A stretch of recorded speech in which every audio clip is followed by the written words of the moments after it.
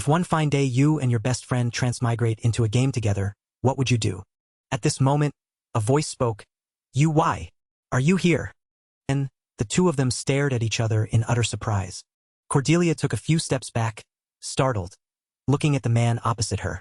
The man was a reincarnator whose real name was Alboxer, but in this world he was known as Udal. He was also very flustered, trying to calm himself. Wait, calm down. Cordelia was here because she was engaged to Udal, but just now, why? Alboxer looked at Cordelia in astonishment. Why is Yellow Storm appearing in my mind? Seeing him lose his composure, his maid, Maya, called out, Young master. Only then did Alboxer regain his senses. He stammered, Please forgive me for that. Cordelia reluctantly replied, All right. Alboxer politely invited her. Please have a seat first. Cordelia responded, All right. The two sat opposite each other, but neither spoke a word, making the atmosphere awkward. He thought, Roger, I should test her first, then hesitated. Seeing the person opposite staring at her, Cordelia asked, What is it? Alboxer raised his hand in a greeting gesture, then smiled and said, Yehi, that's short for ice thee. Cordelia froze upon hearing it. Alboxer continued to stare at Cordelia. She reacted, so it's clear. Alboxer glanced at the maid beside him. He had many thoughts. I have so many questions, but there are outsiders here. We need to find somewhere to talk in private. Alboxer turned to Cordelia. Initial creation time. Exit the main gate. Lady number 9, 9 o'clock. Cordelia was startled a second time upon hearing this. She seemed to understand perfectly what Alboxer said. This code meant, initial creation time of Heroes 2, refers to midnight. Exit the main gate. Lady number 9, 9 o'clock, means we have a lot to talk about. So let's meet at midnight in the mansion's garden. Alboxer thought, if it's really Yellow Storm, she'll understand. That's the jargon of shut-ins.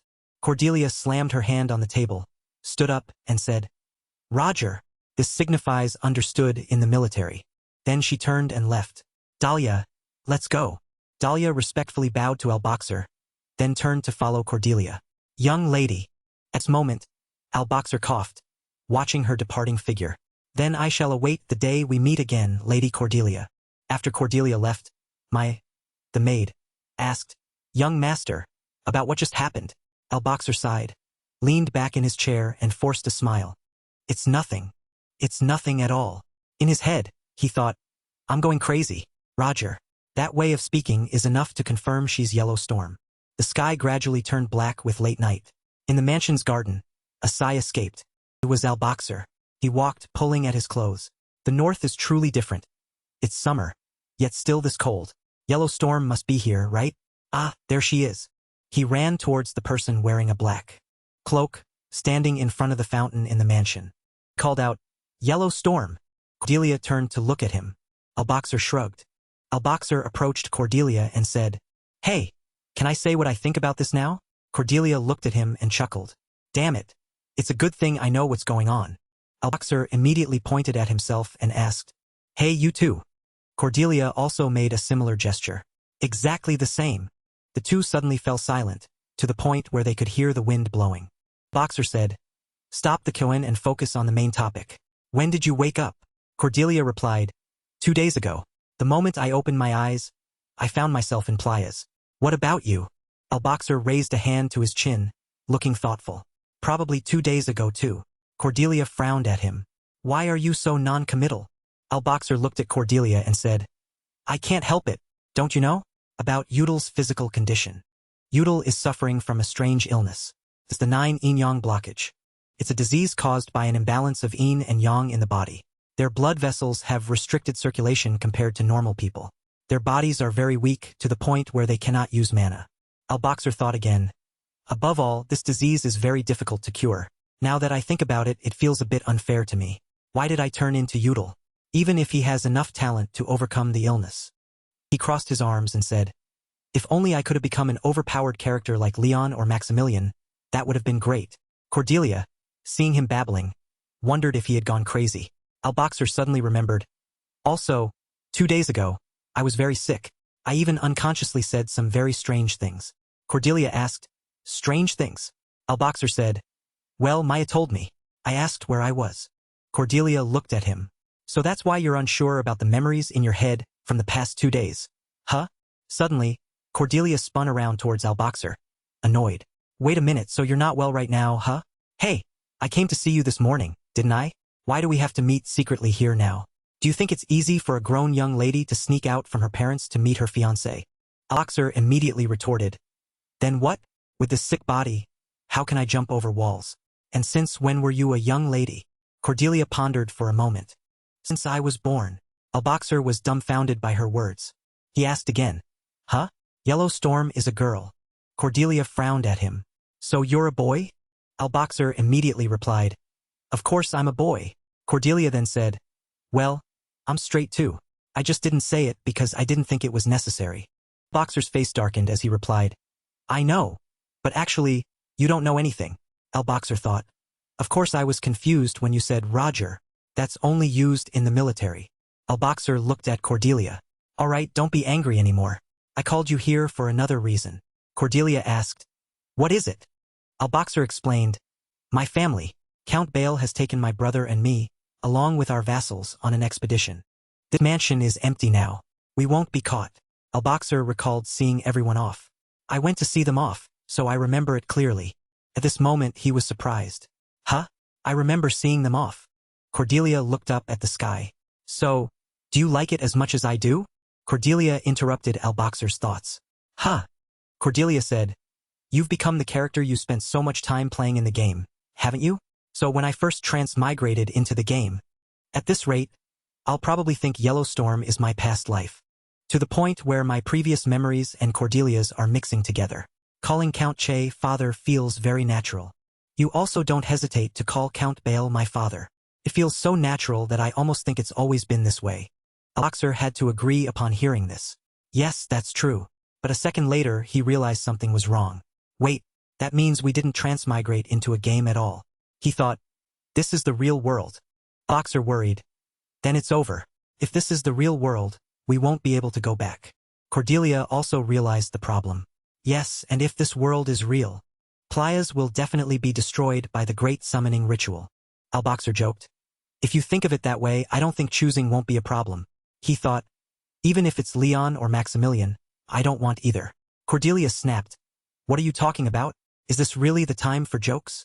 Alboxer remained calm. No, what I mean is that Udal and Cordelia aren't the main characters. But I just think it's really good that I'm the warrior and you're the mage. Cordelia was taken aback, still not understanding Alboxer's words.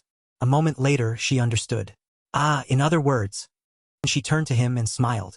We're a perfect team for item sharing, huh? Alboxer snapped his fingers. Exactly. Cordelia sighed. Honestly, I never thought I'd be in a party after playing solo for 5 years. The system displayed a notification. Do you want to form a party? Alboxer feigned distress, teasing her. I understand. Waking up in a game world is strange. I never thought I'd be in a party with a girl who's always ranked second. Cordelia retorted angrily. What, you bastard? Cordelia pointed at him. What did you just say? Alboxer immediately backed away. Anyway, happy cooperation. Huh? I just got lucky. Alboxer stopped joking and reminded her seriously. All right, focus now. If this reality is real, the 9 Inyang blockage will recover faster than in the game, right? If we just use items with maximum power, it'll be enough for the blocked Yang part immediately. Alboxer further persuaded. Since this is a team game, you won't do everything alone, right? If I recover early, won't I be very useful to you? Cordelia pouted. I know. So what? There are no items around here. Alboxer immediately smiled. No. There's one in the Belkan Mountains. Cordelia paused for a moment. In the Belkan Mountains, you mean? Suddenly, Cordelia jumped up and shouted. No way. You're talking about the sun necklace. Alboxer flinched, looking around. Shoo. We're meeting in secret. Cordelia immediately covered her mouth. She worried. Are you crazy? The sun necklace is an item dropped by Laser Gang. How can we defeat him when we're this weak? Laser Gang is a mid-level boss. Alboxer also realized the problem, as both of them were level 1. However, he remained calm. I've thought a lot about that too, and I have a solution. Cordelia asked curiously. A solution? Alboxer adopted an ambiguous, hesitant demeanor. Then let's go on a date. Cordelia was surprised into silence. She asked again. What? Alboxer looked at her and smiled. He said, let's go on a carriage date. This morning, a luxurious carriage drove through a green hill full of flowers. Cordelia stepped out of the carriage. She marveled at the vast scenery and the clear blue sky. The weather is so beautiful. Alboxer smiled. Indeed. The two began to act for the servants and guards. The flowers are so beautiful that there's no regret in getting out of the carriage. Alboxer awkwardly tried to finish his act. Of course, not as beautiful as you, Lady Cordelia. Cordelia was equally embarrassed. Oh my, that's not strange. How annoying, young master. Don't tease me like that. Alboxer laughed loudly. Then, Lady Cordelia, the scenery over there is quite beautiful. So would you like to take a stroll with me? After that, the two quickly walked towards that direction. Cordelia, embarrassed, snapped. You bastard. I can't take it anymore. Alboxer paid no attention to her words. I don't care if you curse, but don't let them hear you. Look towards Maya and Dahlia who were talking, reminding her. And don't walk like that. Do you want everyone to know this is all an act? Cordelia looked at him. Stop babbling. Alboxer was serious. Don't mind them anymore. Let's plan. The plan is to capture Laser Gang at level 1 and get the Sun Necklace. The Sun Necklace is a sacred item containing demonic power. And it's an item dropped by Blood Moon Laser Gang. Laser Gang is a powerful demon sealed in the Sun God Temple, located in the Belkan Mountains and can be defeated in the later part of the game Legend of Heroes 2. Alboxer turned to Cordelia. But I never said we would capture Laser Gang. Cordelia wondered. What? So what will we do? Alboxer replied. Of course, I have a plan. Did you get the equipment I asked for? Cordelia patted her skirt. Of course. I had a hard time hiding them in my skirt. Alboxer looked down and chuckled. Just as expected from our grumpy girl. Since you brought them, I'll trust you with the rest. Cordelia got angry again, clenching her fist. I was never grumpy, all right? Stop saying such nauseating things. So what the hell are you planning to do? Alboxer pointed forward. It's simple. He asked Cordelia. Do you see that cliff over there? I checked it on the way here, and as expected, the terrain of Legend of Heroes 2 and this place match. So after we get close to that cliff, can you use your magic to jump off it with me? Cordelia wondered. The Sun God Temple will appear when we walk down this flower garden. So why do we have to jump from there? Alboxer glanced at her. Haven't you ever played like that? He explained. It's a shortcut. Cordelia was silent. Then she awkwardly turned her face away. Of course I know. I was just saying, gosh. Alboxer thought. This girl really can't lie. I can see it all on her face. She looked towards Maya and Dahlia. Ah, as you said, we could take the long way, but we're in a situation where we can't bring those two along. Alboxer continued to analyze. With this method, Maya and Dahlia can't use magic and can't easily follow us. But this is very difficult. Let's do a few things to ensure it. Cordelia wondered. Ensure what? Alboxer pointed at her. Before that, you have to promise not to curse after hearing it, and of course, no hitting either. Cordelia crossed her arms. Just say it first. Alboxer asked. Promise. Alboxer leaned close to Cordelia's ear. After we jump, taking advantage of our engagement, you will. Then Alboxer whispered something, causing Cordelia to exclaim, What? Cordelia immediately blushed and backed away. Are you crazy? No. Because she spoke quite loudly, she attracted Maya's attention. She turned to look at them. Alboxer reminded. All right, then do you have any better ideas? So, tell me right away. I bet Maya and Dahlia will figure it out quickly. Cordelia was so furious she trembled. She angrily shouted, Damn it, just do it. Do exactly what you said. Alboxer smiled. All right, then. The two held hands. Let's run. Maya and Dahlia were both startled. Young master. Young lady. Cordelia lifted her leg. Fly. Thanks for watching the video. She hugged Alboxer tightly and flew down the cliff. The two of them had just landed. Dahlia, standing above, called down. Lady Cordelia, what is this? It's very dangerous. Please come back immediately. Cordelia took a deep breath, trying to gather her courage. Alboxer urged her. Cordelia, hurry. She shouted loudly. Young Master Udal, I want some private time with you. Cordelia awkwardly walked ahead. I promise I won't do anything, because I know you are a very polite gentleman. Cordelia tried to say the last sentence. I'll be back before dinner, so please don't worry. Dahlia worried. When something like this happens between the young lady and young Master Udal, above all, we must escort them closely. Otherwise, it's very dangerous. Maya immediately placed a hand on her shoulder to reassure her. Dahlia, escort them. I can assure you that the young master is a very courteous person. Dahlia shouted. That's not the problem anymore. Alboxer immediately pulled Cordelia's hand and ran. While we're still here, hurry up. My A and Dahlia called after them. Young master! Young lady! Cordelia shrieked. Seriously, why do I have to do this? She fumed. When we jumped off the cliff, I was the one who held you. And I was also provided the excuse for this. Why am I has to take responsibility for all these embarrassing things? Alboxer calmly said. Why do you say that? I'm the one with the severed yin-yang meridians. He raised his arm. How can I use this weak arm to hold you? Cordelia angrily said. Just wait until you cure that severed yin-yang meridian. We'll see how I settle the score. Alboxer raised his hand to stroke his chin. And it's not just you. I did something embarrassing too. It wasn't a date in the flower garden or in the carriage. It was sending you a letter for a quest. He recalled that moment. Maya kept looking at me intently while I was writing the letter. She even suggested the opening of the letter should be, to my beloved Lady Cordelia. Cordelia was speechless after hearing that story. Yet she still pushed back. But that's better than shouting what you said right in front of those two. Do you want to die? Alboxer forced a smile. All right, let's go. I'll lead the way. 10 minutes later, only heavy breathing could be heard throughout the mountains. Alboxer collapsed to the ground. His energy was depleted. Cordelia's face paled. I thought you were leading the way. Then she asked him, Hey, are you okay? Alboxer gasped. No. I'm not okay at all. This damn severed yin-yang meridian. Cordelia was helpless. He's so weak. Alboxer suggested. Carry me. Cordelia was surprised. What? Alboxer groaned exhaustedly. Carry me. We need to get there on time. Hurry. Cordelia immediately ran over. All right, I get it. So don't say anything else. Don't talk about dying. The two arrived at a cave. A strange blue light emanated from within. Cordelia carried Alboxer inside. It looks very similar to the game here. Ah, it hurts. But this is the right way, isn't it? Alboxer slumped on her shoulder without answering, making Cordelia worried. No answer? You really look like a corpse. Cordelia then got angry. Just kidding. What's with the electricity? She suddenly stopped, looking ahead. Cordelia rejoiced. Finally, we're here. The Sun God Temple. Wasn't Blood Moon Laser Gang sealed here after the battle with the Paladins? Cordelia put Alboxer down. I was right. This is definitely the feeling. Alboxer wondered. You feel something?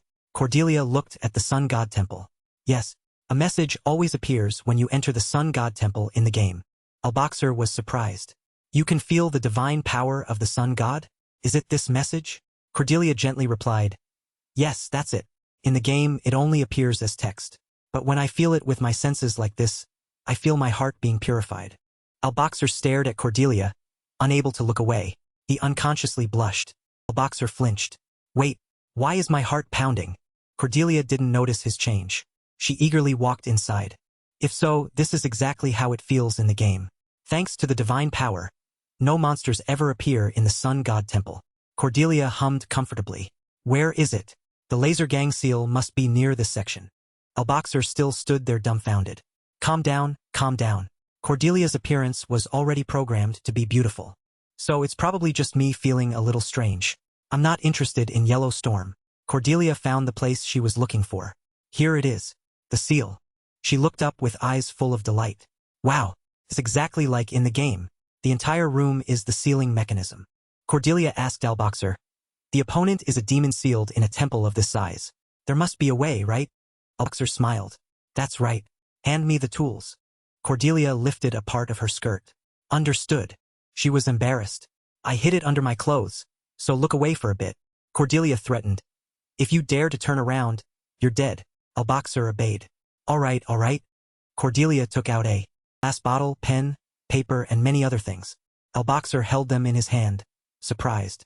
Oh, you hid all these in your clothes, Cordelia? She frowned. That's right, it was hard. So thank me. Don't be as foolish as Nobita. Alboxer held the red bottle, examining it.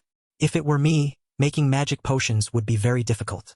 So thank you very much for having a family full of mages. Cordelia was immediately pleased. You can thank me more if you want. Alboxer looked at her, helpless at her delusion. All right. Thank you, Your Highness. He opened the glass bottle, dipped the pen in. Then Alboxer knelt down and smiled. It's time for us to show off our skills, isn't it? Alboxer drew a formation on the stone. Cordelia watched him draw from behind. She rested her chin on her hand, looking curiously. This is Velastin's magic circle. Velastin's magic circle was the greatest achievement of Mage Velastin. It demonstrated its excellence in the final part of Legend of Heroes, with the risk of not being able to bind a demon that had been captured before. And because of its 3-minute time limit, it was also called emergency magic. But the stronger the demon's power, the stronger the power the circle displayed. A powerful magic circle that restrains demons. Cordelia watched Alboxer stretch his shoulders in astonishment. That lunatic. How can he remember all that complicated stuff? Alboxer sighed. Finally done. So tired. Alboxer turned and called her. Cordelia, it's your turn now. Cordelia was surprised. Huh. Alboxer pointed at the magic circle. I'm just asking as a precaution. But you know what this is, right? I don't want to explain. I'm too tired. Cordelia was angry at being underestimated like that. I know. Alboxer nodded. Yes, you also know how to draw it, right? Cordelia immediately put her hands on her hips, feigning confidence. Of course I know. Who do you think I am? Alboxer looked at her, speechless. Clearly, she can't lie. Alboxer explained. As you know, because of the 9 yin-yang blockage, I can't activate the magic circle. You'll have to activate Velastin's magic circle. Of course, since you're level 1, you won't have enough mana to hold Laser Gang for 3 minutes. So you'll have to use the mana creatures released from the mark of Sun God Solari as an energy source. Alboxer pointed at the magic. In other words, he winked. While maintaining the power of the temple that's sealing Laser Gang, but it won't last too long. This is a method to summon a part of the body of what's imprisoned. Cordelia understood the problem. She picked up a small weapon. I understand. Just 1 drop of blood, right? Alboxer quickly replied. Yeah, that much will be enough to activate it. Don't make too big a cut. Cordelia looked at him, surprised. Why are you suddenly so concerned? Cordelia said, then made a quick cut. Activate. A small drop of blood fell onto the magic circle. Cordelia shouted, Velastin's magic circle. After that, the magic circle emitted a red light. Alboxer behind her exclaimed, Oh, it's glowing. It's active. Suddenly, he felt his body strangely groan in pain. Alboxer worried. It's shaking violently. Are you okay? Cordelia looked around.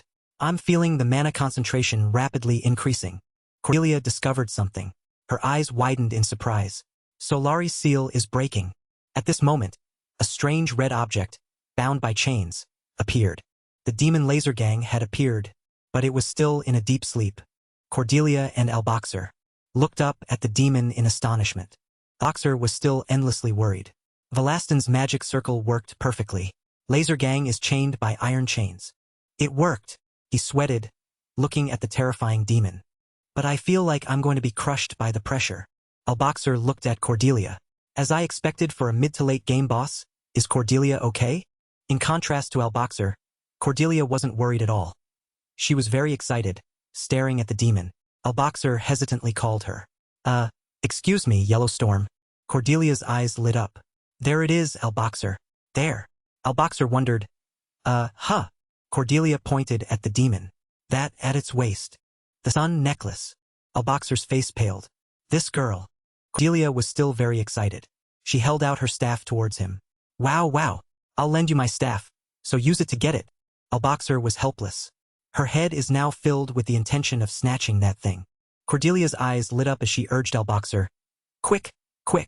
While it's sleeping. Hurry. Alboxer looked speechless. But it would be better than touching it directly.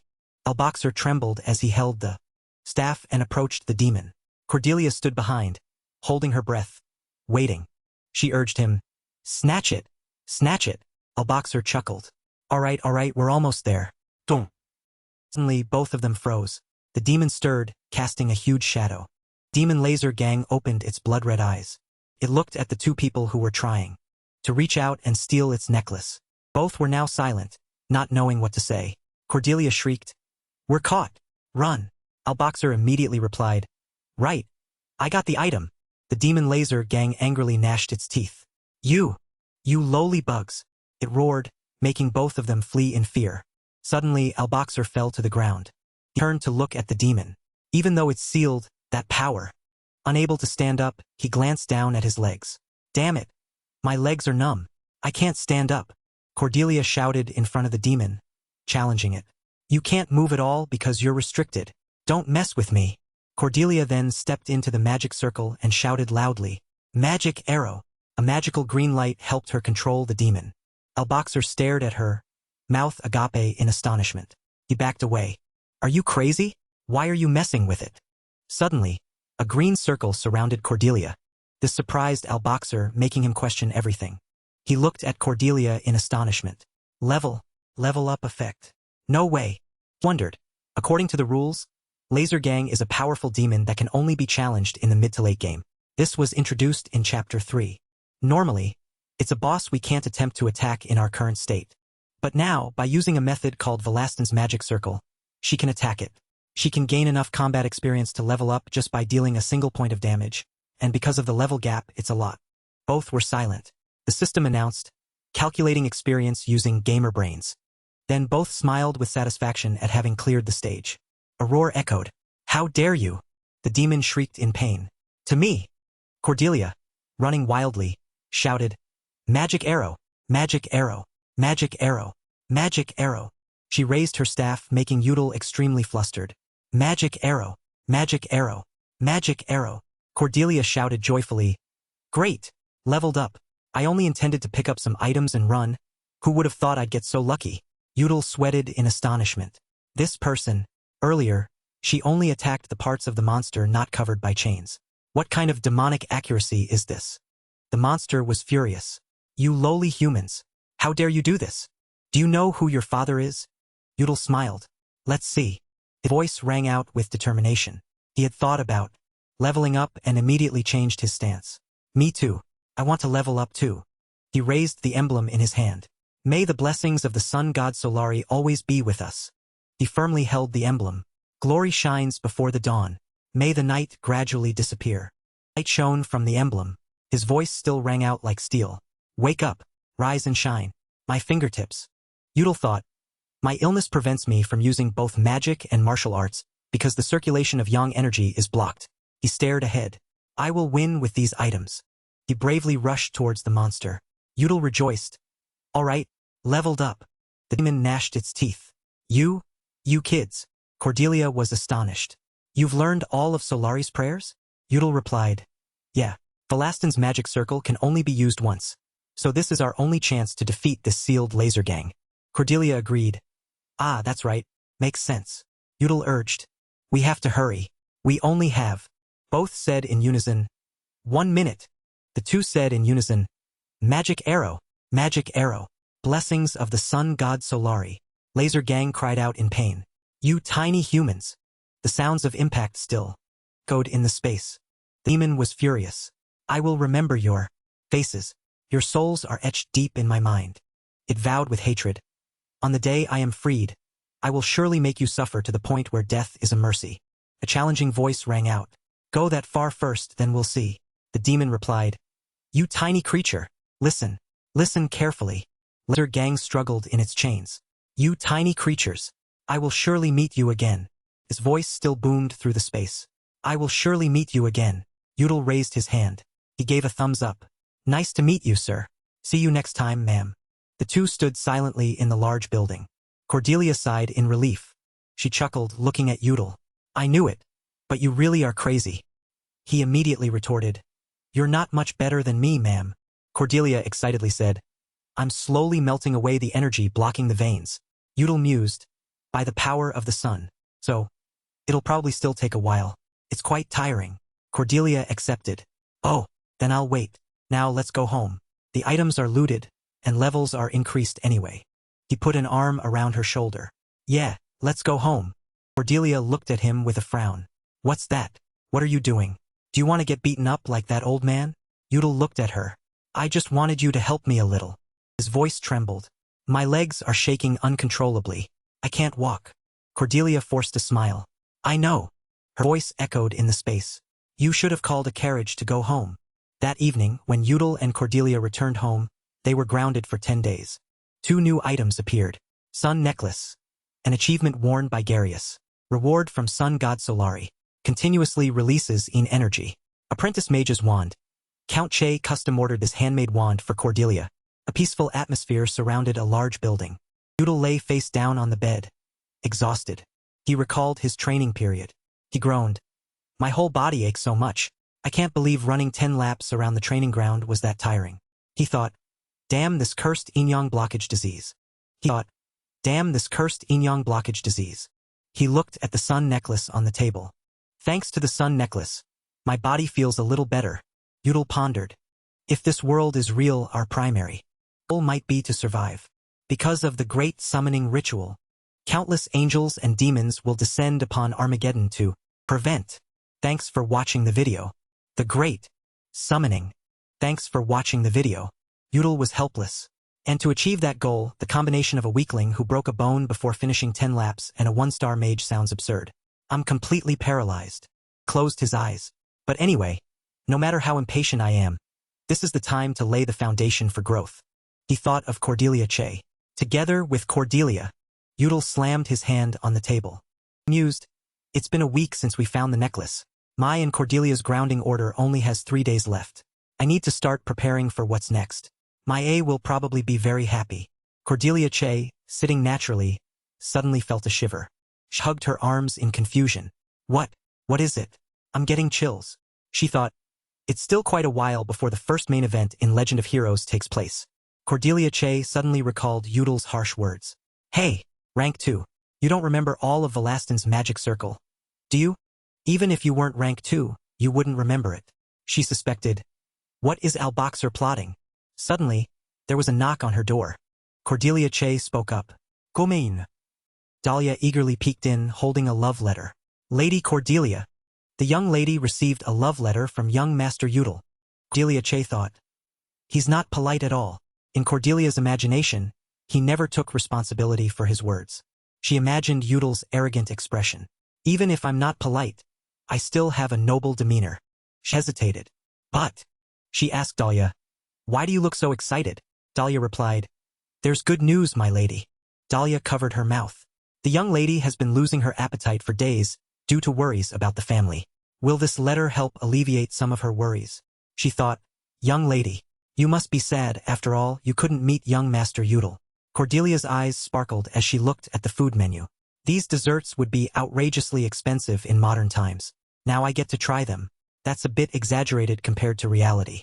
I've been eating well and sleeping soundly, even gaining 1 kilogram. Dahlia apologized. I'm sorry for getting angry during the picnic that day. She recalled.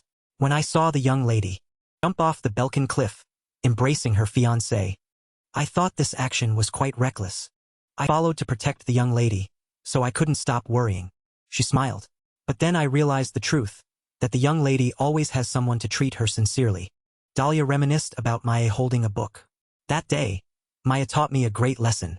She thought, the book she showed me gave me intense emotions. Cordelia gritted her teeth, thinking, what is this maid talking about?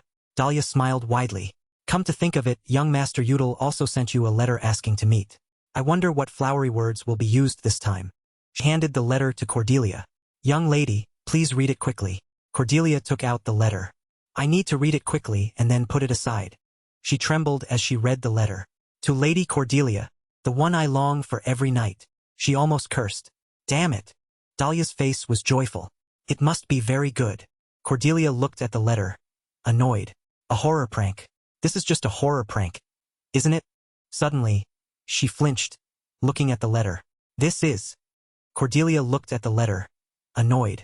A horror prank. This is just a horror prank, isn't it? Suddenly, she flinched, looking at the letter. This is. She read the last line of the letter. 2 days later, 2 p.m. at the confession room of Baruna Sanctuary. She thought, this last line is written in Korean. At least he still has a brain. Baruna Sanctuary, huh? Cordelia recalled. The protector of secrets. Baruna, the guardian and observer who keeps secrets. Baruna Sanctuary is not only built in every empire but also across the entire continent. Therefore, confession rooms also exist for people to exchange private or important secrets with each other. She thought, is there anything different there? I don't think he's going to confession to ask for forgiveness for teasing me all this time. She recalled him teasing her. Oh, look who it is. It's the rank 2 Yellow Storm. She reminisced. He really said that. She thought, if it's Alboxer, he probably just wants to meet. Cordelia stared into space. Dahlia, 2 days from now at Baruna Sanctuary. I want to go out. No. Go with young Master Yudel. Dahlia looked admiringly. Oh my. She excitedly clasped her hands, looking at Cordelia. A date proposal right after the curfew ends. Cordelia's voice still rang out. Young Master Udal must really want to see our young lady. Cordelia was annoyed. What is Al-Boxer trying to verify? Cordelia's embarrassed voice echoed. Anyway, in 2 days, I'll go to Baruna Sanctuary. Dahlia exclaimed. Oh, even sneaking out for a date is full of meaning. A secret date at the temple of the god who protects secrets. Dahlia clenched her fists. Young lady, don't worry. She winked. This time, I will definitely ensure you two have comfortable private space. Cordelia mused. All right. Thank you very much. She thought, every time I reply, I get tired. 2 days later, a carriage rode through the quiet streets. The carriage stopped. Dahlia looked at Cordelia. Then good luck, Lady Cordelia. I'll just stand guard nearby, so that private space is completely yours. Cordelia replied, Emicham. Thank you very much. Dahlia waved. Have a fun date, Lady Cordelia. I'll pick you up in 30 minutes. Cordelia mused. Date? No, this is just a duo quest. It's a duo quest. What's important must be repeated twice. Cordelia stepped into the sanctuary. She looked around blankly. A voice spoke from behind the door. Gomein. Udal raised his hand in greeting. Hello, Yellow Storm. Right on time. Huh. Cordelia stared at him. Hello, Al-Boxer. How did you manage to borrow the confession room? Did you find a priest's weakness or something? His voice echoed in the air. What do you mean, find a weakness? If you say that, people will judge me.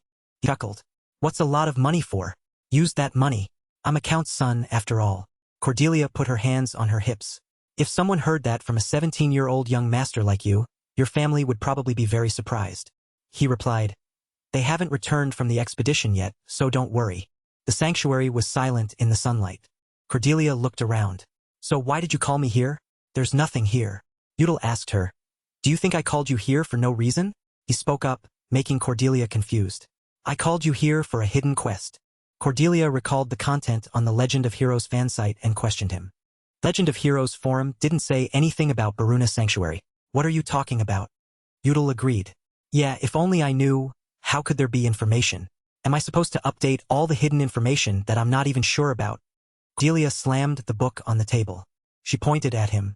Wait a minute. So you didn't join any guild at all? Udal was displeased. Don't point at my face. I updated it myself. It's all stuff everyone already knows anyway. You updated everything? Both looked at each other in confusion. Cordelia angrily held her head. No wonder things turned out this way. She shouted frantically. No wonder no matter how much I hunted, I couldn't catch up to you. Udal stammered. I didn't think you'd reveal all your secrets so foolishly. Cordelia turned to look at him. All right, then what kind of quest is it, after all? Is there a hidden quest here? Don't be like the time you brought me here to find the sun necklace, even though it was yours. Udal rested his chin on his hand, thinking.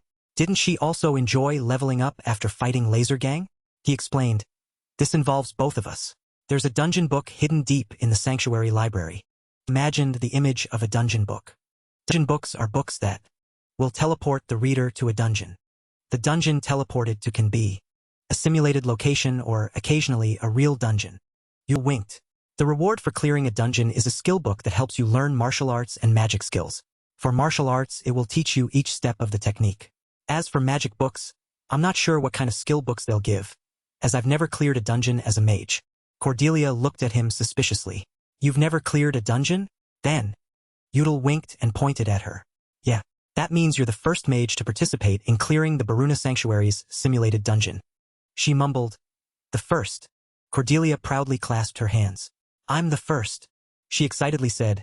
So where is that dungeon book? The sanctuary library. She secretly resolved. I want to go right now. Udal thought. She's so excited. He replied. Look beside you. I found it before you arrived. Cordelia pointed at the book on the table. She looked at him with delight. You're truly my Al-Boxer. Shall we go now? He looked at her. Yes, let's go. Dahlia, standing guard outside, suspiciously watched the light emanating from the room. The book opened. A mystical golden light filled the room. In a dark space, Baruna Sanctuary's dungeon book. You are entering a simulated dungeon. Cordelia breathed heavily, exhausted. She gritted her teeth. My head hurt so much. I didn't think I'd get dizzy from teleportation magic. Udal asked kindly, Are you okay? She angrily punched a pillar. I'm not okay. Why are you perfectly fine and cheerful? You're annoying me. He quickly comforted her. How would I know? Come here. Let me pat your back. Her voice, relieved, echoed in the dungeon. Finally, I'm alive. Cordelia looked around. So this is inside Baruna Sanctuary's dungeon book, right? Udall bent down and opened a suitcase. It looks similar to the game. He chuckled. Since it's a simulated dungeon, when you die, you're just sent out of the book. Very safe, right? She angrily said, I'm on the second server. I'll clear it on the first try, so don't say such discouraging things. She pinched his arm. And also, she gritted her teeth. If you get hit, it hurts just as much. So what do you mean by safe? Udall winced. Ouch. We can gain more practical skills without worrying about our lives. So this is still a win. She replied. You only say good things. Since you're talking about practical skills, it seems your 9 yin-yang blockage is getting better. Udall smiled. Just a little. And you're here too. Cordelia stared at him blankly. She was suspicious. What do you mean? Why bring me up so suddenly? He replied. That's what I mean. Instead of hunting, I observe people, events, and objects clearly. I often delve deep into game events and earn achievements. I'm the strategist, and you're the queen of the battlefield, earning points through basic damage. Cordelia crossed her arms. If you only count by the number of monsters defeated, Yellow Storm doubles Alboxer's amount. Haven't you ever heard that? Udall replied. Because I brought the dungeon book, something only I know about. I suggest you bring me along to fight in this dungeon. Cordelia said sternly. So you mean because you called for a duel, you want to be carried? She let her arms drop. All right, this time, I'm confident in what I brought. She fumbled for items. Turn around a bit. Udall turned his back. Okay. Cordelia held out her hand. Magic stones. Stones imbued with magic that allow the user to cast spells without incantations. 5 uses. She excitedly said, Look, when we fought Laser Gang, I could only attack with magic arrow. But this time it's different. She winked. When you called me, I thought something was about to happen. So I hid these in my skirt. Udall exclaimed, Oh, magic stones. Cordelia cleared her throat. They're not just ordinary magic stones. They were made by my father, one of the 4 pillars of the North and the founder of the famous Divine Magic Guild, the Che family. Udall admired. Wow, that feels reassuring. He thought, this must be one of Cordelia's trump cards. Cordelia arrogantly said, Of course. Feels safer, right? Udall mused, seeing her showing off everything from the start, just like Yellow Storm from the Legend of Heroes forum. He rummaged through his suitcase. Excellent. But since they're yours. He handed a stack of papers to Cordelia. I'll give you these. Cordelia looked at the stack of papers. Beginner magic scrolls. Papers that can activate magic without incantations. For single use. Her eyes widened. They're 1-star magic circles. Are they light element? The one behind is light element. Udall winked. I can't just sit back and do nothing behind you. So I made some beginner magic scrolls with different elements. All usable at your level. Cordelia looked at the paper in astonishment. Ding. She looked at the self-satisfied Udall. He's really crazy. So that means he remembers all of this. Udall asked curiously, What's wrong? Can't you draw magic circles at this level? He thought, You're rank 2, and your guild is the famous Divine Magic Guild. Cordelia forced a smile. Of course I can. Udall told himself. Look at him flustered. Teasing him is fun. He stifled a laugh. Ahem. So, can you transfer magic energy into them? Right now, they're just useless pieces of paper. Cordelia stammered. My magic? Wait. First of all. She was surprised. From behind? You mean a mage will stand on the front lines? Udall covered his mouth. Yes, about that. Unfortunately, I'm someone who can't use mana due to the 9 yin-yang blockage. Cordelia angrily said, Damn 9 yin-yang blockage. Did you lose the sun necklace before you could use it for 10 days? He replied, I told you it wouldn't recover immediately. Now, don't be angry. Udall took out some bottles. I even brought some mana potions and a backpack for you. Cordelia angrily said, You intended to use me as a mana reservoir from the start. Deep inside the dungeon, Cordelia was annoyed. These stupid mana potions. In the game, I could easily beat them to a pulp, but in this reality, I find it hard to stomach. Udall was sweating. Finally, unleash all magic. Well done. He wondered, But are you sure you don't need to carry any gear? Cordelia replied, My outfit is already at my weight limit. If I take on the weight of the gear, I won't be able to move. Understand? He glanced at her. Understood. Udall thought to himself, Look at her. I wonder if she's worried. This must be her first real combat experience. Laser Gang was sealed, so calling that Real combat experience is a bit, Cordelia muttered. When I woke up, I instantly mastered skill books like a mage, one after another. Udall recalled. At the same time, we hadn't thought it through because we were too busy leveling up. I should tease her a bit to help her relax. Suddenly, strange noises from the corner made both of them wary. Udall glanced at a corner. Over there. When you slash to the left, they'll immediately swarm out. Get ready. Cordelia said sadly. It's so good to know. Udall nervously looked at her. Her face was stiff. He thought to himself, I'm a little worried, but it'll be fine because I'll support her from behind. I'm sure the element of the first monster appearing here is... He quickly tore the paper in his hand. Light. Thanks for watching the video. He pointed. Go, Yellow Storm. I choose you. Cordelia stammered. Storm, Storm. Udall thought to himself. Even when flustered, she still has an automatic reaction speed to jokes. Cordelia raised the magic staff in her hand. Magic arrow. 5-hit magic attack. Udall shouted. Defensive troops will appear from the next area after hearing that sound. This time, they are earth element. The monsters roared in anger. Cordelia turned back and praised him. Good intel. She stared straight ahead. No rus. Time's not up yet. They need to get closer. But sounds echoed from deep within the dungeon. Cordelia thought to herself. The best time is when the enemy enters my line of sight. Now, this very moment. She raised her magic staff. Trip and... fall. The monsters shrieked in anger. She said angrily, Then it's bind, right? The bound monsters shrieked miserably. Udall held out a mana potion. After making them fall, combine it with your specialty binding magic. Cordelia thoughtfully looked at the mana potion. Udall explained while she was drinking. After you're done drinking, regroup. Unlike that time with Laser Gang.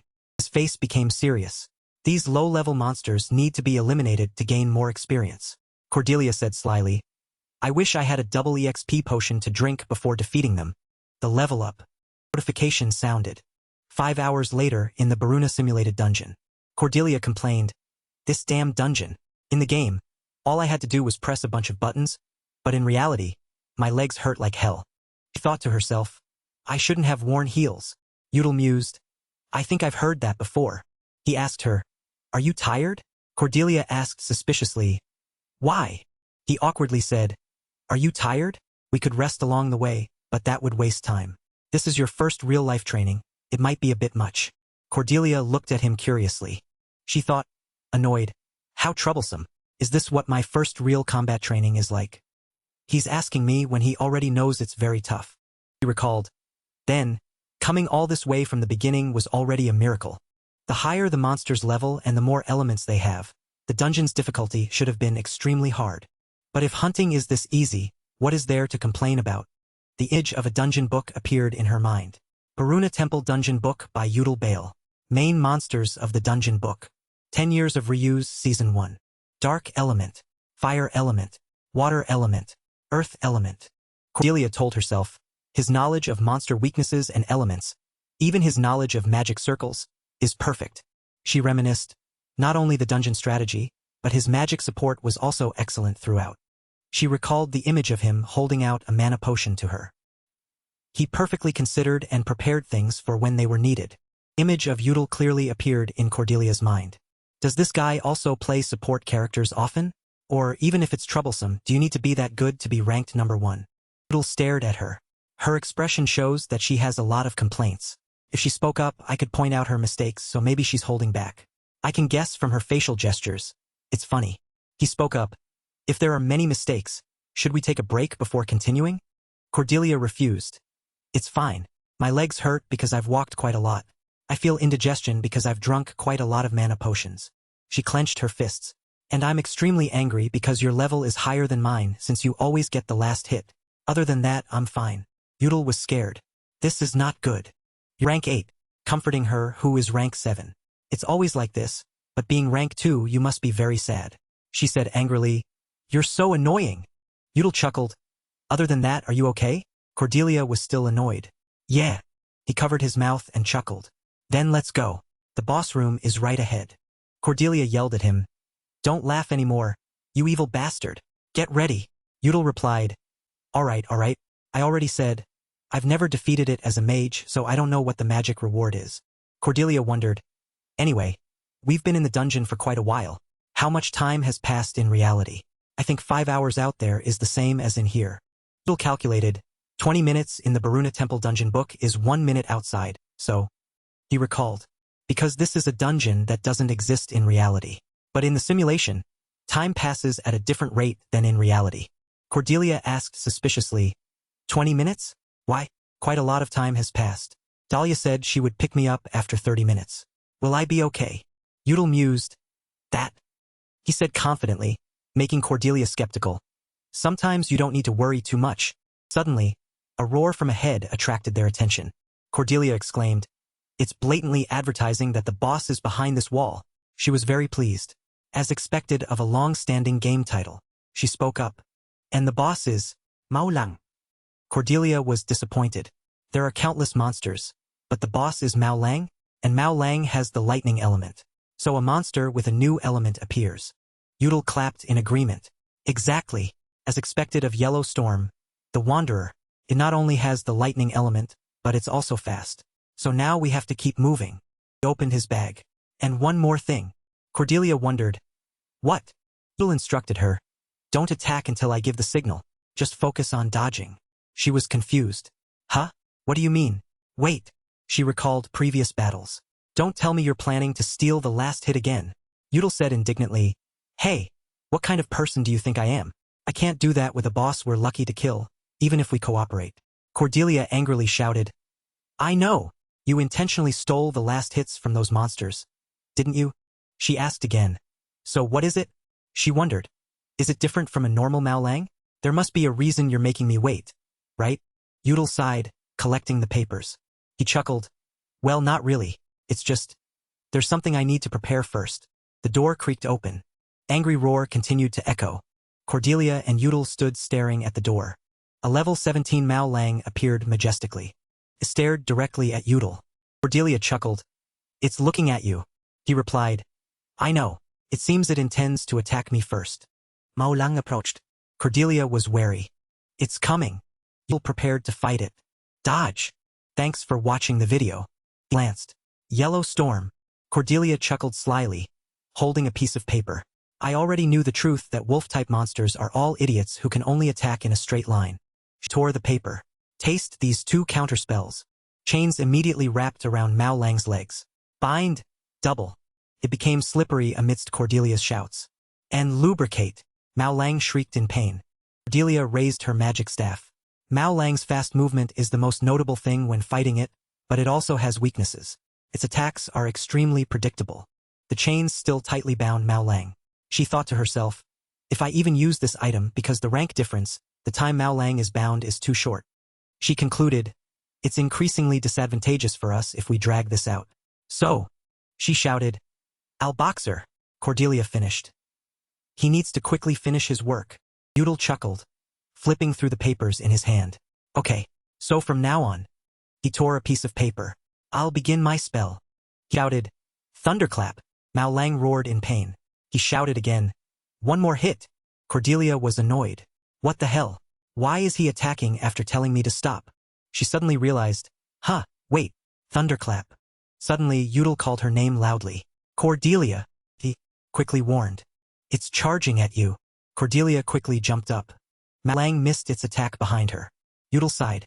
Cordelia glanced at him. That's strange. But what was that? I'm pretty sure he attacked it repeatedly. So why does it look like it hasn't taken any damage? She looked at Mao Lang, still roaring menacingly. Moreover, what was that feeling just now? Something's not right. Yudel called out, making her confused. Still not enough, Cordelia. Use water element magic. Cordelia raised a sparkling blue gemstone. She shouted, Water column. A powerful stream of water drenched Mao Lang, making it shriek miserably. Yudel excitedly said, Good. One more hit. As expected, the combination of both works better. We just need to try harder. Cordelia annoyedly glanced at him. Am I annoyed because I'm watching him get excited? Yudel continued to shout. One more hit. Thunderclap. Mao Lang was attacked again, roaring. Cordelia still felt annoyed. No, it's not just that. Inside, I have a strange, uncomfortable feeling. She couldn't concentrate because of the background music in her head. Thunderclap. Thunderclap. She recalled. Since before, I felt like I was hearing Imagine Dragons playing in my head. What is that? Is it related to the song? What about thunderclap? Why thunderclap? Cordelia was puzzled. And what should I do about this wrong feeling? She recalled the scene from earlier. She said, Mao Lang has the lightning element, so a new monster with a new element appears. At that time, Yudel had replied, as expected of Yellow Storm, the Wanderer, it not only has the lightning element, but it's also fast. So now we have to keep moving. Cordelia's mouth dropped open in surprise. She suddenly realized, wait a minute, we're fighting a lightning element with lightning? She asked Yudel, hey wait. Cordelia was astonished to hear Mao Lang shriek. She looked at the scene before her and thought, no matter how many times I hit a lightning element monster with a lightning element spell. Mao Lang's growls continued. Suddenly, it stood up and became stronger. Cordelia thought to herself, it only serves to fully charge its power. Yudel's voice rang out. Exactly. It's fully awakened. Cordelia was annoyed. What the? She scolded him fiercely. The thing you needed to prepare was to make the boss stronger? Yudel explained. Defeating an awakened Mao Lang is a hidden requirement to obtain a B-rank skill book, she said unhappily. You should have told me that beforehand. Yudel chuckled. It's not fun that way. Cordelia glared at him. He then smiled to make amends. Hey, take more magic circles. Let's deal with this 10-knife and get the skill book together. Cordelia snatched it, annoyed. She tore a piece of paper to his surprise. Flames incinerated the monster behind. She glanced at Yudel, implying, I'm going to kill you. Yudel quickly appeased her. All right, I'll tell you next time, she said angrily. I hate you. He quickly agreed. MHM. We're short on time, so I'll let you scold me later. He warned Cordelia. It's coming. Mao Lang growled, advancing towards them. Cordelia recalled. Mao Lang and wolf-type monsters have one thing in common. She realized, great leg strength and straight line. Attacks are like a bullet fired. She considered, but because the attack path is too simple, as long as the timing can be calculated accurately, it can be dodged. So, regardless of rank, as long as one has good control, this monster is very easy to defeat. But games and reality are two completely different things. Mao Lang charged aggressively. Yudel shouted. Cordelia! Cordelia quickly dodged the monster. She stared at it. It changed direction by using the pillar as a launchpad. She gripped her staff tightly. Its attack pattern must have changed when it leveled up. It's all Alboxer's fault. It's about to make its next move by changing its attack direction. Where will it jump this time? She calculated. I can keep up with its attack with my eyes, but I can't be sure I can dodge again. Mao Lang still confronted Cordelia. Yudel warily looked behind. Held a magic spell, advancing. Cordelia muttered something. Suddenly, Yudel fell. The magic spells scattered everywhere. Cordelia was surprised. Why? He fell on the steps. Mao Lang powerfully stepped forward. Attacked him like lightning. Cordelia thought to herself, it's now. Damn it. She cast a magic spell. She raised her magic staff. Alboxer. Mao Lang's claws were about to strike Yudel. At that moment, a continuous stream of power attacked it from behind, but it was unharmed. Cordelia stared at the scene before her in surprise. It nullified my magic. Yudel stared at Mao Lang in front of him. Cordelia panicked. What should I do? She recalled the time. She and Yudel journeyed together. The times they completed quests together and his smile. It's too fast. I can't stop it. She desperately shouted, Alboxer! At the same time, a loud explosion rang out. Suddenly, Cordelia was confused, not knowing what had happened. Mao Lang writhed on the ground. Cordelia quickly covered her nose. Wait, what is that smell? Yudel explained. It has a sense of smell 10,000 times stronger than humans. Currently, this wolf is definitely more capable after awakening. He held out a foul-smelling bag in his hand. It could never withstand this. This is a special gas bomb created by burning a few things. He winked. No matter how many skills you received from the monsters, you couldn't level up enough to defeat a Mao Lang by conventional means. He recalled. So I prepared a few things to fight Mao Lang. It's feasible since this is a game, not reality. And trump cards should be brought out in the final moments. Cordelia recalled when she was pulled aside. Quickly vomited. Of course. He thought to himself, I was also in a tight spot, you know? She looked at him, calm after seeing how pathetic he was. What a headache. Yudel smiled. But, he tiredly said, if it's a solution, it will work. His image was the consequence of a wandering gamer. Cordelia raised an eyebrow at him. He looks disheveled. Her image was also the consequence of a wandering gamer. She realized, I know I succeeded, but this stinks. But he's right. As expected of the server's number 1, whom I could never defeat. She spoke up. Anyway, we need to kill it now. Udal agreed. Okay. Ao Lang was defeated on the ground. Cordelia held the gemstone, chuckling. Stinky wolf, it's time for your medicine. She shouted. Deep pit. Mao Lang fell into the giant pit. Continuous cries rang out. Yul quickly pushed her away. It's time for us to bid you farewell. Cordelia was bewildered. Wait, I'm so confused. I forgot this was a simulated dungeon. She had just remembered that even if she died here, she would simply be ejected from the dungeon. I suddenly worried about him. Udal was overjoyed. A rank-up effect. We killed it without any difficulty. He glanced at where Mao Lang had just been defeated. But thinking back, a system sound rang out, surprising Cordelia. You have received the title, Mao Lang Slayer, under LV.10. She looked up in surprise. What? Udal suddenly realized. In games, besides experience, they also give titles like that. It's exactly like in the game. The system announced, all permanent stats increased by 1. Cordelia asked Udal, did you hear something? He replied, yes, I don't know what sound it was. It was like a bell ringing in my head. She's delighted. I suddenly got a title too. Awesome. Udal smiled. I'm glad she likes it. This will surely make her forget that I provoked the rampaging wolf without telling her. He chuckled to please her. You're right. Now, let's go get the reward, little one. Cordelia also smiled. Trip and fall. She smiled smugly, watching him fall in front of her. She angrily pointed at him. Before that, promise me you'll always inform me when you're about to provoke a boss. Udal resignedly said, all right, I promise. He thought to himself, so you won't make me fall, huh? Cordelia said angrily, bastard, always scaring people like that. He waved his hand. Sorry. Udal thought to himself, I can't tell her I failed to attract that wolf because it seemed to want to target her more. He looked up. Even so, he looked towards the 2 rewards floating in midair. He said to Cordelia, it seems we've won the rewards. 2 books floated in midair. Skill book, B rank. A book that helps you learn a skill by simply reading it. Single use. Both of them simultaneously caught the 2 falling books. Cordelia excitedly said, I like moments like this. Udal looked at her dotingly. When opening items? She replied, yeah, it makes me incredibly excited thinking about what I'll get. All right, you said you already knew the skill you'd receive, right? He bent down to look at the book. That skill is called 36 Heavenly Steps. 36 Heavenly Steps. Learned. B rank. A technique specializing in evasion, consisting of 36 distinct steps. Depending on mastery, it can be upgraded to unconditional stances. Cordelia asked suspiciously, 36 Heavenly Steps? Sounds similar to the 12 Thunder God steps you often use. Doesn't it? Udal smiled. Now you know the names of a few moves. He thought to himself, that's because 12 Thunder God steps is an upgraded version of 36 Heavenly Steps. She's sharp. This is just a piece of information I needed to know to master the skill. He mused, 36 Heavenly Steps is a B rank technique. The next level is 24 Wind Steps, a rank. After that is 12 Thunder God Steps, S rank. And if you transform it further, it will become the ultimate yet elegant 9 Yang Shadow Steps. Udal stared at the book.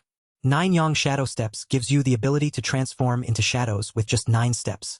It's something even I hadn't mastered when I was Al-Boxer. Cordelia was excited. All right, now it's my turn.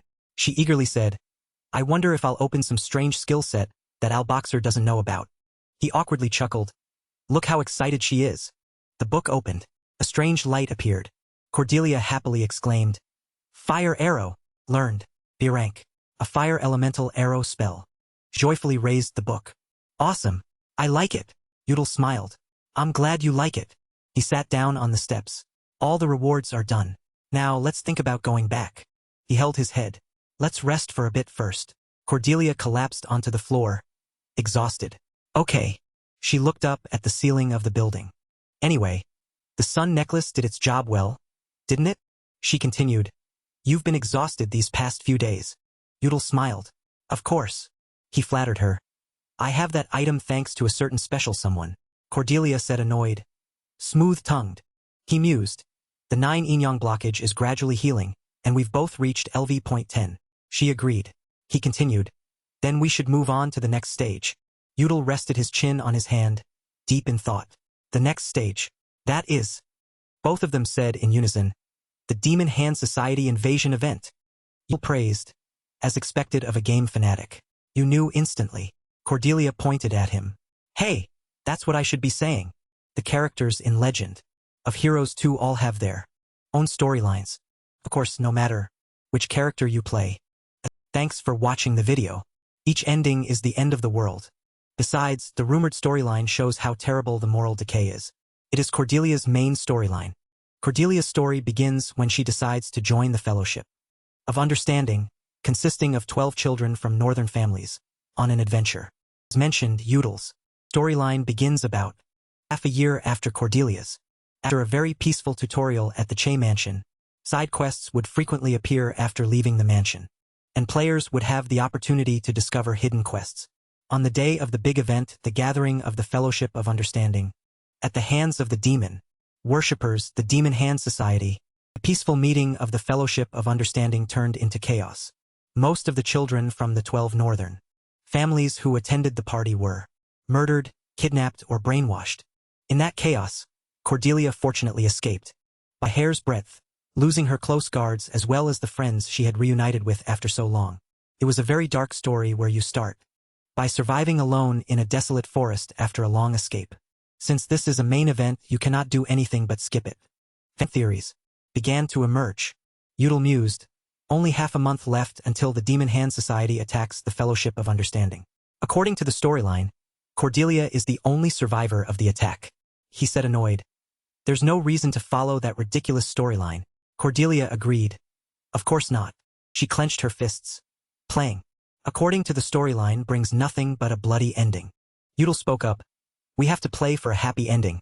And to do that, first we must stop the Demon Hand Society. She agreed. That's right, we can't lose powerful allies like the 12 northern families. She gritted her teeth. And Dahlia too. She recalled Dahlia's image. I will protect her. Cordelia said determinedly. I won't let her sacrifice herself protecting Cordelia like an NPC. Yudel looked at her curiously. He mused. Cordelia and Dahlia. Cordelia bit her nails, muttering, Dahlia. Dahlia is one of the most important people to her, who helped her and was by her side no matter what. I will protect Dahlia too. Yudel silently watched Cordelia. He recognized that name immediately. Cordelia and Dahlia. He realized who Cordelia was referring to. Just because she transmigrated from the real world doesn't mean her character's memories from Playa's will be lost. She has both streams of memories present in Legend of Heroes 2. Yudel's mind, an image of a young Cordelia playing happily with her maid in a sun-drenched garden appeared. That was also when Dahlia still had her long hair. And those memories are continuing here. With Cordelia, the guard she considers her sister has brought back the in-game memories. And because of that, it also created the future scenario where she loses her entire family. He mused. Cordelia's somewhat violent storyline affects her more than anyone. I see her still strong as Yellow Storm, but, ultimately, she's still just Cordelia. Suddenly, Cordelia spoke, gently twirling a curly lock of hair, her voice a little shy. Speaking of which, she awkwardly explained, in the game, Yudel couldn't attend the Fellowship of Understanding meeting due to his 9 yin-yang blockage, but that's not very important, right? Yudel was smug. Both still clearly remembered how happy Laser Gang was to receive the golden necklace adorned with red diamonds. Yes, now that's much more promising, because young Lady Cordelia here helped him collect the sun necklace. Seeing him so smug, Cordelia frowned. Ugh, gross. Such a smooth talker. It's scary. He chuckled mockingly. What? Did I say anything wrong? She sighed. Yeah, whatever. Anyway, since you're a bit healthier now. She still fiddled with a curly lock of hair, her voice slightly hesitant. You'll, He was surprised to hear the next offer. Come with me there, won't you? Yudel felt like he had her cornered, but felt it would be too cheap to agree immediately. He pursed his lips, trying to look thoughtful. Let's see. Cordelia looked at him anxiously, her eyes flashing with intensity. Yudel attending the Fellowship of Understanding was not in the game's storyline. He smiled, telling himself, but the reason I was so eager to get treatment was to change the storyline from the beginning. She doesn't need to worry too much. Feigning reluctance, he smiled smugly. Well then, since young Lady Cordelia has shown such kindness, I shall also reciprocate. Cordelia heard that, and her anger flared. She jumped up, yelling, Ugh, don't say that anymore. It's giving me goosebumps. A new day dawned. The sound echoing across the training ground was the hurried footsteps and heavy breaths. Boop, gasm. Yudel was jogging, sweat trickling down his jaw. Oop, oop, ah, ah. Yudel stopped. His footsteps slowed, then stopped completely. He bent over, hands on his knees, breathing heavily. Phew, done. 10 laps in the morning. Completed. Yudel straightened up, the morning sun shining on his flushed face. Drops of sweat glistened on his chin. A voice rang out. Excellent. It was Sir Victor. He looked at Yudel with a gentle smile. Your performance has improved. Your stamina is progressing daily. At this rate, you can start learning the Bale family's ancestral martial arts as soon as the count returns. Victor Gromjo, a retired knight who had served the family for many years, wiped his face with a towel, breathing as he replied, "Haha, I'm really looking forward to it." Victor looked at him with a mix of surprise and praise. It's truly astonishing, even when the boy is exhausted. While wiping his face, Yudel suddenly realized, oh, this towel has the exact same material as a sports towel in the real world. He mused, his eyes softening. It's as if he has forgotten the pain he had to endure, just longing to learn that martial art. A moment later, he gently advised, don't feel discouraged or disappointed because you started later than others. In the open space of the training ground, white doves glided across the clear blue sky, evoking a sense of fresh hope just budding. His voice echoed slowly but with certainty. With your talent, young master, starting late might just make you break through immediately. Do you understand what I mean? Yudel replied, yes, Sir Victor. I will remember your words. Victor looked at him, deeply moved. Tears welled up as he thought that young Master Yudel, who had suffered so much pain and agony from the 9-yin-yang blockage, could improve day by day like this. He turned away, lost in his sympathetic thoughts. Honestly, it's a blessing for the Bale family. I wish the Count could return immediately to witness the courage displayed on his son's face. And Yudel stood there with a confident expression. He knew Yudel would be a martial arts genius. The fact that he started later than others didn't mean it was a disadvantage. Suddenly, a cheerful voice broke the silence, accompanied by hurried footsteps. Young master! Their conversation was suddenly interrupted by the girl's urgent call. Young master! Mae appeared, panting, looking very rushed as if bringing urgent news. Yudel asked, Mae. He worried. What's wrong? Why are you so flustered? Mae looked directly at him, sweat trickling down her forehead. She hesitated. She took a breath, then exhaled. Her voice lowered. A letter from the Che family has arrived. Hearing this, Sir Victor felt very excited.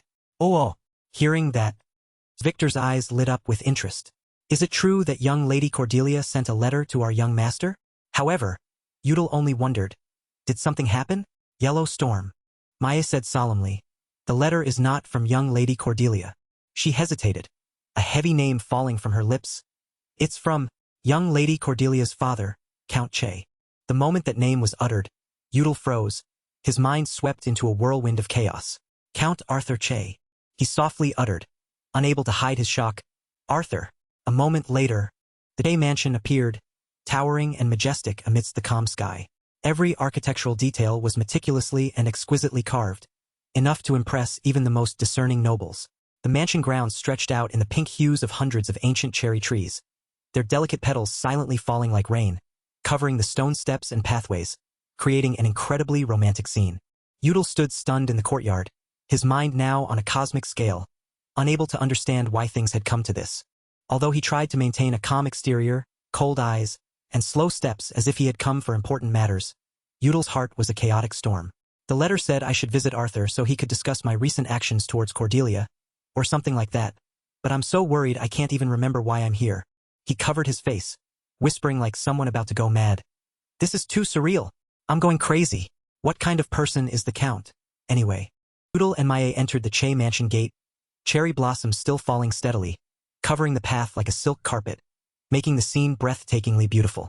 Beside them stood a welcoming servant, who seemed to be an idiot in Cordelia's storyline. Maybe that's why he summoned me? Memories of his encounters with her flashed in his mind, like when he and she ran through the forest.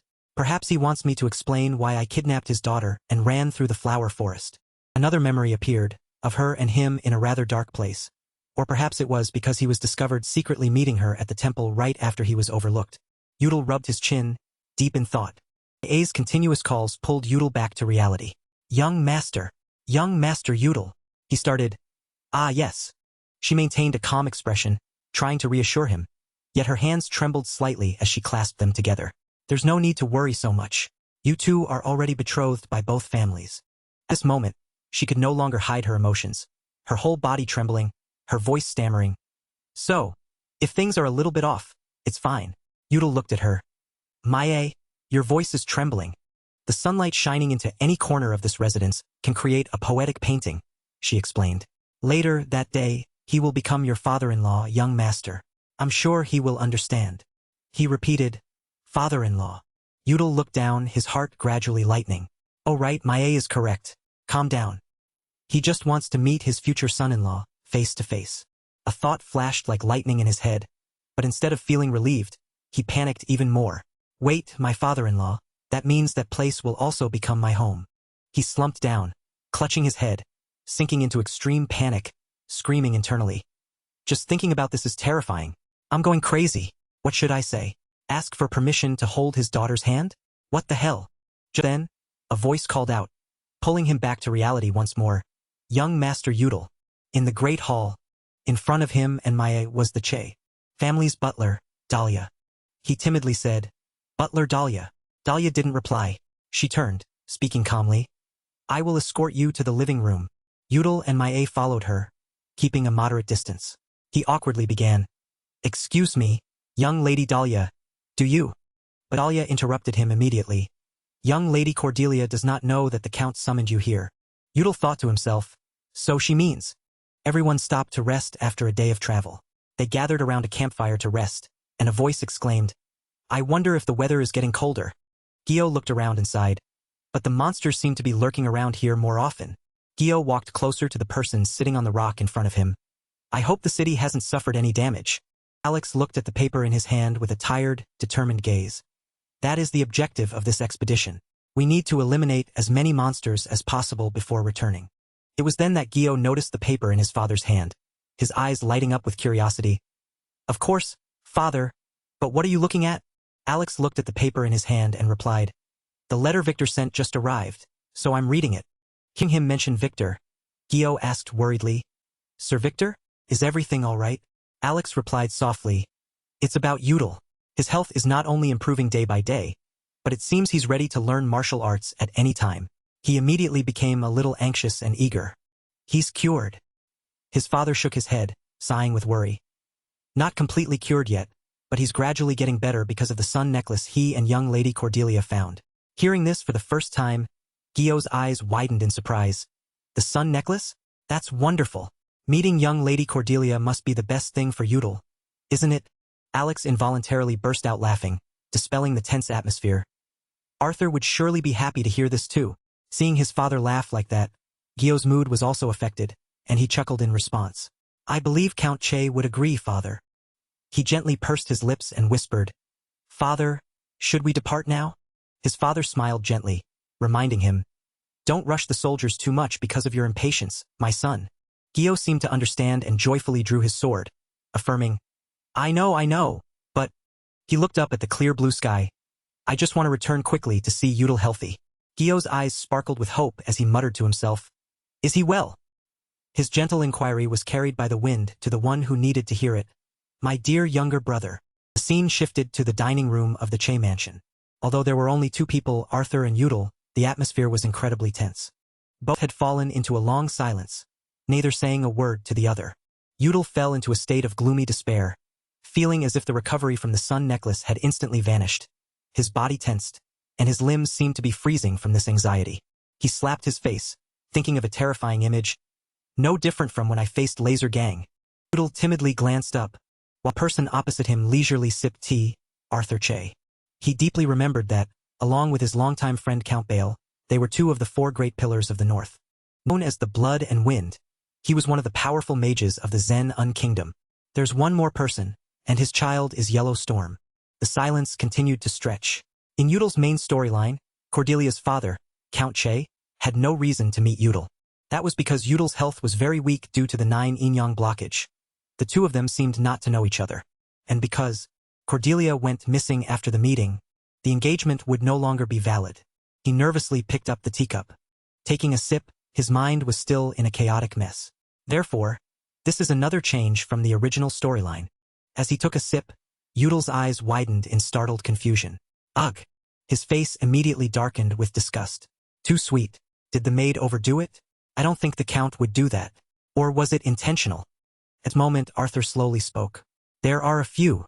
He paused for a moment, then continued, making Udall jump and sit up straight. Things I've heard. The atmosphere suddenly became tense. Udall sat stiffly, not moving. This silence is too scary.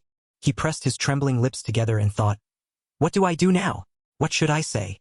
Cold sweat poured from Udall like rain. In his heart, he couldn't help but scream loudly. In his panic, should I just kneel down?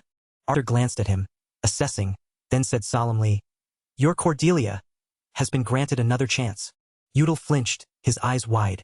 He lowered his head, looking away, nervously muttering, yes, sir. I feel fortunate to have the sun necklace. As he spoke, he took out a necklace and placed it on the table, offering it to Arthur. Here it is. Arthur picked up the necklace, examining it. A great treasure, a relic. This truly is a once-in-a-thousand-years opportunity. Udall sat opposite, secretly glancing and listening as he continued.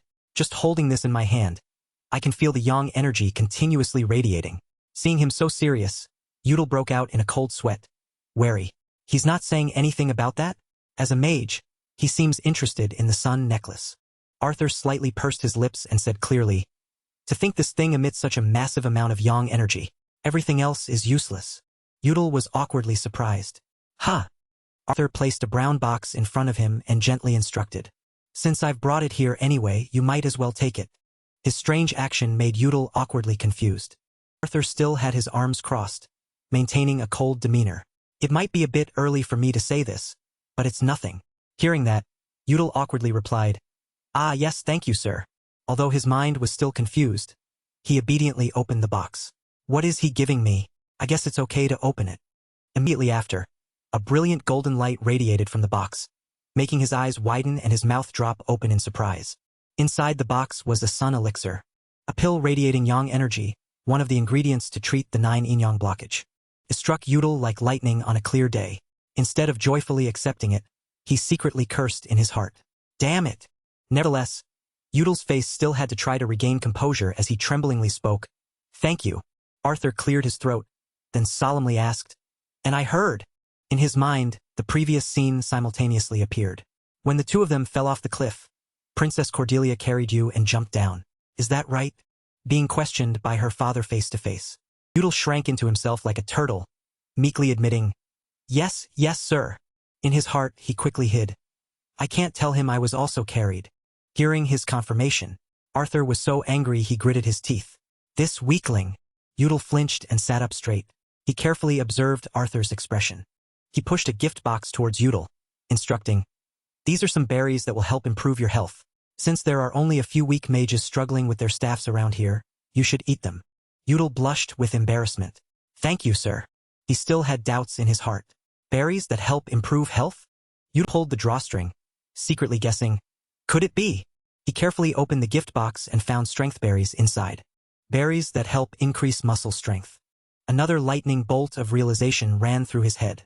Strength berries? I haven't even seen this item in the early parts of the game, and he's actually giving them to me. Seeing Udall looking awkwardly surprised by the gift, Arthur put down his teacup and explained, since both of these are a bit bitter, use them with tea. Udall gasped in surprise as he realized. So that's why the tea was perfectly sweet. He's tough on the outside, soft on the inside. Huh. The scene shifted again to a bright, warm room. Cordelia's hand twitched slightly. She lazily opened her eyes. Cordelia mumbled sleepily, just woke up. But why do I feel so stuffy and uncomfortable? Udall tiredly rubbed the back of his neck, worried. He gave me the sun elixir and strength berries, not to mention he was very thoughtful. Could he really be a good person? He pursed his lips and raised his head. Or perhaps. Speculation arose in Udall's mind as he looked towards Arthur. It's because he's interested in me. Now he noticed Arthur's gaze fixed on the ring on his hand. Arthur cleared his throat and said clearly, that ring. Udall raised his hand and explained, it's the gift you gave me, sir. He looked down at the ring adorned with a faint pink stone. I always wear it. He began to fall into a stream of memories. The reason Udall and Cordelia were engaged. Because Udall and Arthur Che were close friends. Therefore, the two children were betrothed while still in their mother's wombs. Without the consent of the two children, they felt very awkward whenever they met. Udal was still a bit nervous. But as nobles, both always had to appear close to each other. That's why he gave me this lover's item to wear. I was too embarrassed to say it was a couple's ring. Arthur's cold voice commanded, "That ring! Throw it away." His words struck Udal like lightning, making him freeze. Udal was awkwardly speechless, softly uttering, "Huh!" He panicked, shouting to the heavens, "Sir, why suddenly?" In the sun-filled room, a slightly hesitant voice asked, "See, could I ask why, sir?" The other person asked coldly, "Are you the only one wearing this ring, or am I mistaken?" Now Udal noticed. "Now that I think about it, I've never seen her wear the ring." He nodded in agreement. "You're right, sir." Arthur put down his teacup and sighed. The girl said she accidentally lost it. He continued nonchalantly, "It's fine. I was planning to make new ones for both of you anyway. So please don't be angry and overlook this matter." Udal read Cordelia like an open book. Hearing him speak, he could already picture her at that moment. Sounds more like she threw it away than lost it. Why do I have to marry someone like Alboxer? She probably threw it away the moment she saw it. Udal forced a smile to save face. "Yes, I don't mind, sir." A scenario popped into his head. I wonder what would happen if the scene of their broken engagement played out. I wonder what would happen if the scene of their broken engagement played out. Arthur would cross his arms in a rage. "Take it and stay away from my daughter." That's how the trope goes. But seeing the real Udal, he thought differently. But now I'm sure. Back then, he was someone who refused to be honest with his true feelings. Udal chuckled helplessly to himself. "I know it, but Cordelia is truly Count Che's daughter. Their personalities are exactly alike. It must be genetic." Arthur relaxed his facial muscles and lowered his voice. "One more thing. I heard you plan to attend the meeting with Cordelia." Udal eagerly replied, "That's right, father." Hearing him call him father, Arthur frowned in annoyance. Father.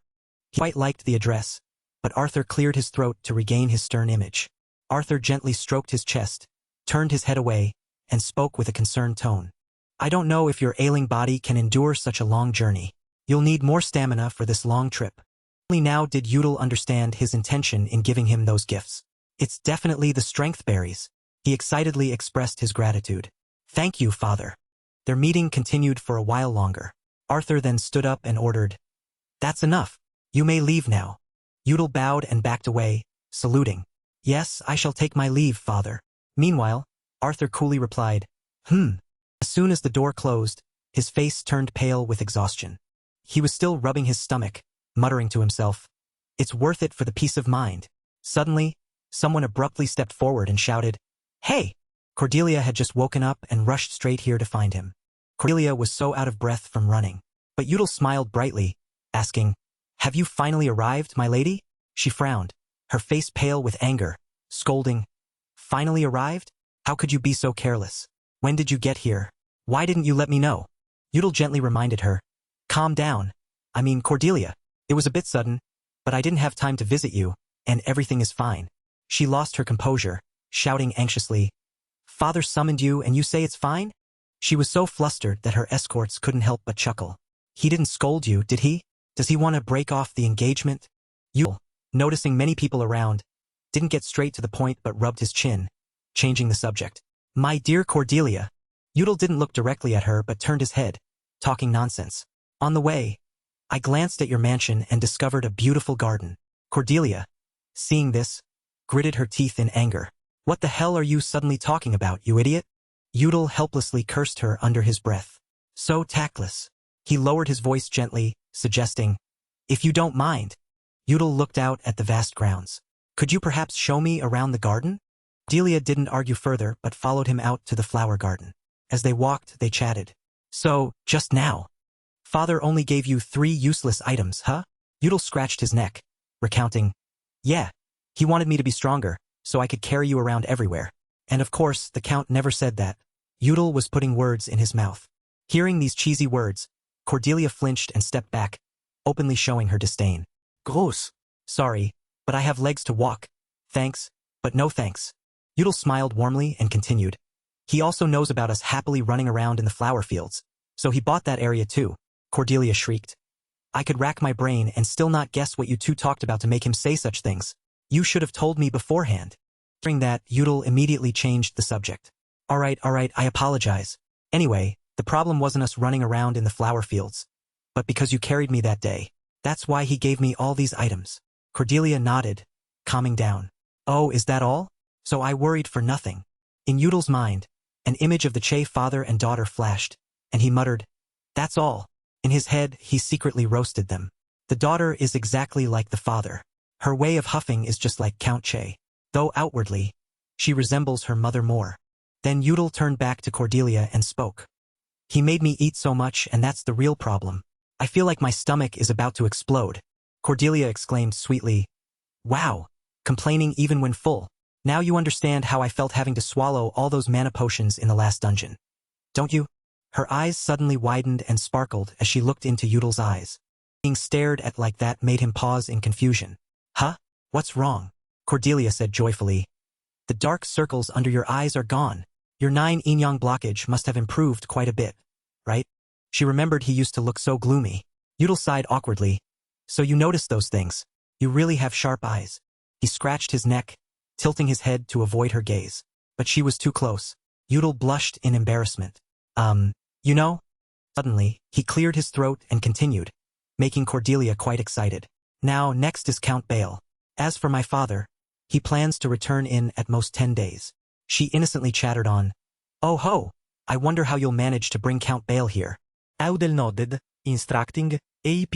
Just as you guessed, my current physical condition isn't strong enough to start martial arts training. Cordelia excitedly cheered. I knew it. So now you're preparing for father's test quest, right? Yudel replied with a faint tone. Yes, I have no other choice, as this is the only way to leave Beirut. Cordelia followed, agreeing. You're right.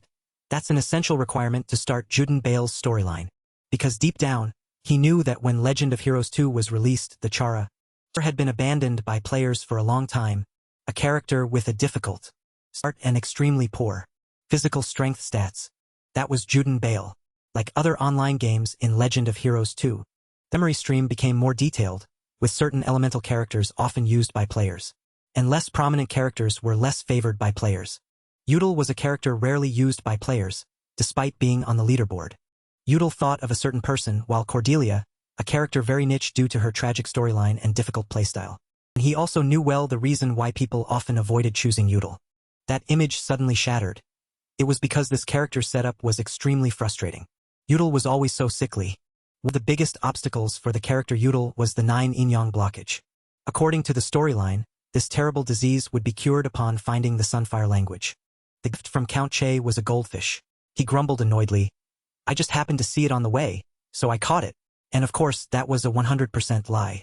Yudel, thinking of this, also remembered that the period of suffering from this illness lasted more than half a year before entering the game's main storyline. At that time, several things had happened, and there were 2 events. An absent meeting and Cordelia missing an event. So Yudel went straight to the 9 yin-yang blockage being cured, which was the first event, Father's Test. Begin. As for what few players who chose Yudel did during that half year. As soon as he opened his eyes, Yudel felt despair, as if O. Henry's last leaf had suddenly appeared. He sat on the bed, gazing at the last leaf through the window all day. After that, Mae also often found Yudel collapsed on the floor, fainting repeatedly while trying to support his frail, exhausted body whenever he exerted himself for more than 10 minutes. It wasn't just a simple, monotonous faint. He would create 1,000 different elegant poses before collapsing. While everyone frantically tried to save him, a mechanical voice continuously echoed. You don't have enough stamina. NPC Mae, young master, you must be careful. Master, you must be careful. You don't have enough stamina. Master. Yudel silently thought. I didn't do anything to faint. Yudel silently thought. All I did was change clothes 4 times. He felt as if he collapsed under the illuminating light of the 10 directions of the Buddha. At the beginning of the game, Yudel was a handsome A-rank character, but full of illnesses, serving as a backdrop for the character Yudel. To play Yudel, you had to be a veteran player, enduring Yudel's constant fainting spells. Games are for entertainment. Who would be masochistic enough to play such a character in an online game? He broke out in a worried sweat. Later, Yudel awakens his talent and becomes a true main character. But now I understand why no one wanted to play this character. If it's this difficult at the start, who could endure it? Yudel scratched his face in frustration. Not to mention, curing the 9 yin-yang blockage is just the first step. You can't leave the territory unless you pass the Father's Test quest. Why am I still stuck with Yudel after transmigrating? At this moment, he was thinking he should play a different character next time. In the solemn room, a man stood proudly before 2 rows of soldiers. The second reason Yudel became a niche character. Alex Bale saw that the 9 Inyang blockage had been completely cured. Alex sternly allowed a faint smile to appear. It was a mandatory quest to complete before proceeding to the main story. The quest was called Father's Test. That's why his hands were covered in scratches from sword training. To complete this quest, you needed to train the character Yudel according to Yudel's criteria. You had to seriously and frantically train because the criteria far exceeded normal levels. You were practically stuck in the mansion for 1 to 2 months after the character's body recovered, and there was no shortcut to complete this quest. It felt like a character from One Punch Man having to grind by himself. The first quest is like a beginner's quest, so the game doesn't allow skipping to prevent players from missing important details, and I need to learn from Saitama. You have to do 100 push-ups, 100 sit-ups, 100 squats, and run 10 kilometers every day. The number of sword swings, 2,421 out of 1,000. If I keep training like this, I'll go bald. But in this game, there are no tricks to get through it quickly. Cordelia's pink hair fluttered in the wind. She asked worriedly and curiously, "Does it take a lot of time? Will it be in time for the meeting?" Yudel stopped and took a necklace from his pocket. He stated confidently, "About that." Yudel held up the necklace in his hand. "Thanks to this, everything will be fine." Cordelia's eyes sparkled with curiosity. "The sun necklace, then?" Yudel heard her and knew she didn't understand, so he carefully explained, "You know the drop rate for this item in the game is only 3%, right?" Cordelia nodded, replying, "Yeah, I know it's a super rare item." Yudel continued in a serious tone, "Don't you think we got a bargain by snatching such a valuable item? Even Count Che said we were lucky to see it." She thought about it. "Oh, you're right." Yudel chuckled, continuing to boast, "And I also received a bunch of gifts when I came here, even though you said I looked healthier before." He looked like Santa Claus in his full red outfit. Cordelia wasn't too surprised. She replied in a flat tone, "I see. So you meet the criteria then?" Yudel suddenly hesitated. "Yeah, and also..." He burst into a radiant, defiant laugh. "I have you." Cordelia froze, bewildered, struggling to process his words. After a moment, she snapped out of it, looking at Yudel's smug expression, and awkwardly yelled, "Hey, what the hell are you saying?" Suddenly laughing like that. Her embarrassed shout echoed for 8 kilometers. "Why are you laughing?" Seeing the young couple growing closer, Dahlia, standing nearby, was happy for them. "They're getting more intimate, aren't they?" Time flew by. A week later, specifically early one morning, a maid knocked on Cordelia's door and called, "Are you awake, young lady?" "Thanks for watching the video." Maid stood upright and reported, "Young Master Yudel sent young lady a letter." She was surprised and flustered. "Oh, is that so? Thank you for delivering it to me." After receiving the letter from the maid, Cordelia slammed the door shut. She looked at the letter in her hand, wondering, "What is it now?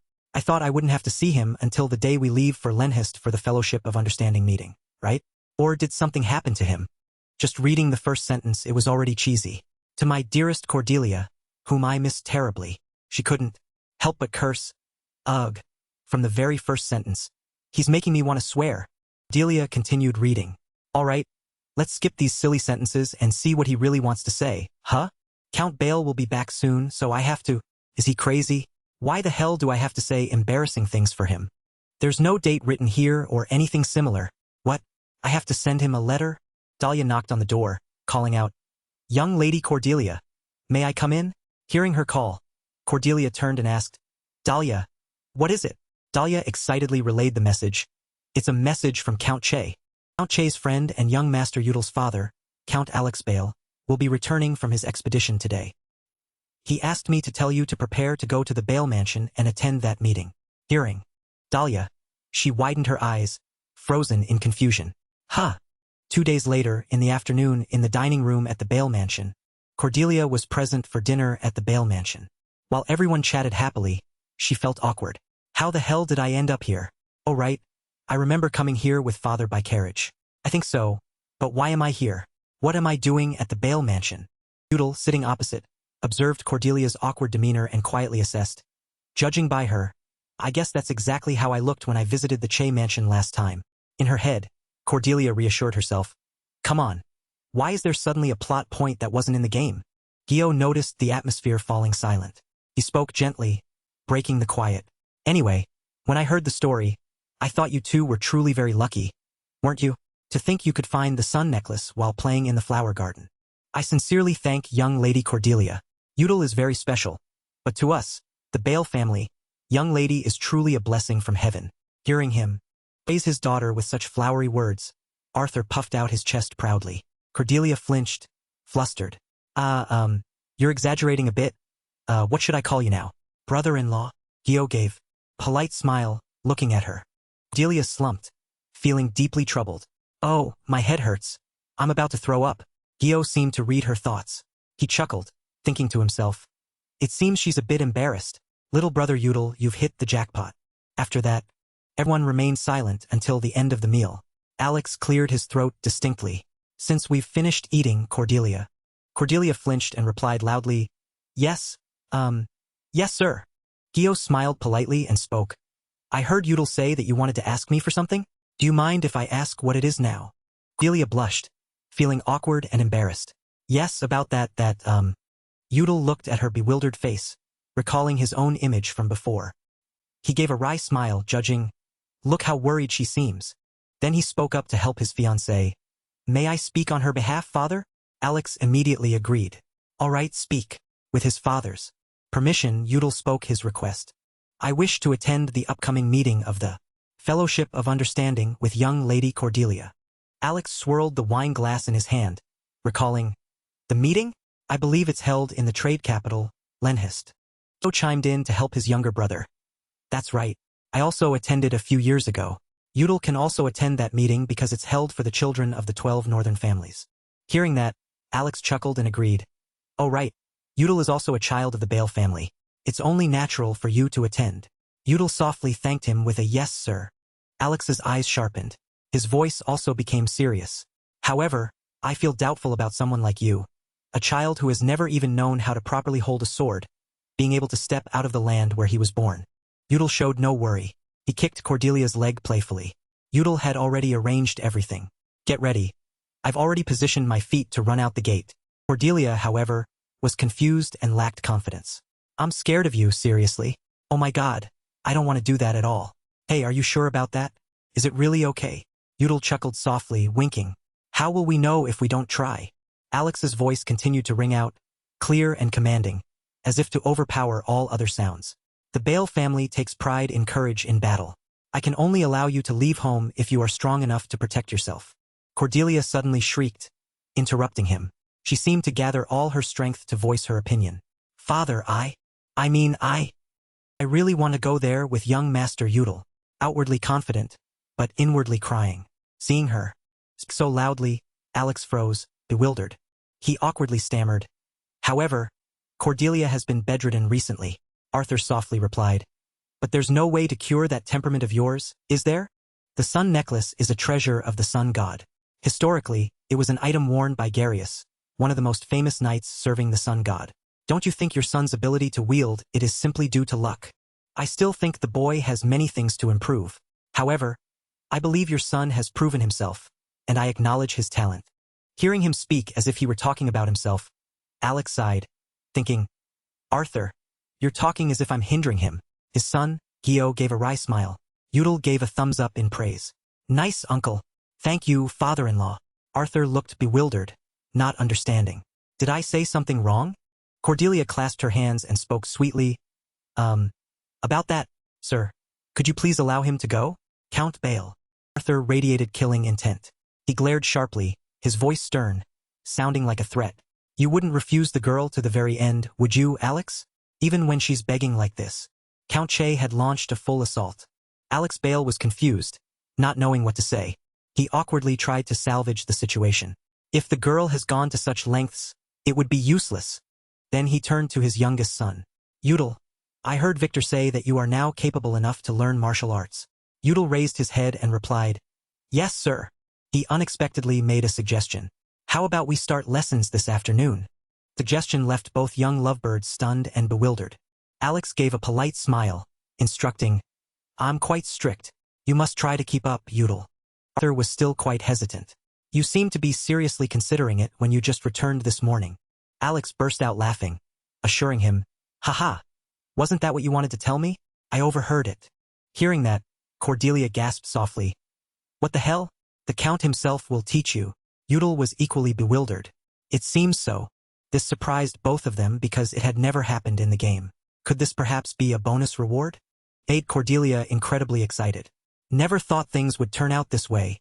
Yudel nodded in agreement. His voice couldn't hide his joy. Yeah, the sun necklace definitely helped. But I'm glad I also made a good impression on your father. Who would have thought he'd be on our side throughout that conversation? Even so, it's truly amazing. I thought this was just a trivial event to get over quickly, but to think that father himself would teach me. Cordelia paused. She was astonished to discover this side of Yudel. Cordelia's face flushed with embarrassment. I think he's really happy to be trained by Count Bale. But it's clear he's also quite excited to experience an event that didn't happen in the game. Of course, I'm excited too. The high-ranked gamer was enjoying the new events. She suddenly teased, "Oh, speaking of which, you kept complaining about this 9 yin-yang blockage. What if, during training, he says you're too weak and forbids you from learning, or something like that?" Yudel cleared his throat and awkwardly replied, his tone incredibly excited like a child's. "I've never complained that much, and my health is getting better, too. I've also learned 36 heavenly steps, so there's no way I'll disappoint him. In fact, I bet he'll be surprised. Yeah, and if I fail, you'll go to Lenhist alone. Good luck playing the main story by yourself. Okay?" Seeing his attitude was annoying. Cordelia angrily wanted to punch him. "Oh, I get it. Die before the apocalypse, right? Whatever. Even if you say that you're still Albusser, I'm sure your brain will figure it out. Don't overdo it and become too much. Okay?" Yudel repeated, stunned and surprised. "Yellow Storm. You really are like your father." Cordelia pouted angrily. "Of course I'm like my father. Who else would I be like?" Seeing her look like she wanted to punch him, Yudel lowered his voice nervously. "No, I wasn't talking about your appearance. But never mind. It's best not to say." But very quickly, both returned to normal and continued their stroll. Cordelia walked along singing, "Hey, by the way, your father is quite good-looking too. His eyes look dreamy, but not in a sleepy way. In fact, he doesn't seem to have any weaknesses at all.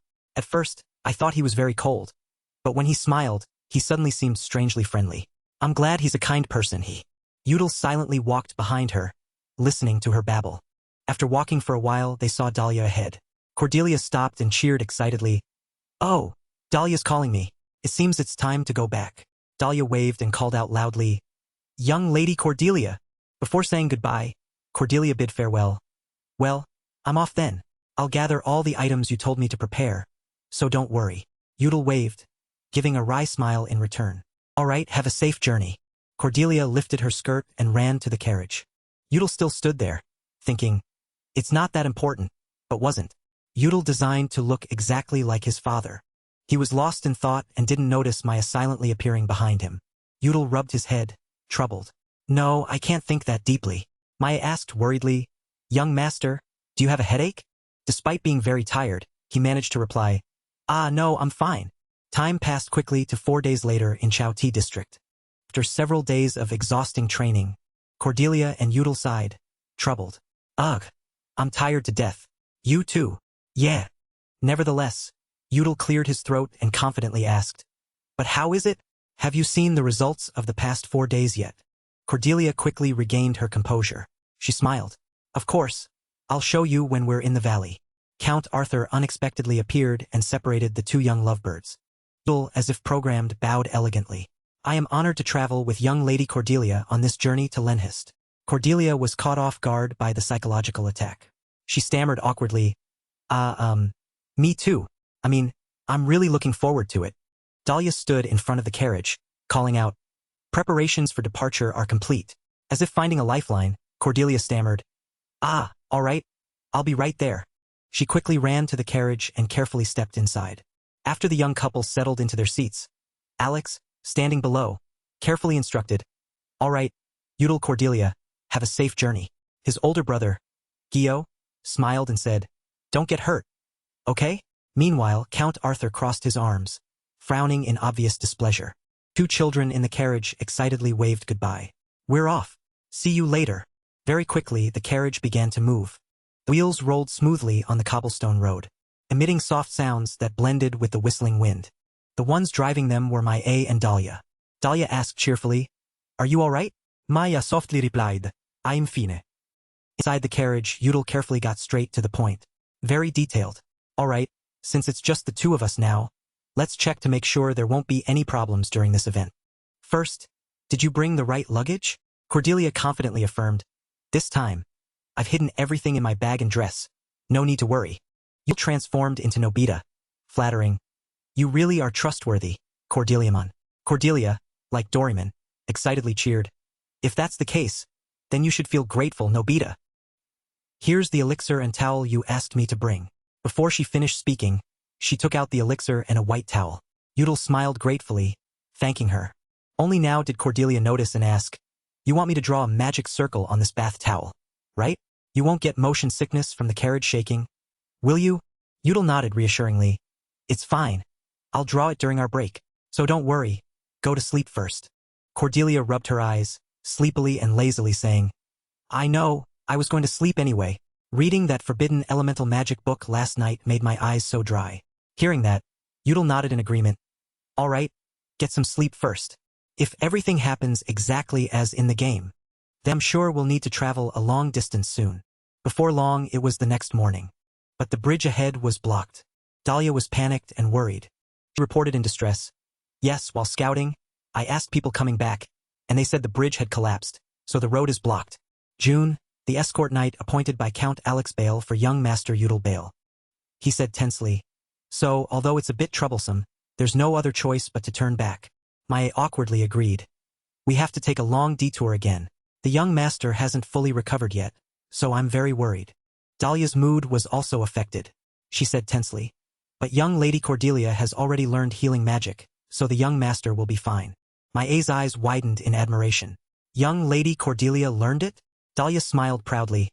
That's right, although she studied until dawn and then fell asleep without realizing it. She also learned dangerous things like paralysis magic at the same time. As for the detour, I've planned to take the mountain path because it's less bumpy. Although it will take an extra day, I think it's our best option. Maya sighed, accepting the truth. I understand. We can't do anything else since the bridge collapsed. June awkwardly and shyly interjected into their conversation. Miss Maya. Please don't worry. I will do my best to escort the young master and young lady safely and comfortably. And of course you too, Miss Maya. As an escort knight, I will face all dangers and protect you. Maya sighed, delivering a blunt remark that left the young man speechless. I think it's best if those things don't happen, but thank you anyway. Cordelia, who was sleeping, heard the noise outside. She woke up groggily. Hey, do you hear that? Udall, chewing his food, replied indifferently. Yes, as expected, it's still exactly like in the game. If the route is to go around the mountain, there's a high chance we'll trigger the hidden events as planned. Cordelia showed an annoyed expression, grumbling. No, not that. I asked if you heard what the escort knight said to Maya just now. Udall froze, stunned, and mumbled. I did hear it. Cordelia acted cute and whined. In the game, we only heard the line about them taking the mountain path as a detour, but I didn't expect to hear a conversation like this. Is it because I'm with you? Udall replied indifferently, his voice low. Sounds like a bad point. After his words, the atmosphere between them fell into an eerie silence. Udall looked bewildered, not understanding. Seeing his attitude, Cordelia was too annoyed to speak. It's nothing. I shouldn't have said anything. But what are you eating while drawing? What's in that bag? Udall replied in an emotionless tone. That's medicine your father gave me, along with a bag of money. I was just about to check how much was in it. Hearing that, Cordelia's eyes widened in surprise. What? When did you get that? Share it. Udall clutched the bag tightly and refused. No way. This is money my father-in-law gave me. Why should I share it? Cordelia flew into a rage. She roared like the lord of the forest. Because that's money my father gave you to buy delicious food for me. Udall maintained his playful attitude, chuckling disdainfully. I'll spend it carefully and then buy delicious food for you. Cordelia couldn't hold back and yelled louder. Whatever. Split it in half. Their argument continued until dusk. Their carriage stopped to rest at the campsite. Jun, tired, fell asleep. He dozed off by the flickering campfire. Unbeknownst to him, Cordelia and Udall secretly left the carriage. As soon as Cordelia stepped out of the carriage, she complained, Oh my God! I was terrified we'd get caught. Udall carefully followed behind, protecting her. It's a relief we snuck out so easily. Cordelia didn't hide her sigh, urging, Seriously, that magic was terrifying. I almost died. Hurry up. Let's get this over with and go back. Udall eagerly pressed. Alright, this valley here is the entrance to the event, isn't it? Cordelia carefully looked around. Yes, I'm sure this is the way. Oh, I found it. Before them was a waterfall. It was truly a masterpiece of Mother Nature. Cordelia remembered that the hidden event for Cordelia appeared on the mountain Detour. The event took place late at night in a quiet valley. When Cordelia snuck out of the campsite, experiencing a difficult journey for the first time, she couldn't fall into a deep sleep. The pressure from the meeting with the children of the 12 noble families weighed on her. The feeling of oppression that the youngest daughter of the Che family had to endure. Cordelia, who needed time to soothe her mind and tired body, went to the forest valley to wash away her sweat. What she saw while alone, avoiding the eyes of others. The moonlight illuminated, the stars faintly glimmered, as if to thank the bright and beautiful moonlight that dispelled her fatigue. Cordelia began to sing. Her singing echoed throughout the silent valley. Astonished by the young woman's voice, a mysterious creature appeared before her. The rest was omitted, because everything was like something out of a fairy tale. Magical scene that even Cordelia could feel. At first, it was just a special event to thank players, but players often joked that this event was a crucial factor in Cordelia's storyline, because the reward was. Yule interrupted her train of thought. Yellow Storm, you know, right? Only Cordelia can do it, so only you can take on this important task. Hearing him, Cordelia frowned in annoyance. Her face looked as if the whole world had wronged her. Cordelia glanced away, sighing in boredom. Ha! I don't want to do it. Yule broke out in a sweat, giving a wry smile, understanding. You have to do it even if you don't want to. What else can you do now? You remember what the reward for this event is, don't you? And neither of us wants to go back empty-handed without that reward, right? Cordelia played with her hair, thinking of something else. She awkwardly tried to salvage the situation. It's obvious, isn't it? Because we need to get as much as possible. Yule took out a white towel and spoke. Right? That's why you had to bring a swimsuit.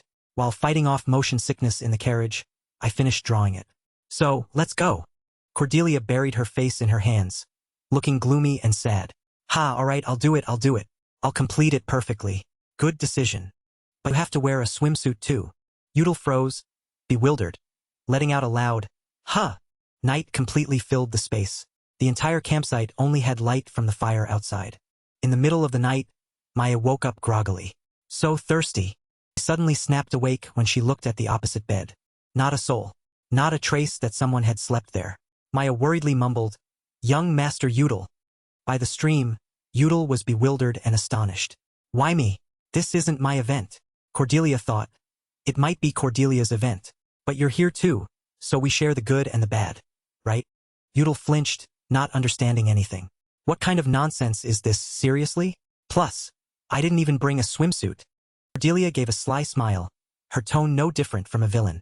When I told you I definitely brought the right items, didn't you think of this? Look, it's designed just like the money pouch item in the game. Her attitude made Yule turn pale with fear. He stammered nervously, "Calm down, Yellow Storm. I'll just hide in the bushes. I promise I won't come out."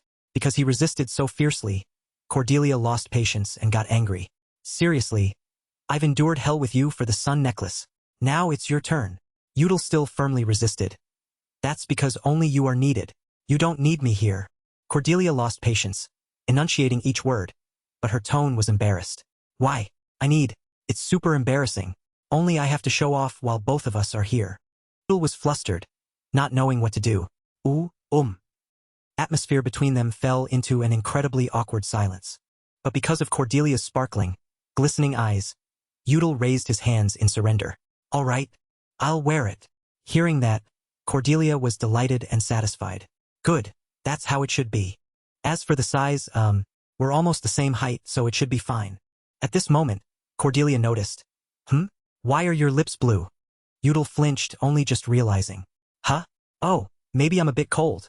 My body temperature is naturally low due to the blocked-in channels, so I didn't notice. Cordelia awkwardly played with her hair. She looked at his lips, worried. Are you very cold? Yule shyly looked away and changed the subject. Now that you mention it, I'm quite cold. Let's finish quickly and go back. Cordelia was confused, not understanding. Yule pointed his hand, suggesting, Give it to me so I can be quick. Cordelia stubbornly hid the pants. Yule continued to urge, What's wrong? Cordelia changed her attitude. She frowned in annoyance. Whatever, don't wear it anymore. Her sudden change of attitude left Yudel at a loss. Why the sudden change? In Cordelia's mind, several inappropriate images flashed, making her blush with embarrassment. Cordelia hunched over, mumbling, "What if you catch a cold? I'm not going to let a weakling catch a cold just because I don't want to be embarrassed." Seeing her being unusually kind, Yudel froze, bewildered. Cordelia, overwhelmed, turned angry. She threw the swimsuit to the ground in frustration. Ugh! What a waste of bringing this thing. Who would have thought it would be this cold? How the hell could Cordelia swim in this weather? Unless she rolled around in mud, she couldn't have endured it. Only now did Yudel understand. He scratched his head, sighing helplessly. She might speak quite harshly, but she's still very thoughtful, isn't she? Can't be the only one catching a cold. Let's get through this quickly. Cordelia was still angry, grumbling. All right. In the end, the two still followed the storyline. Yudel leaned against a tree, waiting for Cordelia to change. Are you done yet? Cordelia was flushed with embarrassment. Wait a minute. You dare turn around, I'll chop you down. Yudel's expression remained calm, stating, You're wearing a swimsuit anyway. Cordelia was flustered, breaking out in a sweat. All right, you can turn around. As soon as she finished speaking, Yudel stepped out and asked, Are you done? And as we expected, he froze, staring intently at Cordelia. Her pink hair flowed long, like a princess from a fairy tale, but her expression was not friendly at all. Perhaps Yudel froze, turning to stone, at this breathtaking beauty. He was dazed. I know she's very beautiful, but seeing her like this, seeing him stare at her without saying anything, Cordelia blushed in embarrassment, her voice low. What are you staring at? A moment ago, many thoughts raced through his mind, but he still replied calmly, Nothing. In his heart, he added, Yellow Tempest is so beautiful, but the way she talks. Cordelia pouted, ordering, I'm getting in the water now, so go hide. Yudel sighed, complying. Understood. His attitude made Cordelia even angrier. Don't imitate people. Before speaking, she slowly dipped her feet into the cool stream. As soon as she stepped in, Cordelia hugged herself, shivering violently. Ugh, it's so damn cold. Is it winter or something? Is Cordelia crazy? Yudel, hiding behind the tree, waved, signaling. Start singing, or both of us will freeze to death now. Cordelia's face turned pale from the cold, but she still tried to signal, understood. She tried to regain her composure. Cordelia was about to open her mouth to sing, but stopped. Wait. What did Cordelia sing in this event again? This is the song from Cordelia's memories, so I should know it too. I think it was a song with stars, a song with stars. Stars, huh? Cordelia's mind, drawings of stars suddenly appeared. She broke out in a confused sweat. Damn it. I forgot the song for the event. Waiting for a long time without Cordelia singing, Yudel lost patience, feeling helpless about his friend. At this point, she started singing randomly. 1 bright star, 2 bright stars, 3 bright stars shining with golden light. Sing. Cordelia singing nonsense. Yudel's face turned pale with fear. Wait, time's up. What are you doing? You're supposed to sing the song from the game. Cordelia, flustered, thrashed in the water, signaling. What am I supposed to do when I don't remember the song? It's a song with the moon and stars or whatever, so I think it'll be fine. Besides, this isn't a realistic game. There's no time limit, right? Indeed, Yudel couldn't trust this companion. Looking at her, she was the first one to say she would do it perfectly. But it's true that she sang a song about stars. The song might be different, but the singer is still the same. It might lack mystery, but it should be fine because it's cute. Wait, cute. Thinking of this, a bold idea suddenly flashed in his mind. Yudel climbed onto the rock in front of him. He raised his head and softly opened his mouth to sing. Yudel looked at the stars around him and cheered joyfully. Here it is. Cordelia continued to sing sweetly. For bright stars, 5 bright stars, 6 bright stars up in the sky. For bright stars. Her singing successfully summoned beautiful fairies here. 2 fairies appeared around her and cheered joyfully. Hey, you're really beautiful. I guess you're surprised, but it's okay. Please finish your song. Yes, please finish the song. Cordelia's eyes widened in surprise, looking at the 2 fairies. The 2 fairies asked curiously, But why are you wrapped in a bath towel while bathing? How can you bathe like that? It doesn't matter, does it? She's so beautiful. Thanks to her sweet singing, Cordelia successfully summoned the fairies, a race of divine beings that flew freely, only appearing in quests exclusive to Cordelia. She looked bewildered and surprised. They're here. They're really here. Suddenly, a voice from nowhere rang out. "Oh my, you're truly beautiful." This startled Cordelia a little, along with her confusion. She widened her eyes in surprise. They actually appeared here. Odell and Amel suddenly appeared before Cordelia. Odell looked at her with curious eyes. But why is she wrapped in a bath towel while bathing? How can she bathe like that? Amel, beside her, ignored Odell's question and directly praised. "Who cares? She's so beautiful." Fairies, a species that loves to fly freely. They only appear in quests exclusive to Cordelia. Odell unhesitatingly flew into Cordelia's hair and hugged it with great satisfaction. "You're right. Why is her hair pink? Being beautiful must be great." Cordelia awkwardly raised her hands to touch her hair. Sorry. Amel replied, "You're right.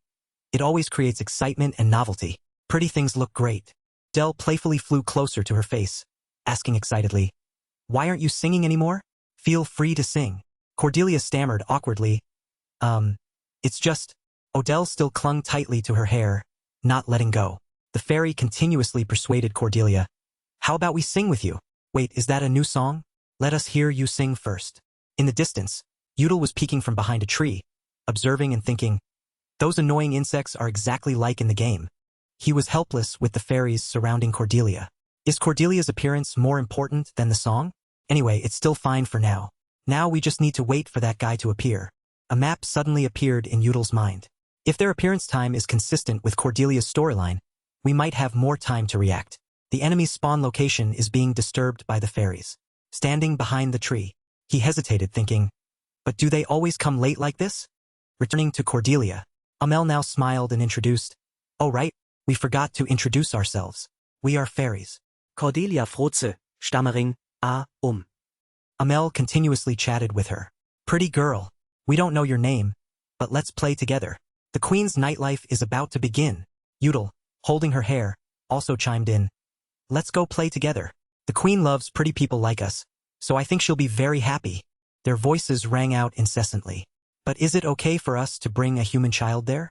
What if we say she's a guest singer?" "That's a great idea. She's pretty and sings well, so I'm sure everyone will like her, right? What do you think, pretty girl?" Udall turned his head to Cordelia and asked, "Will you come with us?"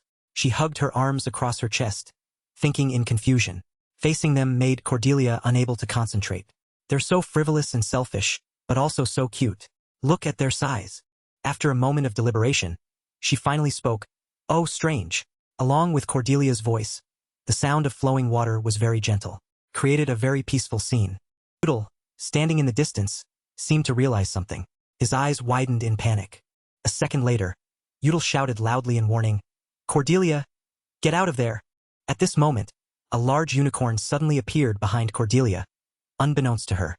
Both she, Udall, and Amel looked in the direction of the sound. Amel covered her mouth with her hand, looking at Udall shyly. "Who's that? He's really handsome. Anyway, I guess it's just for looks." Udall, sitting on Cordelia's shoulder, also praised Udall without reservation. "He's so cute. His skin is as white as snow."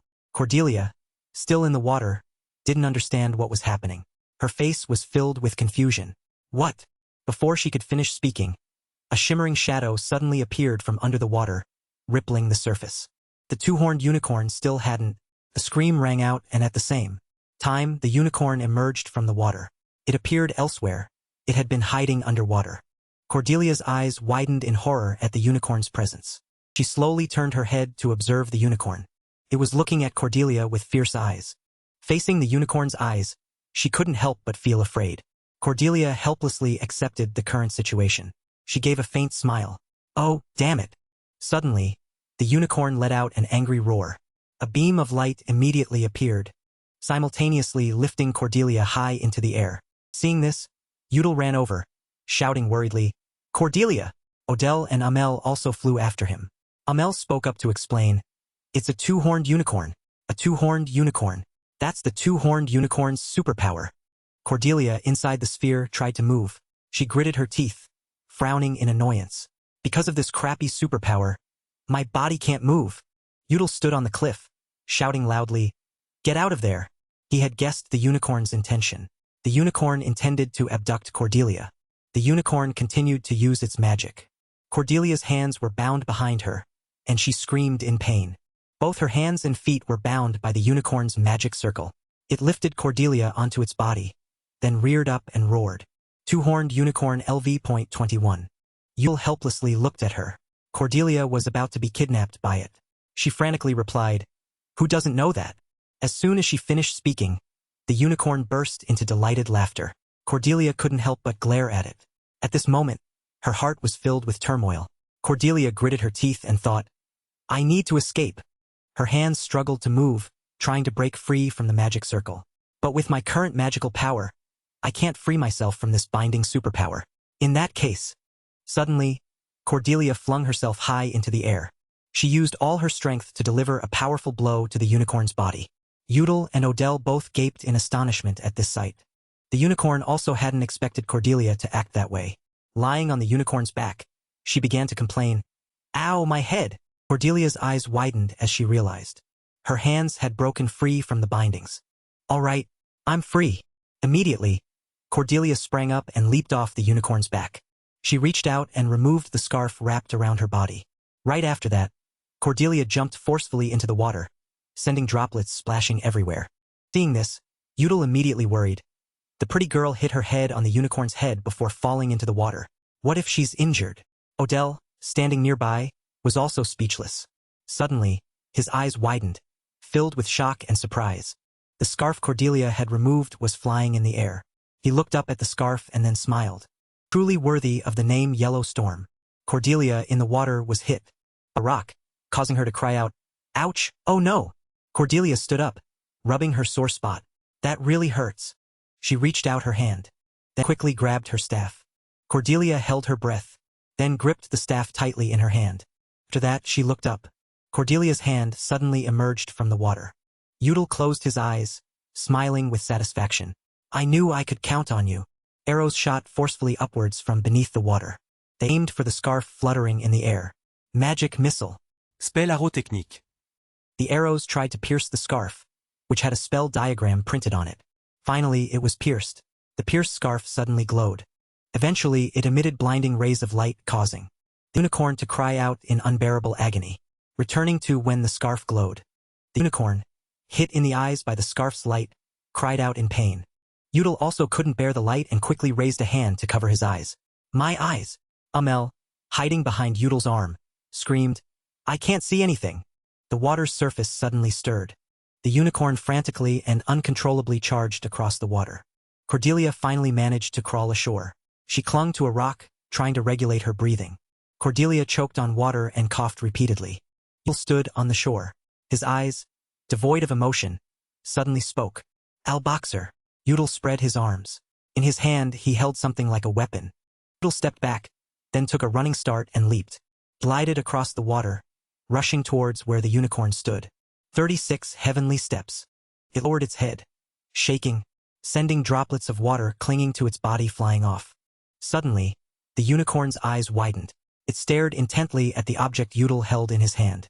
Before closing its eyes, the last image it saw was Udel's figure rushing towards it. Finally, it couldn't bear it anymore and squeezed its eyes shut. While the unicorn was distracted, Udel jumped up with force. When the unicorn opened its eyes again, it was stunned to realize Udel was already standing above its head. He raised the object in his hand high and chanted, "Blessings of the great sun god Solari bestow upon me. O light, dispel the darkness. O halo, illuminate the dawn." As Udel spoke, the object in his hand began to glow. Udel looked down at the unicorn and smirked. "I don't have enough time for the rest." A second later, he thrust his hand forward. Streams of light appeared from nowhere, continuously attacking the unicorn. Thunderclap. The unicorn, caught off guard by the attack, let out a tragic roar. The task was done. Udel landed safely on a nearby rock. He looked up and was astonished to realize the unicorn's eyes suddenly turned bloodshot. Being attacked only made it more furious. The unicorn let out a long, drawn-out whinny. Looking at the current situation, Udel frowned slightly in confusion. "I tried to aim for its head, but since it's a mid-level boss, and there's a level difference, I didn't think it would be defeated so easily." After thinking, he quickly jumped to another rock. Udel suddenly flashed a strange smile. "Ha! I guess I should be happy. Yellow Storm would go crazy if I defeated it alone." Cordelia, beneath the water, was concentrating her power into her staff. Focus more fire elemental energy into the magic arrow. Damn it. Using fire magic near water is really difficult. A second later, her eyes widened. Her gaze shone with determination and ruthlessness. When she was done, a magic circle immediately appeared beneath Cordelia's feet. She pursed her lips and raised her staff high. The flames from the staff began to grow larger and larger. Eventually, it transformed into a gigantic fireball. Realizing her success, Cordelia was overjoyed. It worked! Once she had celebrated enough, Cordelia hid her emotions and instead shouted, launching the fire arrow forward. Fire arrow! The arrow sped towards the unicorn, which was completely unaware. By the time it realized, it was already too late. The arrow quickly struck it, then created a massive explosion. Udal looked towards Cordelia and spoke. I think a few small streams evaporated from that attack. Sitting on the water, she was very pleased to hear that. I'm pretty good, aren't I? Udal immediately retorted. That wasn't a compliment. Cordelia bent down and mumbled, her face filled with confusion. If this were a game, I would have launched 80 fire arrows at once by now. But why hasn't there been a level up notification? Udal glanced behind him and reminded her. Not yet. The unicorn, struck by Cordelia's arrow, could still stand up. It growled furiously. Cordelia's eyes widened as she gave an order. Then let's just stick to the plan. Usually, in this quest, we only need to chase the two-horned unicorn away. She observed the unicorn carefully. Cordelia gently brushed her hair back with her hand. She stuck out her tongue, her eyes gleaming with unprecedented cunning. But after learning the use of that horn, we can't let it escape. Udal saw this and teased her. Roger. Her words infuriated Cordelia. Hey, don't copy me. The atmosphere once again grew tense. Udal and Cordelia both vigilantly stared at the unicorn before them. It was so angry it was panting heavily, looking at them as if they were enemies. Udal placed his hand on his other arm. He intently observed every movement of the unicorn. It looks pretty exhausted now. I'll take it down as soon as I get a chance. Cordelia, standing nearby, refused to be outdone and immediately retorted. Who said I'd let you take it down? Udal was helpless against her competitive nature. We're on the same team, you know? Don't you realize? Cordelia glanced at him and replied defiantly. So, I have to lose to you? After speaking, she raised her hand forward, smirking defiantly at the unicorn before her. Cordelia's action made the unicorn even more frantic. It let out a long roar to display its power. Without waiting, it immediately charged quickly across the water. The unicorn shot like an arrow straight towards Cordelia. She screamed while holding her staff out in front of her. Damn it! You definitely have to take it down at the right time, I'll box her. A magic circle quickly appeared around Cordelia. Deep pit. Udal, standing to the side, hadn't expected her to act that way. And bind! Along with her voice, a large chain appeared, tightly binding the raging, out-of-control unicorn. Cordelia gritted her teeth, trying to hold the chain tight. The unicorn, however, kept trying every way to break free from its shackles. Because of its excessive movement, it was now exhausted and panting heavily. Cordelia looked at the unicorn and thought, how annoying, I can't hold it much longer. The chain suddenly became taut. Finally, it couldn't withstand the pressure anymore and snapped. Cordelia was painfully pushed backward. Cordelia, the mage. HP megapixel. LV10. She gritted her teeth, enduring the pain. In her mind, she was secretly calculating her next plan. Returning to when Cordelia was helpless with everything before her. She knew she had reached her limit and thought, I've used too much magic consecutively. I can't stand anymore. A second later, Cordelia collapsed. Am I dizzy just from using too much magic? What the hell? She slumped onto the rock. Cordelia lowered her head in silence. The unicorn charged quickly towards Cordelia. She let out a long sigh of relief. Well, come on, attack me if you dare. Water streamed from Cordelia's hair down her face, making her look extremely dangerous at this moment. But, try to guess where I hid my pit. Cordelia looked up, facing the unicorn. She smirked as if playing with it. Day Pit X. A terrain magic spell that creates a pit in the ground. The unicorn, unaware, still galloped across the water, rushing towards her. As it neared Cordelia, one of the unicorn's legs suddenly missed a step and fell into the pit Cordelia had created. Its entire body then tumbled into the mouth of the pit. Cordelia silently sat on the rock, watching the unicorn slowly sink into the water. After the unicorn fell, the pit's mouth slowly began to close. Finally, when it had completely submerged, the water's surface returned to its original calm state. The ability to control the situation by transforming the battlefield. Cordelia placed her staff on her shoulder, looking down at the lake with satisfaction. That's basic knowledge for a mage. Just a second ago, she was full of energy. The next second, Cordelia slumped to the ground with a sigh. Phew, but now my head hurts so much because I'm out of energy. She smiled and called out, Hey, I'm delivering the final blow. Yahello, at Cordelia's words, immediately became vigilant. He focused on casting magic in his hand. Immense power from the weapon in Yahello's hand emitted a powerful light. I know. In the arena, only the sound of metal clashing loudly echoed. On the dueling platform, Alex handed the sword to Victor. He looked at Yahello, who stood opposite, head bowed, panting heavily. It ends here. Alex smiled with satisfaction. It's good to see you can move so freely now, just as Victor said.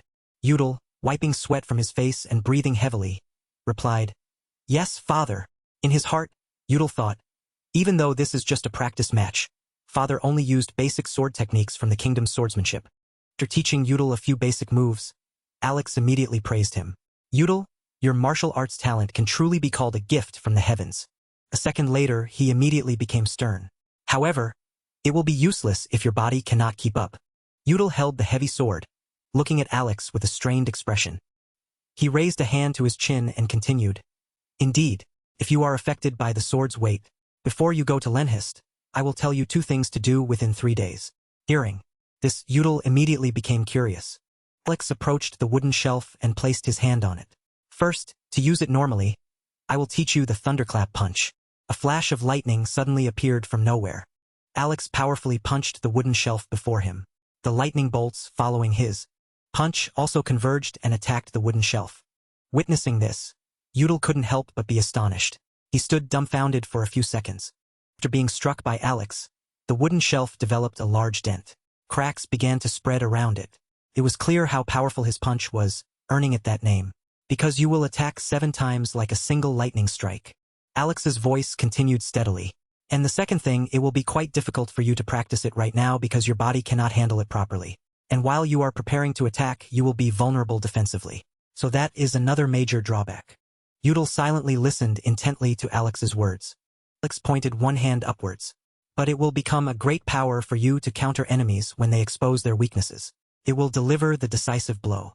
Alex put his hands on his hips, explaining in detail for Yahello to understand. Yahello closed his eyes, recalling Alex's past words. His feet spread wide, then moved. The rock beneath began to shake violently. The water suddenly surged, carrying a loud roar. The unicorn once again emerged from the water. Its bloodshot eyes glared at Yahello and Cordelia. It turned, wanting to charge quickly towards Cordelia. At this moment, she was sitting on a large rock, smiling relaxedly. Yahello, who had been standing on the adjacent rock, was now gone. Cordelia didn't panic, but merely raised her hand as if giving an order. She flashed a cunning smile. Suddenly, Yahello appeared out of nowhere. Without anyone knowing, he was already standing behind the unicorn. Yahello leaped high into the air. He raised his hand, intending to deliver a finishing blow to the unicorn. The unicorn, at this moment, still didn't understand what was happening. It remained, silently staring at Cordelia, its eyes never leaving her. Yahello somersaulted in mid-air. Power radiated from the object in his hand, glowing with small lightning bolts. This is the strongest skill I can use right now. As soon as he finished speaking, Yahello delivered a powerful blow towards the unicorn. It was unprepared and was knocked far back. Thunderclap punch. Lightning fist. Due to the immense power, water splashed everywhere. It even splashed onto where Cordelia was sitting. She frowned and raised a hand to cover her face. The amount of water splashed up created a rain. Yahello stood far away, vigilantly observing the unicorn.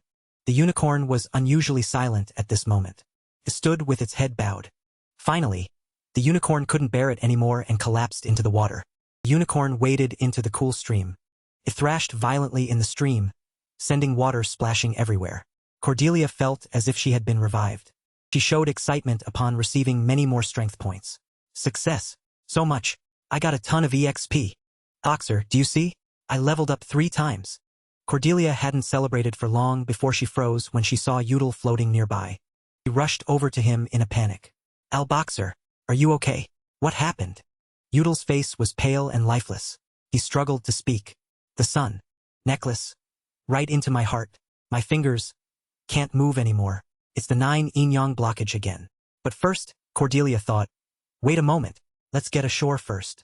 Oel and Amel suddenly appeared beside him, exclaiming, "Amazing!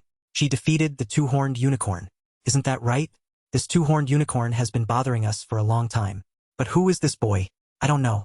But we need to report to the queen immediately. The fairy festival will start soon. Hurry up." Cordelia stood dumbfounded, frozen. Thanks for watching the video. Odell and Amel smiled brightly, expressing, "We intended to invite you to join us because you possess an exquisite beauty. But after witnessing what just happened, you absolutely must come and join us. Let's go together to meet our queen, human child." Cordelia had a very difficult time dragging Udall ashore and leaning him against a tree. She forcefully placed Udall's precious necklace on him. Cordelia stood with her hands on her hips, watching Udall sitting and panting. Her eyebrows were almost touching with worry. "Perhaps thanks to the necklace, your complexion is looking better now. Hey, you're already soaked anyway, so pull out your swimsuit and put it on. Maybe you'll recover faster." Udall forced a friendly chuckle. "Haha." Cordelia subtly smirked cunningly. "I guess this is the perfect time for me to show off my hidden magic, isn't it?" She gently swung the staff in her hand before Udall's astonished gaze and uttered, "The spell heal." After that spell, Udall gained EXP. His complexion became rosier. Cordelia softly asked, her tone teasing, "How does our esteemed guest feel?" Udall replied with a hoarse voice, as if someone had rubbed sandpaper on his vocal cords. "I feel like my back pain, aches, and numb hands are better." Cordelia was speechless. "What the hell?" Udall gently moved his fingers and found, "I feel much better. We can leave in about 3 minutes." Hearing him speak made Cordelia extremely pleased. "Roger, 3 minutes is reasonable, since the fairies are waiting for us anyway." Udall's face flushed slightly as he decided, "It's a deal then. Yellow Storm, thank you so much." Cordelia froze stiff, her cheeks as red as tomatoes. She frowned and backed away cautiously. What the hell are you saying? Out of nowhere. You say things that send shivers down my spine." Udall looked at her, not understanding what she was saying. "What? You were so bold just now."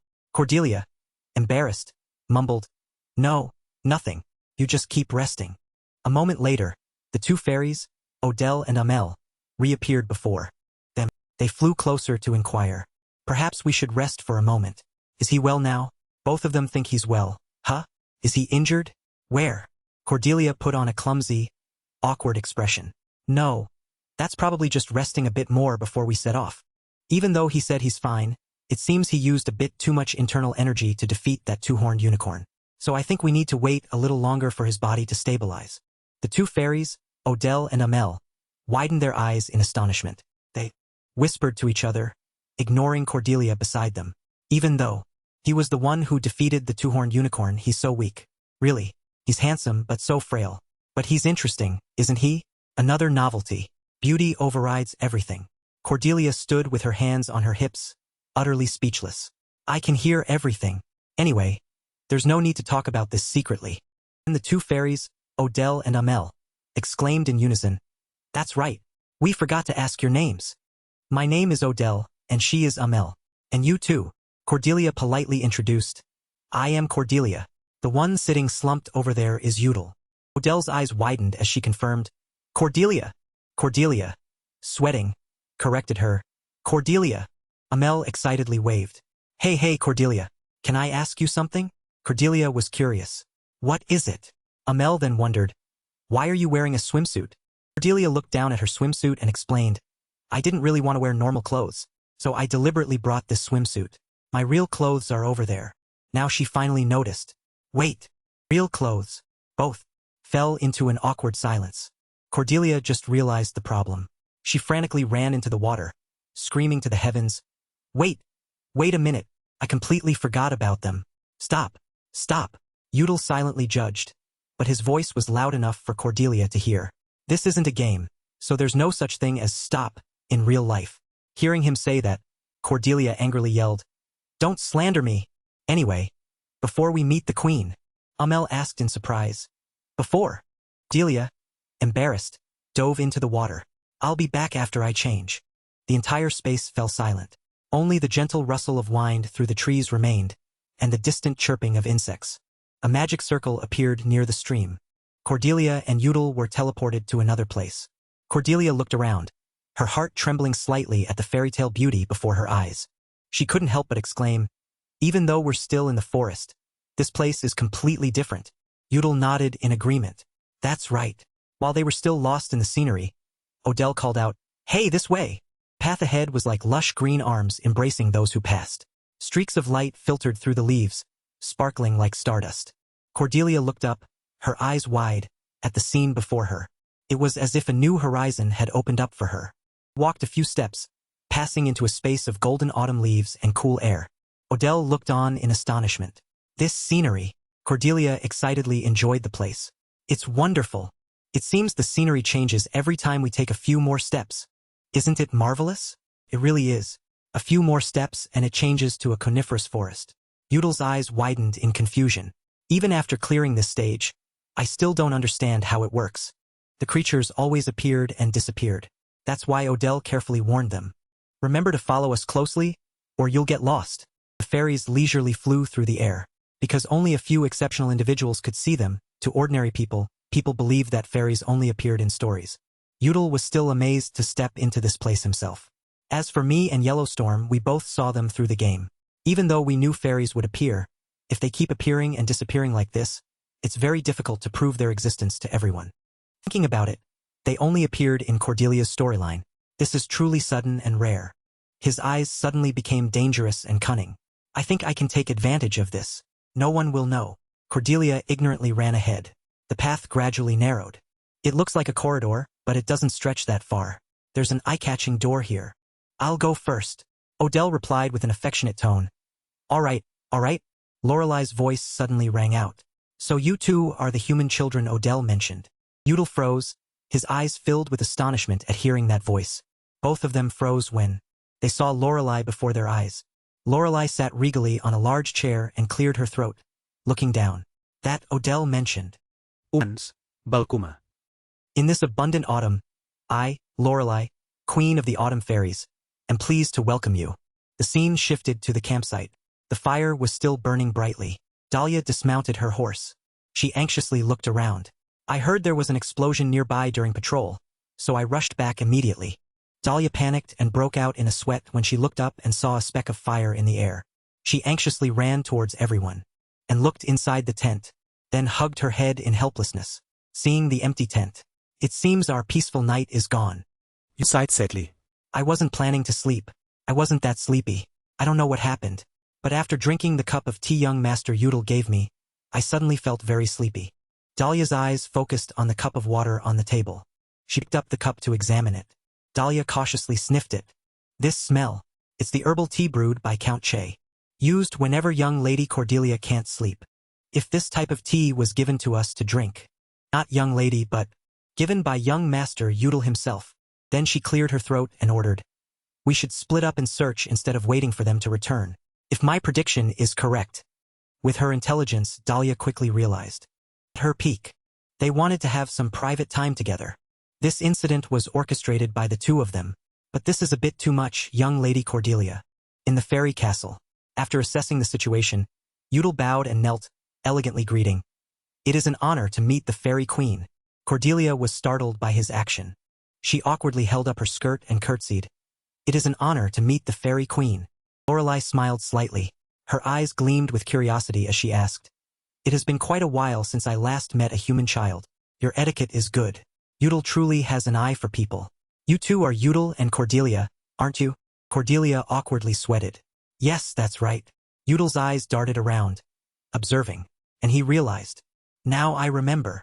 They disappeared at some point.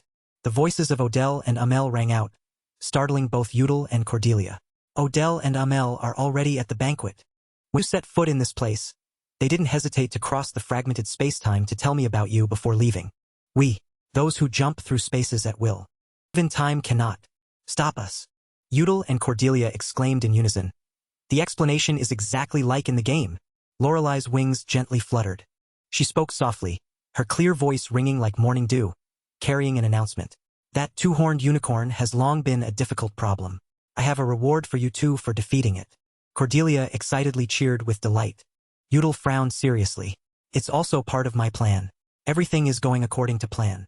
Normally, this would be an event that automatically appears without any intervention. Cordelia would chase away the two-horned unicorn that was bothering the fairies, and receive an invitation to the fairy festival. from the Fairy Queen. But the original storyline has now changed.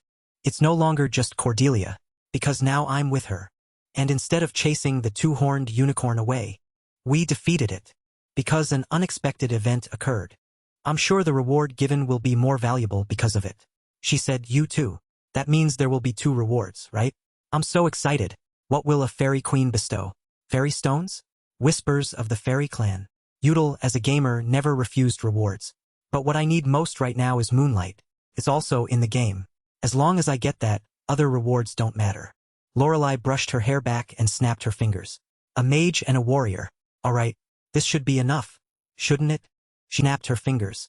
Magic poured out of thin air, swirling into ethereal streams of light that enveloped the 2 of them. A gigantic staff slowly appeared before their eyes. Lorelei slowly explained, I bestow upon you moonlight. It is a staff that has been exposed to moonlight for thousands of years here. It seems this item was created for a purpose. For a very long time, it has not found a suitable owner. I grant you fairy steps. These items are quite valuable. But instead of gathering dust here, it would be much better to bestow them upon someone with a brave heart. Yudel thoughtfully stared at the magic ring in his hand. It took him a moment to realize in shock. Fairy steps. Yudel felt as if he had been struck by lightning.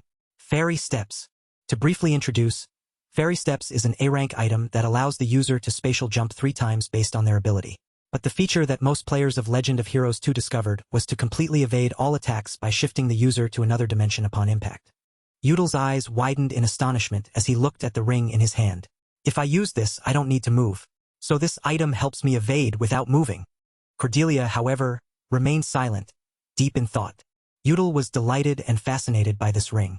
Even with limited uses, it's not a problem. I can't believe she gave this to me. I take back what I said about not needing anything. Why would I refuse? Flipping my stance like rice paper in just 3 minutes. He spoke with excited gratitude. Thank you, Your Majesty. What are you waiting for, Cordelia? Shouldn't you thank her?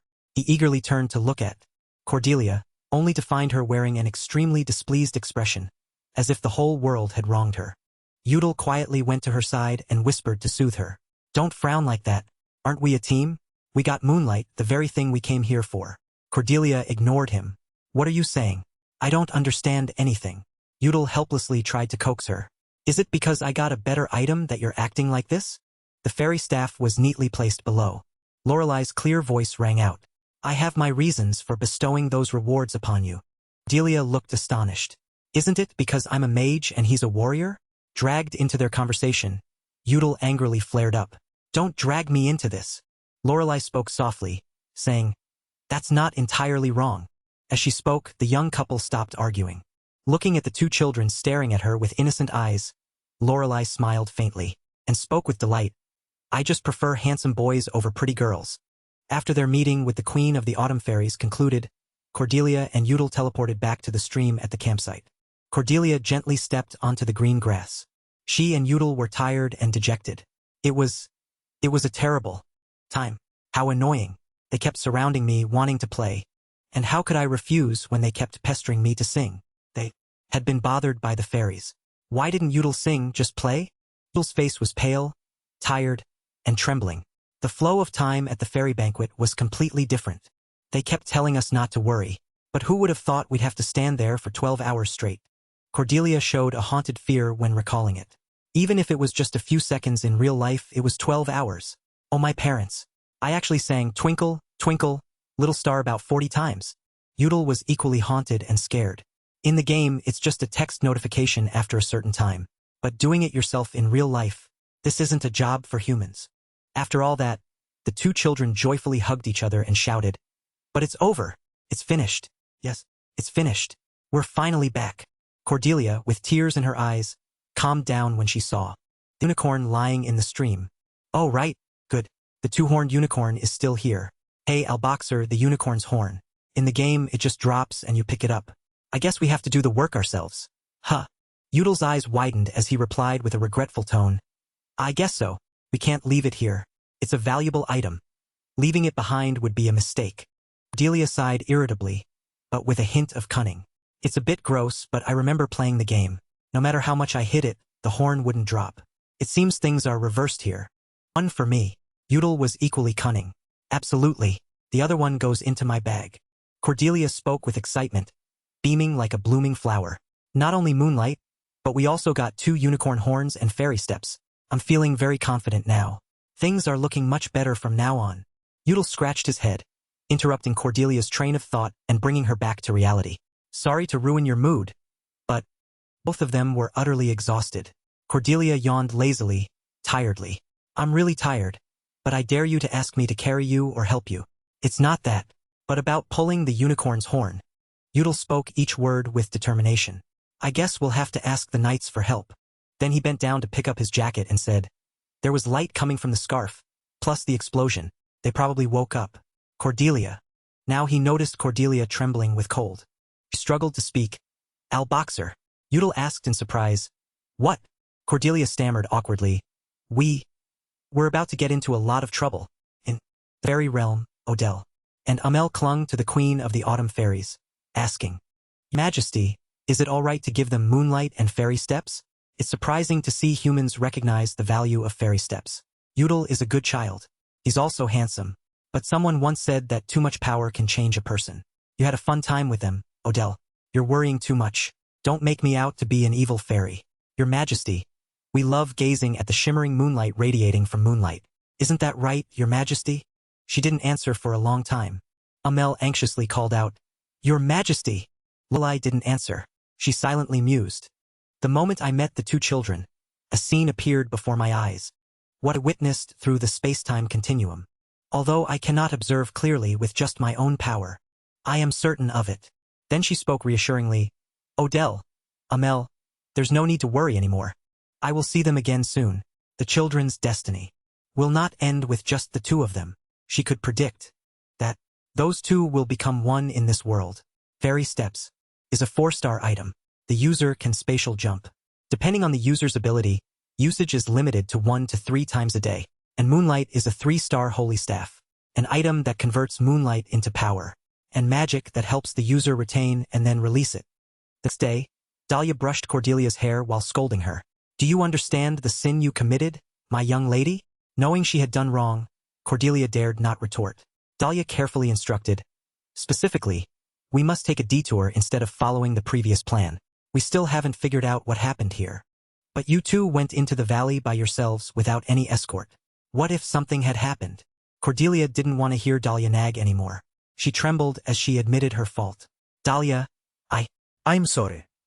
Because of yesterday's incident, Dahlia became even stricter. It's about 3 more days until we reach Lenhist. As the escort knight of Count Che's youngest daughter, young Lady Cordelia Che, I will not allow you 2 to put yourselves in danger again. Until we reach Lenhist, I forbid you 2 from leaving the carriage. Hearing Dahlia's voice, different from usual, Cordelia was so scared she panicked. Her words were jumbled. Dahlia, are you angry? Dahlia smiled gently, but the meaning in her words was not gentle at all. Just a little bit. You understand, don't you? From now on, you 2 will be stuck in the carriage. Finally, you have the private time you wanted. Cordelia carefully carried the basin of water into the carriage. The door creaked idly with the sound of the wind. Udall sat huddled inside the carriage.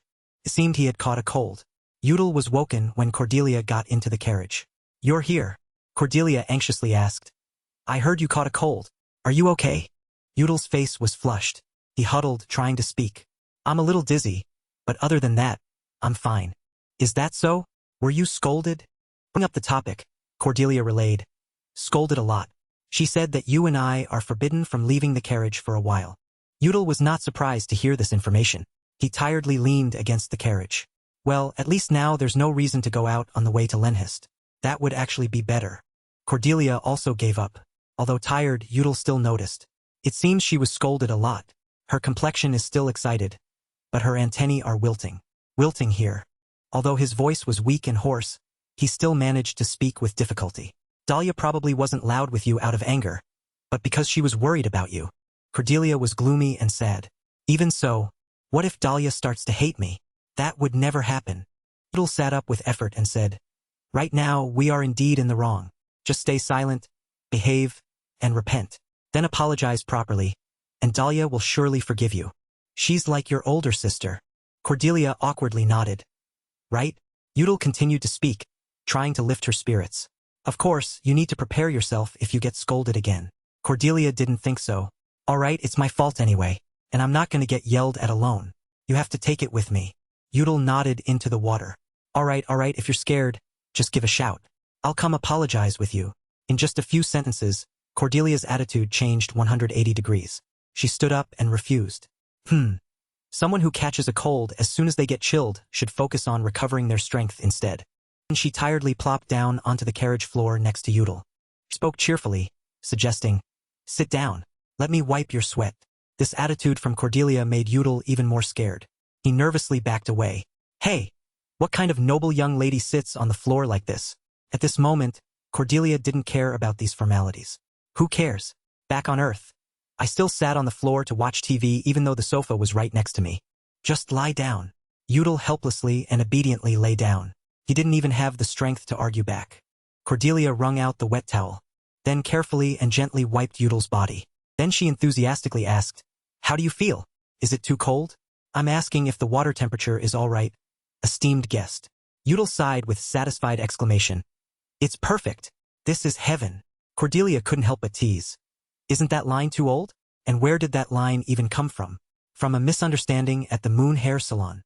Udall lazily replied, "Probably." Hearing his weak voice, Cordelia sighed. "Your eyes are completely closed." Before Udall lost consciousness, Cordelia spoke softly. "I'll stay and take care of you. Just get some sleep. I heard we'll reach Lenhist in about 3 days. After you recover, let's chat about how we work together to deal with that two-horned unicorn." "Okay." But Udall didn't completely fall asleep. He softly spoke in a weak voice. "Cordelia, thanks for watching the video." "Thank you." Hearing those heartfelt words from Udall, Cordelia froze, embarrassed. I should be the one saying that. But outwardly, she remained strong-willed and annoyed.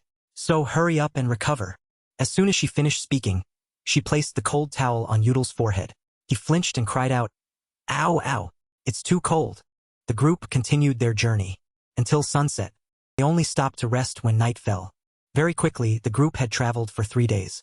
Cordelia picked up the paper and exclaimed, "He's truly insane. Are you a con artist in real life or something? You truly are a wretched swindler. How heartless." Udall had fully recovered. He chimed in, "How heartless indeed. So what do you think? It won't mess up our plan, will it?" Cordelia showed disdain and criticism. Calling you a swindler was certainly not wrong. Udall was not at all embarrassed to accept the compliment. "Thanks for the compliment." Cordelia glanced at him, judging. "Damn it, it's exactly the same. Truly amazing, father. No matter how I look at it, it's identical to my father." Suddenly, there was a knock on the door. Cordelia startled, hiding the paper in her hand. Udall looked outside in confusion. The person knocking was June. He was riding a horse and saying something that couldn't be heard clearly. But Udall read his lips and guessed. "He's telling us to look forward." Looking at the scene outside, Cordelia's eyes widened with excitement. Her clear voice blended with the sound of the wind. "It's Lenhist. Oh my God, I can see it from here. The symbol of Lenhist. The knight statue. Look, it's so big." It truly looked even more magnificent than in the game. The two excited gamers said in unison. But for some reason, as soon as I saw it, I heard background music playing in my head.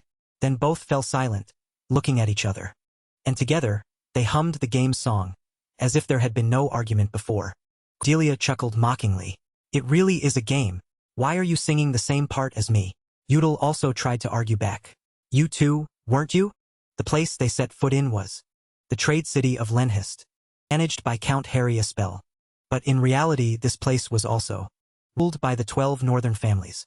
The city belonged to the northern territory of the Zen-Un Kingdom. This place was also known as the Beginner's City, where Udall and Cordelia's story began. That was the original setting, and this city seemed to perfectly match the city in the game. All 5 of them got out of the carriage and stood before a large villa. Udall froze, bewildered. But what is this? Wasn't Cordelia supposed to be in a normal inn according to the original storyline? What kind of luxurious mansion is this? The two gamers' luggage was carefully placed on the ground. Maya, as if reading Udall's thoughts, walked over to explain. "So that young master and young lady have a comfortable place to rest during the meeting, Count Che rented this villa. And also, even though you two are engaged, he emphasized that your rooms will be separated into the first and second floors." Udall recalled Arthur's serious demeanor and nodded. "Is that so?" He hadn't expected it. That man was truly generous. Udall suddenly paused when he caught sight of something nearby. For some unknown reason, Cordelia was awkwardly bowing her head, apologizing to Dahlia. He didn't know what she said, but Dahlia spread her arms and sighed. After that, the two made up and hugged each other affectionately. Udall chuckled with delight. It seems they've made up. Then he turned to my A and carefully instructed, I want to go out for a bit. Please hold onto my luggage for me. Mae nodded, understanding. Yes, young master. Jun appeared from nowhere and waved enthusiastically. Lady Mae, I'll help, Udall coldly ordered. All knights, follow me. Although regretful, June still obediently followed the command. Yes, young master. Udall cleared his throat and assigned tasks. All escort knights, except Lady Dahlia, follow me. Beside Udall, a female knight also appeared. She asked awkwardly, Us too, sir. Udall held up the letter. His voice was clear, neither high nor low. Yes, father told me that after arriving safely in Lenhist, and before the meeting takes place, I need to borrow the strength of the knights to do a few things. And of course, he had put words in his father's mouth. Although it was all a lie. Resounding footsteps echoed on the tiled floor, creating a lively rhythm. Lady Cordelia and Dahlia strolled through the city together, blending into the bustling crowd. It truly is a commercially developed city. This shopping district is crowded everywhere you look. Dahlia stopped, looking around. Let's see. The magic shop is at. Lady Cordelia pointed ahead and reminded her. We have to turn into that alley over there. Dahlia looked in the direction she pointed and realized. That's right. How did young lady find it so quickly? Lady Cordelia awkwardly glossed over it. That map. I just frequently memorize maps, that's all. She couldn't tell Dahlia that in the game. She had probably been here a dozen times. Lady Cordelia, sweating in a panic, changed the subject. But anyway, you must be tired from guarding and carrying luggage all this way, right? What's more, you must be exhausted because of me by now, huh? Dahlia didn't suspect anything and chimed in with Lady Cordelia's story. I could even carry young lady around Lenhist. Please don't worry about me. So what does young lady urgently need to buy at the shop? Lady Cordelia hesitated a bit before revealing the reason. Actually, I haven't thought of what to buy yet, but there's someone I absolutely must meet. The greatly surprised Dahlia. The person young lady needs to meet? In Lenhist. Lady Cordelia was flustered when talking about that person, but also filled with eager anticipation. They're always holed up in the workshop until evening, so I can only meet them because I can only meet them during the day, so I can't delay any longer. I really want to meet them. 15 minutes before reaching Lenhist. While in the carriage, Udall had carefully instructed. I think you must know this, but the main event in Lenhist will definitely be much more difficult than the unicorn battle in the valley last time. And even though our strength has significantly increased thanks to those items, just the two of us alone cannot win. Lady Cordelia's head was buzzing, as if not absorbing anything. She lowered her face, pouting. I know we're inherently not strong enough to win this battle. Udall held up the letter and spoke seriously. His tone was extremely cunning. That's right, and to prevent that from happening, I'm thinking of selling both our fathers. Unpleasant images suddenly flashed in Lady Cordelia's mind. She felt scared for all the fathers. She felt scared for all the fathers. Dahlia turned pale with fright and screamed, What? Her sudden scream made Udall flustered. Don't shout so loudly. It's not what you think. Listen. Let me explain first. After a moment, Dahlia calmed down. She stared blankly as she read the letter's contents. What is this? Udall stopped teasing and seriously revealed. This is an official document I wrote, forging your father's handwriting. We will use this to gather the mages affiliated with Lenhist. I have received intelligence that enemy forces from the Xenon Empire, the demon worshippers, will launch a surprise attack on our forces on the day of the annual meeting of the 12 Northern Families. I sincerely request that the Tower Master, Sir Arthur Che, here, convey this plea for aid to the mages of the Crimson Sunset Tower. Once we have this document, the mages of the tower will have no choice but to help us. Once you've read it, seal it with wax, please. Cordelia was flustered and embarrassed. Not only did you forge his handwriting, but you even mimicked his way of speaking and his signature. It seems you prepared quite thoroughly. And here I thought you were planning something truly outrageous. So we have to sell out my father, the master of the Crimson Sunset Tower, to get the mage's help, right? Udall held up a bag of gemstones, signaling. That's right. Mages are inherently considered the most distinguished class in society. Even if the Tower Master's daughter personally asks for help, they would still require at least this much remuneration. Material determines consciousness. Cordelia was a little swayed as she looked at the bag of gold. Her hand fiddled with it. Udall spoke up, bringing her back to reality. Alright, I'll try to scout out the mages in Lenhist. What about your father? You know my father went on an expedition before, right? Udal continued to explain that Count Bale, during his last expedition, encountered a group of demon worshippers. And while searching the pockets of one of them, he found a secret message in code. After deciphering it, they found the demon worshippers' next meeting location.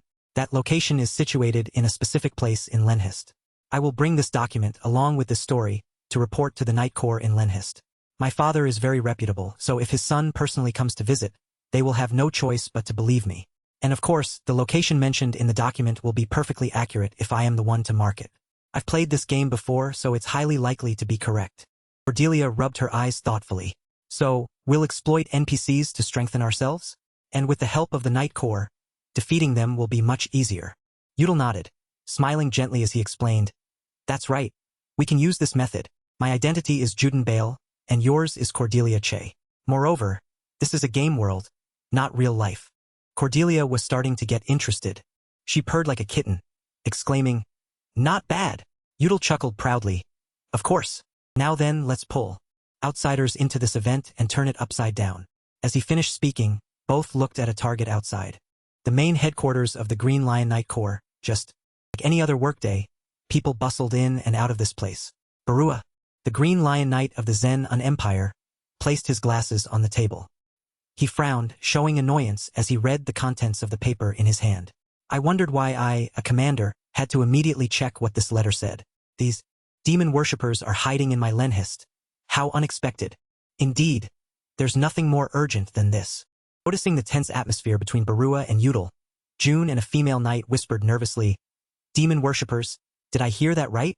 It seems to be a top-secret order from the Count. Udal calmly shook his head and explained, because of what was written in the letter, he told me I had to personally deliver it to you. He also instructed that after reading it, you must burn it. This made him even more determined. He had to dispose of the fake as soon as possible. After reading the entire letter and hearing Udal's explanation, Barua put the letter down and decided, let's do it. I have verified the contents of the letter Count Bale sent me, with the remaining knights in the branch. We will try to track down the hideouts of those demon worshippers as quickly as possible. Udal raised his hand to offer a suggestion. Excuse me. This might be a bit childish and sudden, but may I, along with my escort, accompany you? Hearing Udal's proposal, Barua was stunned in surprise. Then he spoke. A cold and sharp voice, each word like a thin blade. Your escort is no problem. But from what I know, your health isn't good. Udal immediately interjected, his voice pouring out like a rushing stream, unleashing a long, unbroken speech. That's true. Because of my illness, I've been confined to the house all this time. That's why I usually don't ask for things like this. But this is the first time my father has entrusted me with something. So I still want to continue contributing until the very end. Furthermore, this will be a wonderful opportunity for me to witness firsthand why my father holds such admiration for the Green Lion Night Corps. Barua didn't expect to be held in such high regard. He asked with curiosity, does Count Bale truly hold us in such high esteem? Udal flashed a practiced smile. His entire being radiated trustworthiness and assurance. Yes, besides my father, Count Che also said this would be a valuable experience for young knights. Both of them agreed that the young knights would be fine because Commander Barua is truly outstanding. Perhaps because of these flowery compliments, Barua accepted the request. I understand. I will allow you to come along. Udal replied with a bright, flower-like smile. Thank you, sir. 30 minutes later, the first squad of the Demon Hand, Udal, holding a piece of paper, ran over to Barua. Commander Barua, we just found something. We found this in a chest in the corner of the room. It seems to be something important. Barua was startled and amazed as he read the contents of the paper. It contains the locations of other meeting points in Lenhist and information about their important members. Author, Juden Bale. Secret. Excitedly shouted the announcement. The name of the demon-worshipping group hiding in Lenhist is the Demon Hand. We now also know 6 other meeting locations of theirs. Everyone quickly returned to headquarters to hold a strategic meeting. All the knights responded in unison. Understood. 2 hours and 40 minutes quickly passed. Barua loudly assigned tasks. Split into 6 groups. We must show them the might of the Green Lion Night Corps. All the knights responded in unison. Understood, Commander. At 6:25 p.m., a report came in. One of the key members of the Demon Hand, Baron Eder, has escaped. Barua angrily urged. Find him. Search every nook and cranny. Destroy the enemies of the empire, the demon worshippers. And so, everyone searched everywhere until 11:45 p.m. Cordelia, utterly exhausted, leaned on the table and sighed. Ugh, my legs are gone. Running around looking for mages in Lenhist has completely paralyzed my legs. If only I could just send a notification to arrange a meeting like in the game, that would be so much better. Like this. If I'm this tired, then... Cordelia turned and poked Udall. But you're like a soulless corpse. A soulless corpse. Cordelia was amused that Udall had no reaction. A soulless corpse.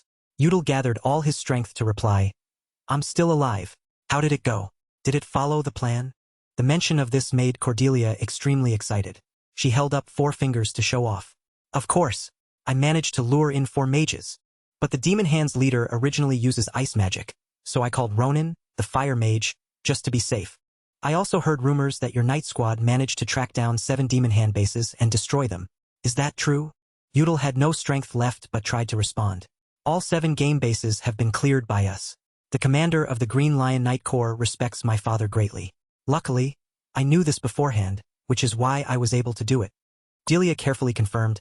In the original story, there were a total of 12 bases, right? Udall's complexion improved slightly. He nodded in response. At least we've cleared half of them. Besides the Green Lion Knight Corps, the Guard Knights also know about this threat, so we can rest easy for now. Cordelia understood and changed the subject. Alright, on to the next step of the plan. Are you ready? What do we need to do? Udall spoke in a serious tone, instructing, now we need to install some things in the meeting hall. The most important thing will need to be ready by the day of the grand banquet. Cordelia asked curiously, the most important thing? Udall's gaze sharpened. He pointed forward and spoke in a firm voice that stunned Cordelia. The targets of the Demon Hand. Protecting those 2 in this situation is the most important thing. Cordelia understood the current situation. That's right. The people they're targeting right now are Cordelia and that guy, Lucas Ritzberg. As she finished speaking, she looked down at the book on the seat. In the tranquil night, a carriage stopped in a nearby forest. The person inside the carriage was Lucas. He leaned on his hand, looking out thoughtfully. In a certain mansion, Baron Edder's ear-splitting scream echoed through the quiet night. How could this happen? 7 bases destroyed in just one night. Do you know how much money I spent building them? His 2 subordinates bowed their heads in fear, muttering, We apologize. We're still trying to find out why. Edder flew into a rage, slamming his hand on the table. It's too late now, even if you bury your faces trying to find the reason. Now those green lions might even know the locations of the remaining bases. The meeting is about to happen. How can we carry out the plan in this situation? A young man's voice suddenly rang out. It doesn't matter. Hearing this person's voice, Edder shrank back in fear. He froze, slowly turning his head to look at the young man. Edder trembled with fear. Lord Minos. Minos was known as the man who harbored a demon within his body, with the ambition of becoming half-human, half-demon. No longer looking fierce as before, Edder timidly explained, But our side strength has been cut in half. Right now. Minos didn't want to hear these empty words anymore. He glared angrily, his gaze making Edder flustered and speechless. Minos let out a sound that made everyone freeze in fear. According to the report, it seems Cordelia Che has appeared in Lenhist. Is that true? Edder and his 2 subordinates screamed in fear, assuring him, Yes, that's right, sir. Lucas Ritzberg, another one of our targets, will also be in Lenhist tomorrow afternoon. Minos growled, ordering, Then the plan will remain unchanged. Within 2 days, I will capture one of them. Then I will summon a demon to this empire. Even if some things have changed, I must stick to the original plan. As he spoke, a cold magical current appeared on the ground. Soon it was the afternoon of the meeting day. Dahlia and Maya excitedly cheered and praised after dressing up the young couple. All right, everything is done. They were already charming, but dressed formally today, they exuded an even more irresistible charm. Maya's eyes were fixed on the 2 young ones, showering them with lavish praise. The outfits were already beautiful, so dressing them up was a joy. She was extremely satisfied with the result. Dahlia looked down at the watch in her hand, worried. Really? Time flies so fast. We'll head out first to prepare for the journey. You 2 take your time getting ready. Udall was not in a hurry. All right, we'll follow right after. Both Cordelia and Udall liked their outfits for the day. She fascinatedly played with her pink lock of hair. She walked gracefully to the mirror. Cordelia herself was delighted with her current appearance. As expected, Cordelia is truly beautiful. Seeing Cordelia's narcissistic demeanor, Udal was speechless and helpless. Stop being so narcissistic. You're so impatient. Cordelia chuckled teasingly. What? Don't you think I'm beautiful? She's truly the prettiest waifu in Lo too. Cordelia is the best. Udal looked too bored to speak. It's not that I don't agree. I only said that because you suddenly started talking in the third person. Despite saying that, he extended his hand towards Cordelia and spoke in a gentle, prince-like voice. Anyway, today is still an important day. Let's try to focus more intently. This action of his annoyed Cordelia to no end. She brushed his hand away dismissively. What are you doing? I have nothing to give you. Udal, embarrassed, quickly tried to cover it up. I didn't expect anything more from you. I'm just escorting you. Cordelia blushed shyly as she looked into his eyes. You're putting on airs a bit. Udal had to argue back. I'm getting goosebumps too, you know. Dahlia and my A are waiting for us in the carriage. So hurry up and hold hands. At the annual meeting, it was easy to think it was just a minor event, judging by its name. This was a significant event, primarily focused on the 12 heirs of the northern families. As it was a major event, many people from different social strata attended. The most powerful people in Lenhist, those famous in high society, and those who wished to build relationships with the 12 families all participated in this annual grand banquet. Therefore, whether you were invited or not, once you arrived here, your social status could change. This meeting had that much influence. Just looking at it was enough to know how important it was. As they stepped into the banquet hall, Udal softly spoke to confirm, You remember the plan, right? Cordelia nodded in affirmation. Of course. Protect Lucas from the Demon Hand Society, no matter how strong they are. They can't cause major trouble with only half their forces. But there were still a few issues that bothered Udal. That's true, but the moment the two stepped inside, they attracted all eyes and whispers. Lady Cordelia, and next to her is her fiancé. Is that Count Bale's youngest son? People say he's a burden to the Count, but he doesn't look that bad. Is he cured? They both look much more beautiful than rumored. They truly make a beautiful couple. This made the two uncomfortable. There were too many scrutinizing gazes. It was even difficult to focus on the plan. This is utterly annoying.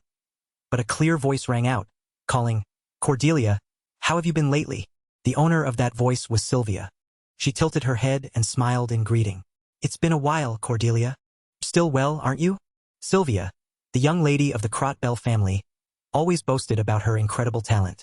Accompanying her was Viola, the youngest daughter of Viscount Lang, who suffered from social anxiety disorder.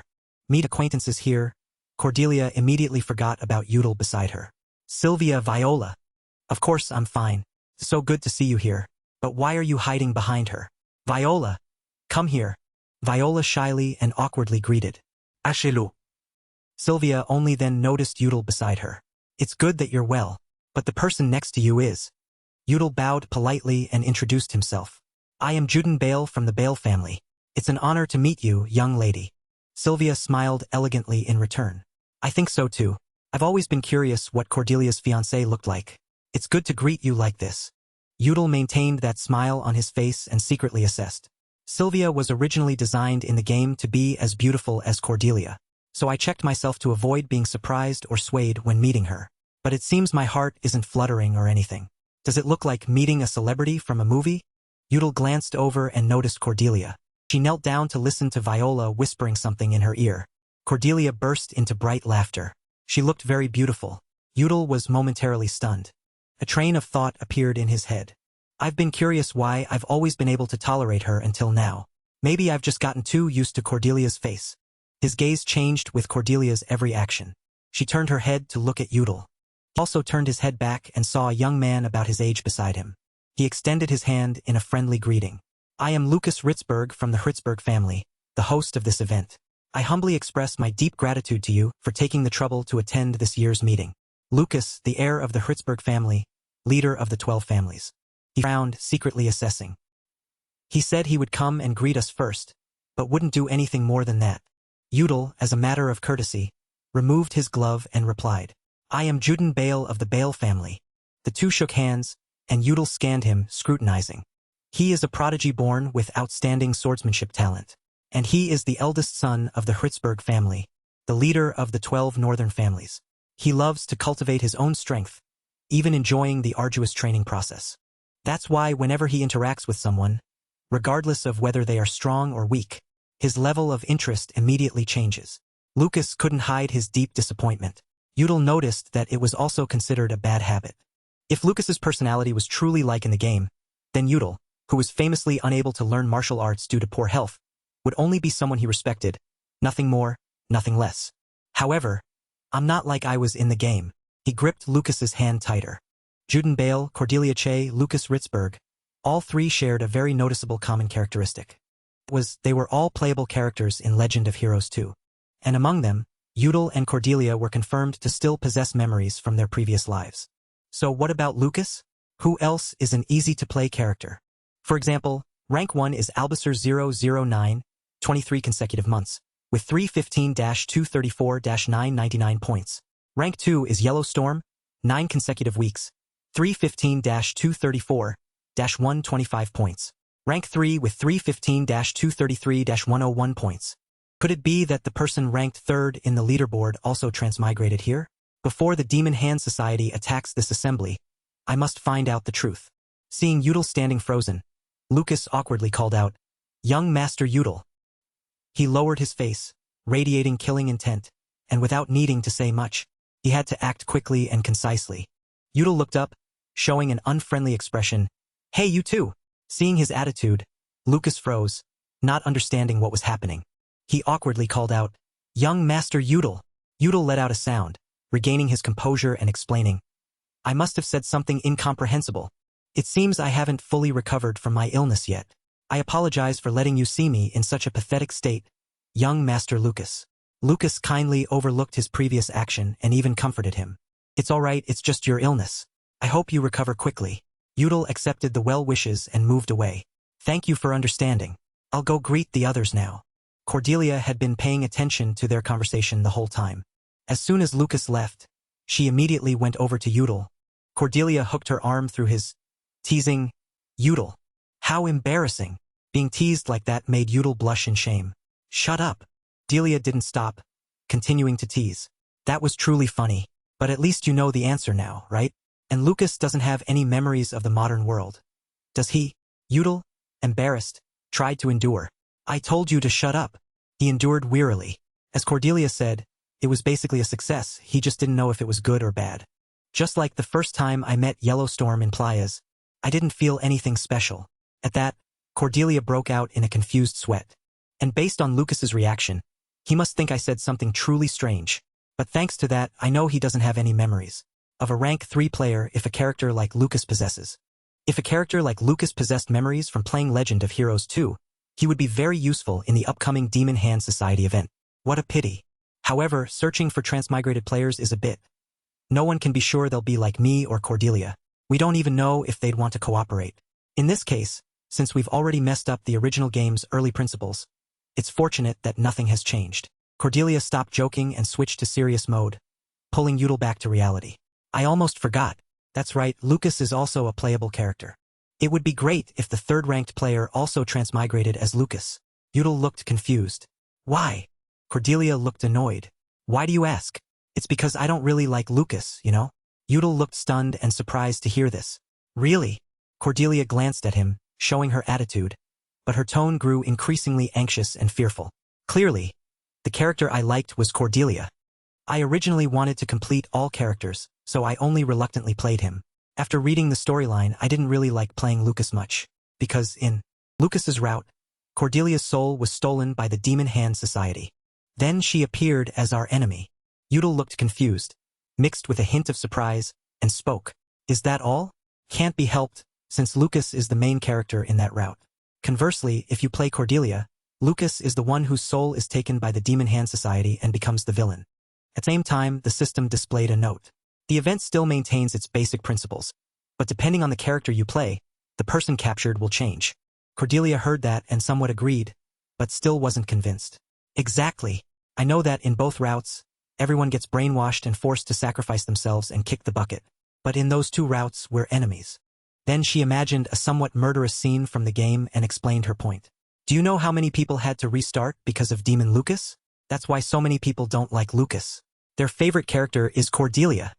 Now Cordelia irritably asked again. "Do you understand now? I have a grudge against him." "A grudge? You just reluctantly." I know." Suddenly, her voice rang out again. There's another private reason. Yul, utterly exasperated, asked again. There's more. Cordelia continued her lecture. I still remember Romanticat's Lucas. Her hobby was dressing him in super cute outfits and parading him around. Just thinking about that is enough to make my head explode. The person in her imagination also spoke. All characters must wear cute-made outfits and glasses. Even if it costs money, I don't care. No. The system reappeared to explain. Alt is short for alternate character. Sub is a character played by the game host alongside the main character. Still tried to conclude the matter. I think we're somewhat relieved that Romanticat isn't here, aren't we? If she were here, just looking at Lucas would make me feel disgusted. She quickly agreed. Agreed. Suddenly, Cordelia's clear blue eyes glanced in another direction. She quickly waved in greeting. At the same time, she explained Yudel's confusion. It's Ronan, the fire mage I lured from the Crimson Sunset Tower. At this moment, both their gazes turned towards that person. But her tone slowed slightly. But this is the first time I've seen him with these two people. I remember now. He said he would report back to the other mages in Lenhist. He must have told those two. I also met 3 other mages outside. So the total number of mages from the Crimson Sunset Tower attending today's meeting is probably 6. Scene shifted to a panoramic view of the magnificent castle, illustrating Cordelia's words. Above all, if we add the knights sent by Sir Barua and the guards of the 12 families, there will probably be over 30 people. Compared to the original, the security is quite tight. Returning to the previous scene, her eyes were now directed at him as she asked. Now we just have to wait for those people to break in, right? Yudel looked directly at Cordelia and replied. Although it will be a bit difficult to time it perfectly. If we compare this event to the unicorn incident before, we can't be sure they will attack at the same time and location. So it's better to be a little cautious. Just stay close to Lucas while greeting people to easily keep him under control. At this, she slowly spoke. Understood. Then she returned to her playful attitude, glancing at the other person and scolding. I've been itching to kick that crazy guy's ass for a while now. I don't know why he likes to cling to Sylvia so much. Yudel then looked in that direction. She's talking to a man. No wonder I wondered why young Lady Sylvia looked so distraught. That's Felix Duran from the Marquis Duran family. Then he turned back to Cordelia. You know Felix is the oldest among the children of the 12 families attending today's assembly, right? She replied without any politeness. So what if he's old? I'm not afraid of anyone. Yudel heard that and was completely dizzy. Are you planning to fight or something? Cordelia immediately took the opportunity to tease. Are you scared? He watched her turn away, utterly helpless, and spoke. Whatever. Do what you want. Yudel let out a long sigh. His whole body calmed down for a moment. He imagined in his head and thought to himself. Besides Lucas and Cordelia, the children of the 12 families, whether they live or die doesn't really matter. Then he voiced his thought. But it's come to this. We have to save them. At this moment, Yudel's eyes turned forward, observing. Cordelia was standing with Sylvia and Felix. She spoke continuously, even though he seemed a bit arrogant. But what he noticed was her expression and disdainful demeanor. Look at her openly despising him. He broke into a somewhat doting smile and thought to himself. She truly isn't afraid of anyone. At this moment, Yudel imagined a woman in extreme panic, fleeing. Never mind. I prefer her disdainful expression anyway. A Cordelia who always carried a sorrowful, melancholic look in the original story. His gaze softened, mixed with a hint of pity. It doesn't suit her at all. The scene shifted to another part of the party, where a band was playing colorful melodies. Yudel observed and spoke. The song changed? It must be time for the dance. Suddenly, he noticed something else. The Demon Hand Society still hasn't. Then he looked around at the girls in the grand hall. Yudel was immersed in surprise. A hand tugged at his sleeve. Hey, hey! Then that person pointed towards Maya. Your escort just left in a hurry. Yudel heard that and was a little annoyed. Don't call her my escort. Then he saw her standing with Dahlia and asked in surprise. What's wrong? Why did she suddenly call Dahlia over? How strange. Cordelia saw this scene and stammered. What is it? The surrounding girls all looked at him with the same expression. She continued to voice her thoughts. But look at this. You think the same as me, don't you? Open it. Yudel immediately agreed. It's obvious, isn't it? Suddenly, Yudel's thoughts appeared, along with his and Cordelia's surprise. It's understandable for us to step out and dance now. The guests attending this assembly are all young, so most would naturally think of things like dating. But it's not as simple as other friendly couples. Yudel and Cordelia's dance is a dance between an engaged couple. Finally, he had to accept it and slowly put on his white gloves. Well, so be it. Suddenly, his words made her a little surprised. Young Lady Cordelia. And Udal extended his hand towards Cordelia and gently asked, "May I have this dance with you, my lady?" At this moment, Cordelia's heart screamed, "Bastard! I don't want to. How annoying!" But outwardly, she had to agree and extended her hand. I mean, of course, young Master Udal. She gracefully descended the crimson stairs, step by step. Udal and Cordelia held hands, dancing in the crowded grand hall. At this moment, she couldn't take it anymore and cried out, "Oh my God, my whole body is stiff. Hey, you know how to dance, right?" He replied, a little surprised. "Why do you ask?" Udal smiled lightly. His voice rang out evenly again. "You know how talented Udal is, right? It's just that due to the 9 yin-yang blockage, his strength was reduced." Then he placed his hand on her slender back, supporting her. He was good at anything that required his body. She quickly replied, "Of course, I know." But inside, she wanted to explode. What a shock. He suddenly pulled me in. Then Cordelia realized. He seems heavy. Are Udal's shoulders always this broad? His height is also a bit. Udal saw her silence and called out, "Cordelia." Cordelia then spoke. "Ah, it's nothing." He seemed a little disappointed. "Is that so? Then never mind." Udal continued to speak. "Let's just dance." No sooner had he finished speaking than a large explosion suddenly erupted. It sent a few people standing nearby flying into the air. Udal quickly embraced the frightened Cordelia to reassure her. In his eyes, there was only the image of the explosion, growing larger and larger. Suddenly, in the chaotic space, a group of people with covered faces appeared. Anxious cries rang out. "Young lady! Young master!" Along with that, a person's feet slowly advanced. Cordelia quickly spotted him and cried out, announcing, "Udal! Over there!" Platinum hair was gently flowing. He stood parallel to Lucas to protect Sylvia. Minus, with sharp eyes, spoke. "Found him. Lucas Ritzberg." His hand quickly reached inside his clothes, searching. Lucas pulled out a small knife to block in front of him. He spoke with a hint of guilt to Sylvia. "Young Lady Sylvia, I am not properly equipped right now, so defeating the enemy is impossible." Lucas's voice remained steady. "Therefore, while I hold him off with all my strength, please try to find a way out and run." She couldn't believe those words and was utterly panicked. "Young Master Lucas, what are you saying?"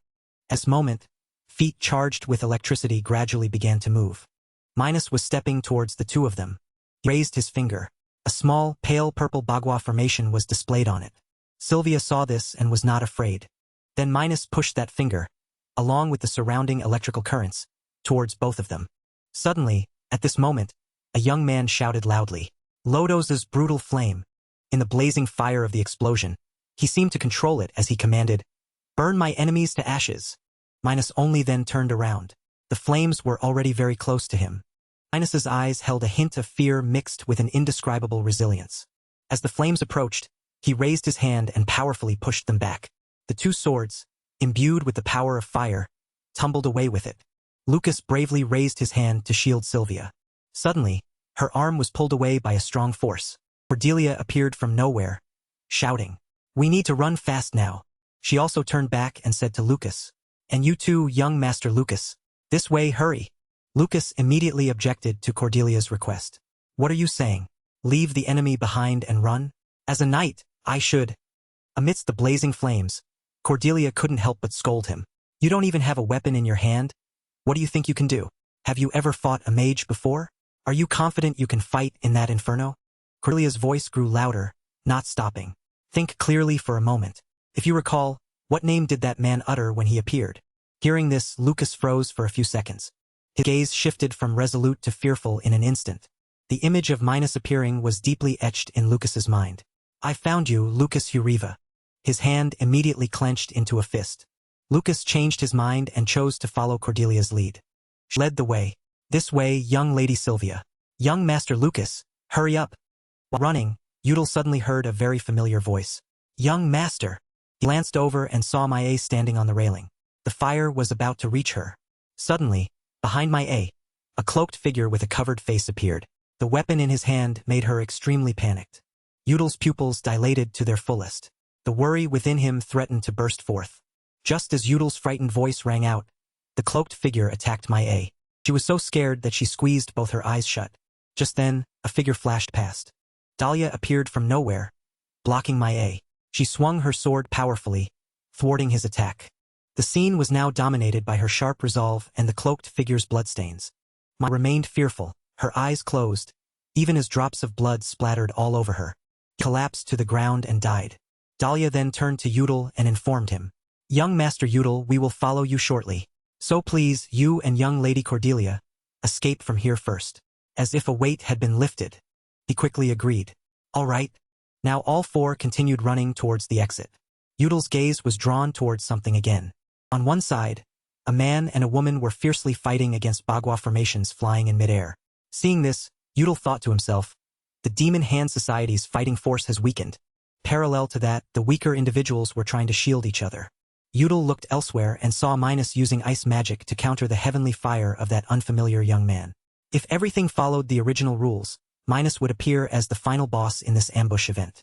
But because he appeared in the very first minute of the attack, that's proof that he was still lost in thought, even as someone observed the four of them.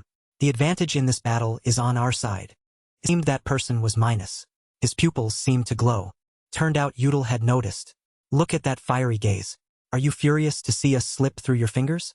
Both Lucas and Cordelia are here, following us exactly as we planned. The scene shifted to the entrance of the massive castle. A voice suddenly echoed. This way, we need to go through the passage right next to the stairs. Cordelia placed her hand on a secret button hidden on a small carved stone and called out. Here! Sylvia and Lucas were both extremely surprised to see that. She still couldn't shake her surprise and asked, where is this? How is there a door inside the wall? Cordelia, while controlling the light orb in her hand, replied, out. No. Young Master Udal was the one who found this secret room. Just go in for now. The four entered a large, neutrally colored room. In the center, something cylindrical was displayed. Around the room was a display rack full of various swords. The image of the item from earlier was magnified. An elegant staff with a crescent moon symbol, white wings and a glowing gem all exuded mystery. Sylvia, with a look of utter surprise, spoke. This is the first time I've seen a magic circle. And this staff too. Cordelia, Cordelia, in a hurry, opened the cellar door and called out. We're in a rush right now, so I'll explain later. She turned back and urged. Sylvia, please, go down here, and stay in there for a while.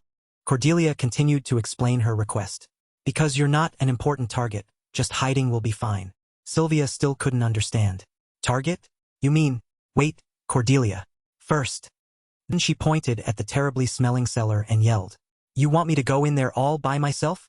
Cordelia, a little impatient, went and pushed Sylvia. It's fine. Go in quickly.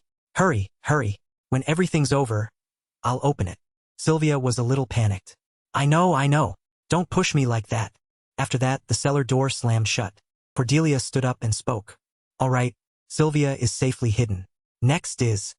Suddenly, a hand appeared, gripping the hilt of a sword. Lucas, drawing the sword, announced. I will return to the main hall. This surprised Cordelia greatly. What? The image of weapons piled in the corner of the room appeared along with Lucas's steady voice. Oh, I found a weapon. As a knight, I don't want to cower and hide in a secret room like this. Without waiting for a reply, he continued, even as Udal sighed heavily. And if I am their target, then the three of you will be safer if you stay away from me. Now I will go with the other knights.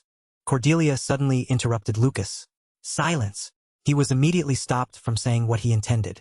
The system displayed a note for her words. Silence. Suppresses sounds emitted from the target's mouth for a certain period. Lucas opened his mouth to speak, but only distorted, inaudible words came out. Cordelia, beside him, acted as if nothing happened. See?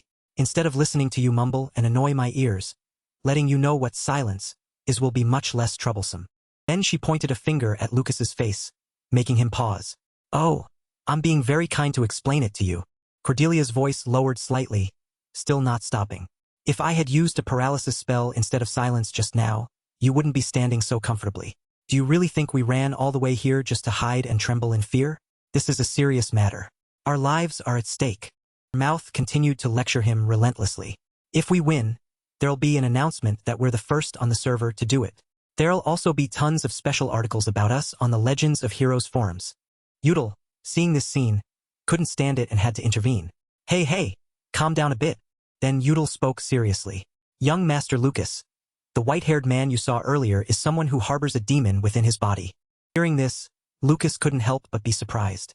Cordelia, beside him, was pouting because he hadn't listened to her. Udall continued to explain to him.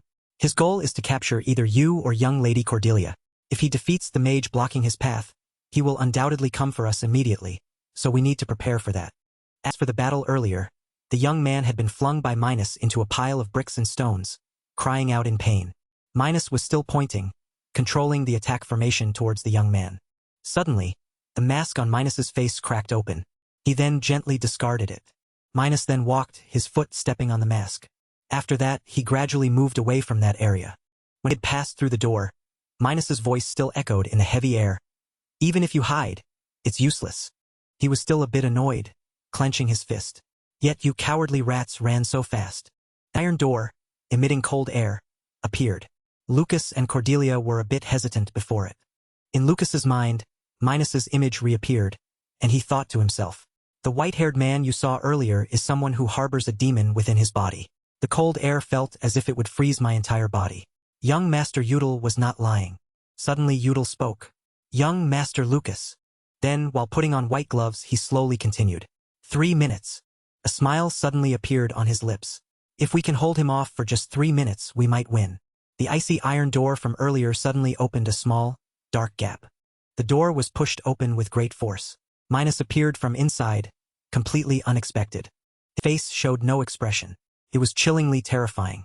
Suddenly, Minus's pupils flickered slightly. It seemed he had discovered something. From the ceiling, fragments of magical light slowly fell downwards. Once again, an explosion occurred, but with reduced intensity. Udall, though not greatly affected, was still quite worried. Even if it's just 1 star, I threw a lot of positioning magic circles at him. I wonder if he's hurt. Suddenly, Minus's sharp gauntlet gleamed, as if signaling something. He snapped his fingers. Fragments of ice immediately rose around him. Udall also felt the air and raised a hand to cover his face. It's really cold. So I can't attack him with low-level magic? But, as long as he steps into the barrier. At this moment, Minus suddenly exclaimed, surprising the two of them. Lucas Horsberg and Cordelia Che. So both of you are here. Cordelia was desperately pulling off her gloves with her mouth. After that, it was quickly pulled off Cordelia's hand. Minus maintained his contemptuous expression. Sacrificing to this extent, you might summon a higher-level demon than expected. He took slow steps towards them. Udall wore a look of pure delight. He's in the barrier. As if sharing the same thought, Cordelia also had the same expression as him. Minus walked closer, calling her name. Cordelia. Cordelia, hearing this, was overjoyed. No need to remind me. She cut her palm with a knife and shouted loudly. Activate. Cordelia's drops of blood fell. They revealed a magic formation beneath the floor. Minus stood frozen as he heard her speak. Velastin's magic circle.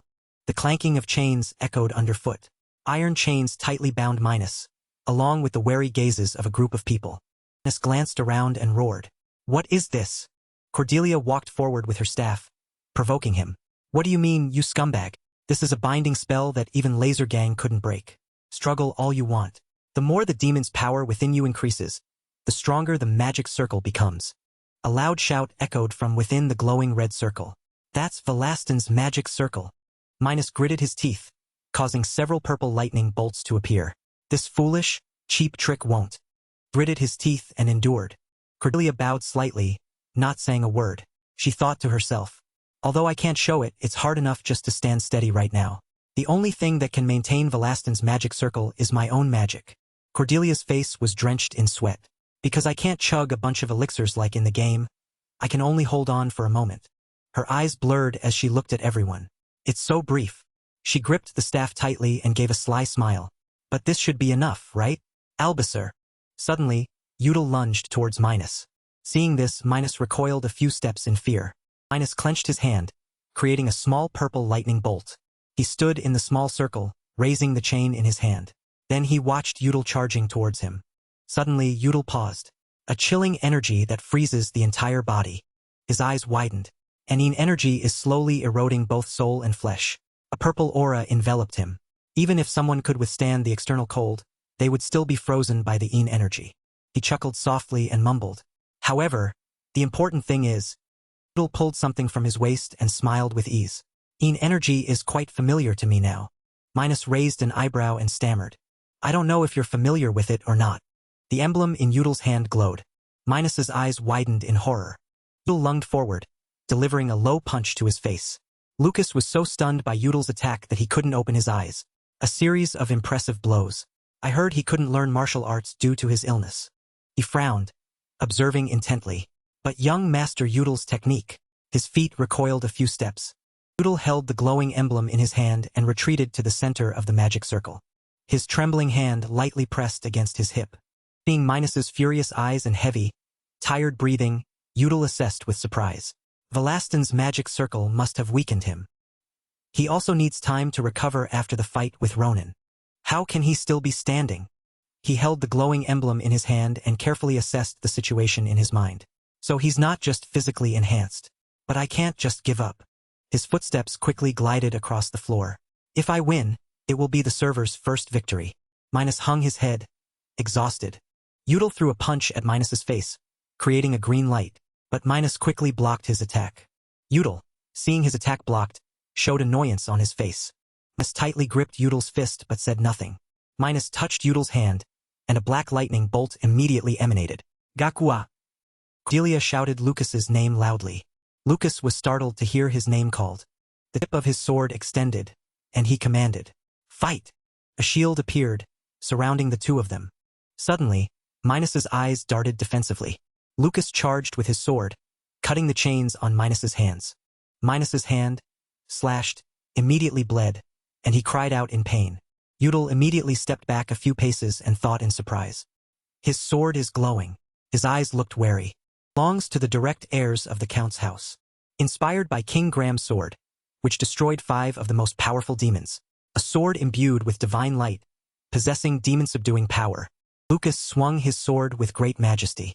Minus's eyes filled with rage. You wretched bug! Minus tensed up and roared furiously, creating a purple circle above his head. Lucas charged with his sword, gracefully dodging the ice attacks Minus unleashed. Standing in the center of the circle, he swung his sword repeatedly to counter Minus's attacks.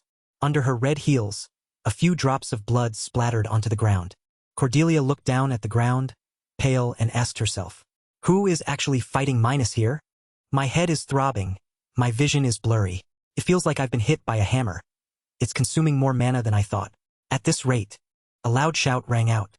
"Lia!" Udal, seeing her dazed, angrily called out. "Cordelia!" She gradually lost consciousness, her face pale, with a few drops of blood trickling down. Udal asked with concern, "Are you all right?" From here, Cordelia stammered. "I can't hold on much longer, this idiot." Udal hesitated, asking cautiously, "I know, but can you still do it?" She stammered exhaustedly. "Still, but it's going to break," he said hopefully. "But now we can only put our faith in it." Udal grabbed her shoulder and asked seriously, "Are you sure you can do it?" Cordelia gasped. Suddenly, her head tilted back. Cordelia gripped the staff tightly in her hand, her face pale and breathing heavily with difficulty. "Of course. Let's do it." Lucas's sword continued to swing. Each incoming ice attack was deflected back into the magic circle. The two faced each other, unleashing a barrage of attacks. Minus angrily gritted his teeth and cursed. You useless human scum." Ice attacks continuously emerged from the magic circle, rushing forward. Lucas retracted his sword and simultaneously raised his hand to block the barrage of ice attacks. Lucas gritted his teeth, looking annoyed. His power is still incredibly destructive, even though his entire body is locked down. Seeing the purple magic circle appear behind him and the continuous ice attacks, Lucas's eyes widened in surprise. Is his magic infinite? Lucas sighed, reassuring himself. Stop thinking negatively. He raised his sword decisively, his eyes filled with anger towards Minus. Anyway, I have no retreat. If young Master Udal's words are true, then I cannot let this man step out of the magic circle. The emblem in Udal's hand was also clenched tightly. He stood still, gripping the glowing emblem in his hand. Small foot with red heels stood to one side. There's only one chance. A staff was raised high. Udal was preparing to unleash a direct thunderclap punch, just as Minus's breathing became unstable. Cordelia desperately clung to the staff, her face haggard. She vaguely thought to herself, even if I save it, it's just an item. If I fail here, Lucas or I will become a demon. The problem is, my vision is too blurry. I can't see the target clearly. She closed her eyes and pondered for a moment. It's come to this. I'll just have to rely on sound and my instincts. The two were still fiercely attacking each other. Lucas gained the overwhelming advantage, swinging his sword close to Minus. Bound by chains, Minus could only create an ice shield to block the attacks. Lucas struck the ice shield, and a few small fragments flew into his face. Minus seized the opportunity and launched a rapid series of attacks, forcing Lucas to retreat a few steps. He looked through the ice shield, gritting his teeth in annoyance. Cordelia held her staff and stood silently to one side, emitting a brilliant aura. Lucas's sword also radiated power as he charged forward. He charged with his sword, stabbing directly into Minus's chest, causing the ice shield to shatter and fly all around. Lucas's eyes, full of ambition, glared. Minus gritted his teeth with hatred. His feet also recoiled a few steps. Cordelia's body also began to slump. She raised her staff with certainty in her heart. This is the moment. The chains on Minus's body began to break, surprising him. His eyes widened in astonishment as he mumbled. The chains? They're gone. Lucas wiped the dirt from his face and also stared in disbelief. His face was also drenched in sweat. The aura of moonlight. Cordelia shouted loudly. Awaken from eternal slumber. She forcefully plunged her staff into the ground. The staff was planted, she commanded. And shine upon this place. A few small lights emanated from the tip of the staff. Light shone brightly throughout the entire main hall, forcing Minus to cover his eyes. Irritated by the blinding light, he clenched his fist. Minus's hand slightly parted to peek, and he asked himself, Moonlight? What trick is this now? Streams of gentle light slowly converged and gathered at the emblem in Yudel's hand. He raised the glowing emblem high to collect the streams of light in the main hall. Simultaneously, Cordelia collapsed behind him, exhausted. Minus, hit by the light, irritably raised his hand to shield himself. Light, moonlight is surrounding that necklace. What is this? His hand, scorched by the light, began to smoke. Slow footsteps approached, and a provocative voice rang out. Don't bother. Blocking it won't do anything. Hearing the voice, Lucas, curious, leaned on his sword and turned to look. This is the result of combining moonlight magic accumulated over 100 years, and a holy relic imbued with the power of the sun god Solari. Yudel raised the emblem and declared loudly. By now, if I were using a normal sword, this would be similar to a lightsaber. Do or do not, there is no try. What the hell is that? A note appeared to explain. Lightsaber is the sword of light appearing in the Star Wars series. Possesses ultimate power, capable of cutting through anything. Minus squinted, sneering. Meaningless. He looked around fearfully. That light is truly dangerous. I must find a way to escape this enclosed room and go to a place where that monstrous light can dissipate. Minus quickly escaped the magic circle to flee from the emanating light. Seeing the wide-open door before him, he didn't hesitate, rushing forward to the astonishment of everyone in the main hall. Yudel, seeing him flee, raised his hand, which contained the magic circle, and angrily questioned. Who said you could leave? With that, he turned the floor beneath Minus's feet into an ice rink, making him slip before he could react. He immediately fell with a thud. Seizing the opportunity, a nimble pair of feet gained momentum. Yudel, using his burst of power, lunged towards where Minus was sitting. Seeing Yudel's figure before him, Minus was too scared to resist. Minus's face, filled with astonishment, appeared. He could only lie still, watching Yudel raise the glowing, green-shrouded emblem in his hand. Cordelia, breathing heavily with difficulty, sat to one side, gesturing with her finger. Yudel then delivered a powerful blow directly to Minus's face. Green lightning bolts, like coiling snakes, split into large lines, making the current scene incredibly chaotic. Lucas, covered in dust, struggled to raise his hand to cover his eyes. Suddenly, he saw something and dropped his hand, staring wide-eyed. At that moment, Minus lay battered and motionless amidst the rubble and stone fragments. His torn shirt revealed glaring purple stains on his chest. Yudel stood beside him, hands on his knees, panting heavily. Sweat poured down his face. He bowed his head. Finally, it's over. Yudel tiredly closed his eyes. Cordelia, on her side, was also breathing with difficulty. Just when it seemed everything had ended, Minus's finger suddenly twitched slightly. Cordelia's tears, which were streaming down, stopped. Her eyes and face darkened with extreme fear. She struggled to push herself up from behind. Cordelia shouted tensely, Yudel! Minus swiftly raised his hand.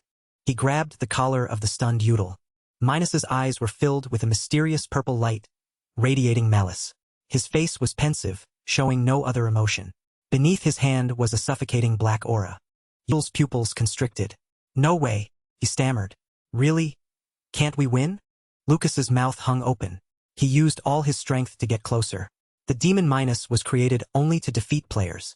Cordelia, on her side, was also stiff. Someone who had never tasted defeat before anyone. Her face darkened. Her trembling lips and tears on her cheeks fully conveyed her shock. Sweat poured down Yudel's face. Minus also stared intently back at him. Suddenly, at this moment, he collapsed to the ground. His gauntlet fell, and a source of light appeared on Minus's arm. Lucas stood upright in surprise. Minus's arm was shrinking, making him extremely bewildered. What? This? A small purple light flashed on his face. His eyes were utterly astonished. Minus angrily raised his hand. No. Not yet. I haven't lost yet. Yudel heard this and gave a cold laugh. Minus hesitated. Magic. I just need to recover my magic. Large and small cracks appeared on his face. He gritted his teeth. These small cracks. Suddenly, Minus stopped.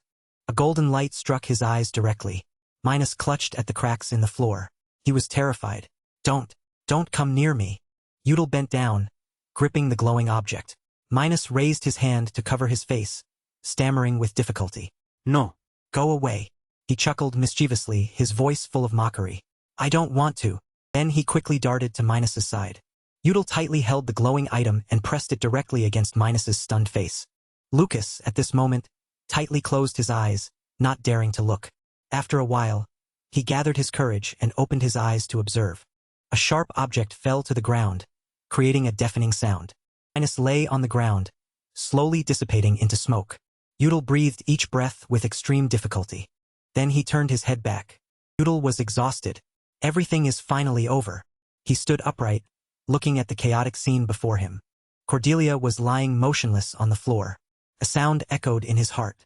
Yudel's face darkened with extreme fear. He slowly moved his feet closer. Yudel's vision blurred. He reached out as if to touch her. Yudel felt dizzy. His whole body swayed to one side. Then Yudel saw Lucas frantically running towards him. He managed to catch Yudel by the shoulder. Yudel stammered. Just as he uttered the last word, he closed his eyes tightly, completely unconscious. A notification appeared. You have achieved the title, Unconquerable Conqueror. All stats will be increased by 5%. Scene change. Yudel woke up startled in bed. Cordelia. After realizing he was in his room, he immediately fell silent. Yudel turned his head, asking himself, is this Lenhist? Maya, who was dozing beside him, immediately woke up when she saw he was awake. Young master. At this moment he noticed Maya beside him. He saw her clutching her chest, her face full of fear. Yudel stammered. Maya. She nodded hastily. It's such a relief that you've woken up. How is your body? In the room, the sound of their conversation echoed. A little numb, but I'm not hurting anywhere. Don't worry. Are you hurt, Maya? She quickly replied. No, young master. I'm perfectly fine, thanks to Lady Dahlia. Yudel heard this and slowly said, that's good then. I suppose I'll have to thank her. At this moment, Yudel observed Maya more closely and was surprised. By the way, Maya, didn't you sleep? Your complexion is very pale. Maya calmly replied. Taking care of you is my duty, young master. I'm just glad you're all right. Yudel heard this and replied. Thank you. How is everyone else? Maya recalled the scene of Dahlia carrying Cordelia.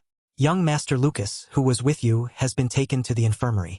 Young Lady Cordelia, who was also unconscious, was taken back to her mansion after receiving timely first aid. Then she remembered everyone in a panic. The doctor also said it was just due to overexertion. Both of you should rest and regain your strength. Many people were also injured. However, almost all of the ambushers at the meeting have been eliminated. The knights and mages took care of the scene at that time. Yudel bowed his head and let out a breath. That's very good. Suddenly, Maya touched Yudel's hand. He exclaimed in surprise. However, Maya was very calm. Her eyes were as bright as stars. She was happy. Young master. Yudel looked bewildered. Huh. Maya continued. Young Lady Cordelia is still resting. But she just woke up a moment ago. She paused shyly. So, would you? Then, gathering her courage, she straightened her back. Will you visit the young lady? Yudel's face darkened as he thought to himself. What good would it do to say I don't want to go now? Yudel sighed. He continued. This might mean I'm supporting my A's boundless delusions, but I still have to go check on her myself to see if she's okay. After that, Yudel, sweating profusely, stepped out of bed with a forced smile. Of course. Outside the villa, the sky was blue and the clouds white, utterly peaceful. Udall added, "Take me to young Lady Cordelia's room." A moment later he turned his head, puzzled. "I think I forgot something. What was it?" At bringing Udall to the room, Maya stood outside the door with her hands clasped, while Cordelia leaned her head slightly inside. She glanced over and smiled softly. "We'll wait outside. Please, make yourselves comfortable." The sound of the door closing echoed. Udall slowly walked in. Immediately, his eyes fell upon Cordelia's listless figure sitting idly on the bed. He couldn't help but exclaim, "Good heavens!" Udall's face was drenched in sweat. "Are you all right?" Cordelia bowed her head with a gloomy expression, showing no reaction. "I'm a soulless corpse." Udall heard this and found it strange. "And yet you still have enough energy to joke around, huh?" He sighed, thinking to himself. Thankfully, she's still okay. A moment later, Cordelia, with a pained expression, spoke. "How did you even crawl here? I tried to stand up earlier, but I got so dizzy I just collapsed." Udall was surprised. "You did?" She nodded. "Yeah, my magic is completely depleted." Her voice was now full of helplessness. "My head feels so heavy. Even when I sit still, everything's spinning." Udall rested his chin, speculating. "Like the symptoms after getting drunk, huh?" He stopped after hearing this question and looked up. "Huh?" He lowered his head and repeated. "I asked if it feels like a hangover." Cordelia hesitated. "Ah, yeah, probably." Udall, seeing her demeanor, decided to let it go. He turned around. "If your reactions are that slow, then your condition isn't very good, is it? If you're tired, just lie down." Cordelia pouted, thinking to herself, after effects of being drunk. Then she softly said, "It's fine. I feel a little better now." He tilted his head, slowly taking off his jacket, then suddenly remembered something. "By the way, did you hear it? Before you passed out." Cordelia didn't understand. Udall explained. "We got the title." As soon as he finished speaking, Cordelia was so excited she almost jumped up. Her hands clutched the blanket. Her voice was full of enthusiasm. "The title.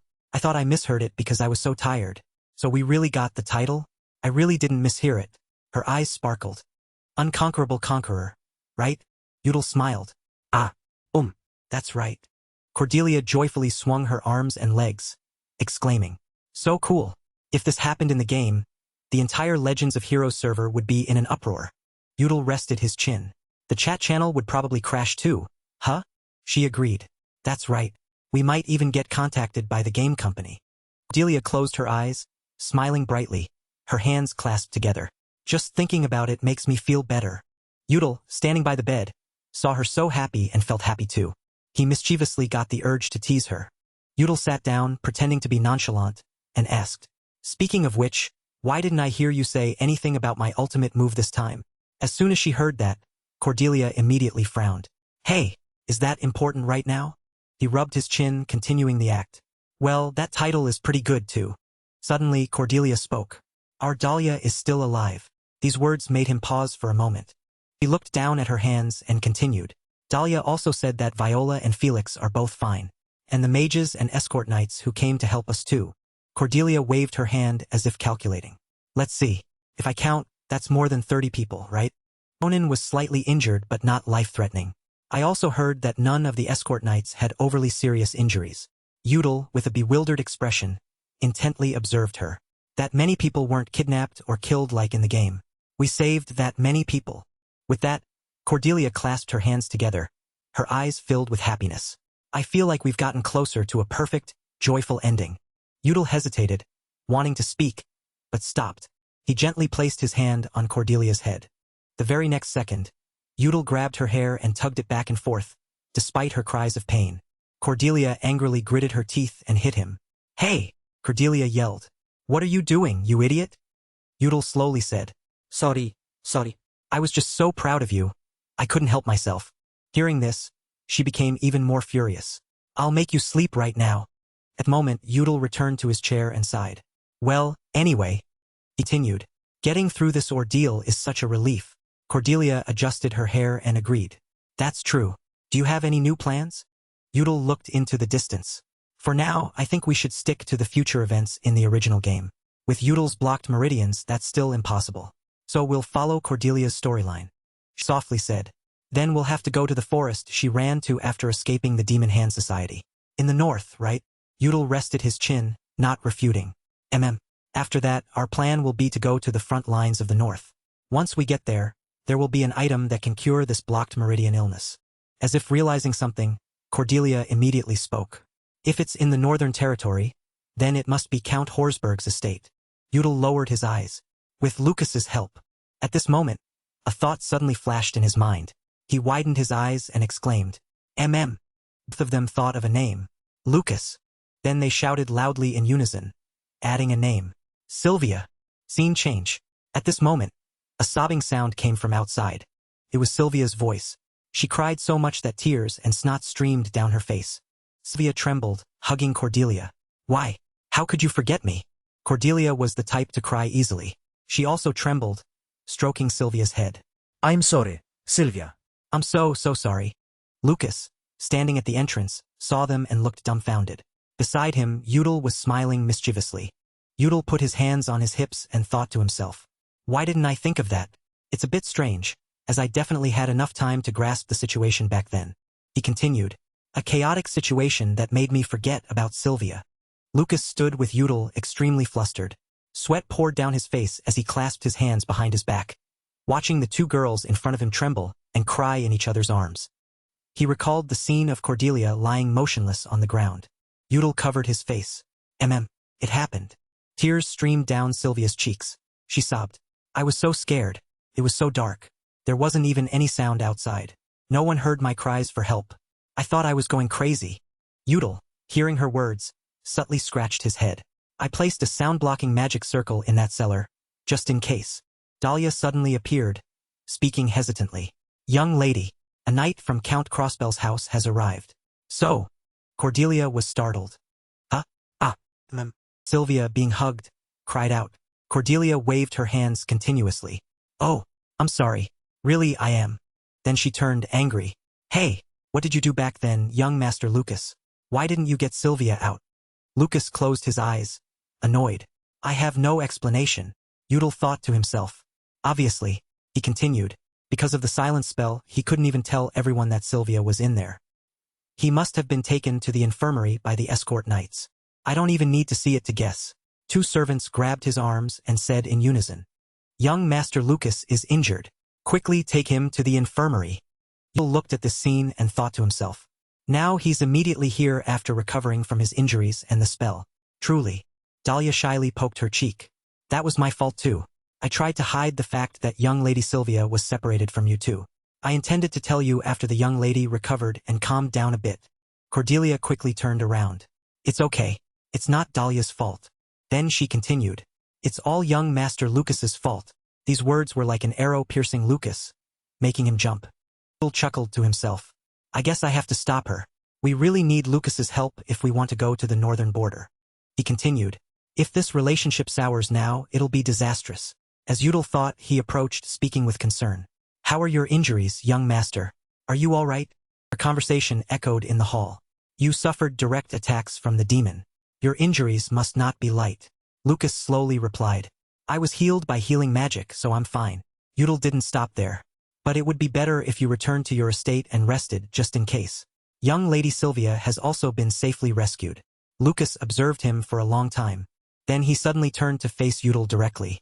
Actually, there's a question I want to ask you, young Master Udal. Udal was momentarily stunned. A question? Lucas slowly. Yes, young Master Udal. Is it true that you haven't fully recovered from your blocked meridian illness?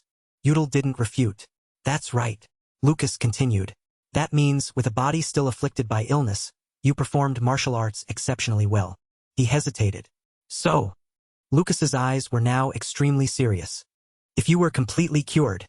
He looked at Udal's bewildered face. How strong do you think you would be? At this moment, there were only the four of them. The air was silent. Only Lucas's voice clearly echoed. The northern territory of Count Horsberg. Beyond that territory, there will be an extremely icy land with cold, biting winds. Dahlia and Cordelia listened with wide eyes. In that place, Lucas emphasized, there will be a cure for your blocked meridian illness. Someone was in the middle of speaking when Cordelia and Dahlia were observing. In that place, Lucas frowned sternly. There's a way to cure your 9 yin-yang blockage. Udal hesitated slightly. Really? He placed his hand on his chest solemnly.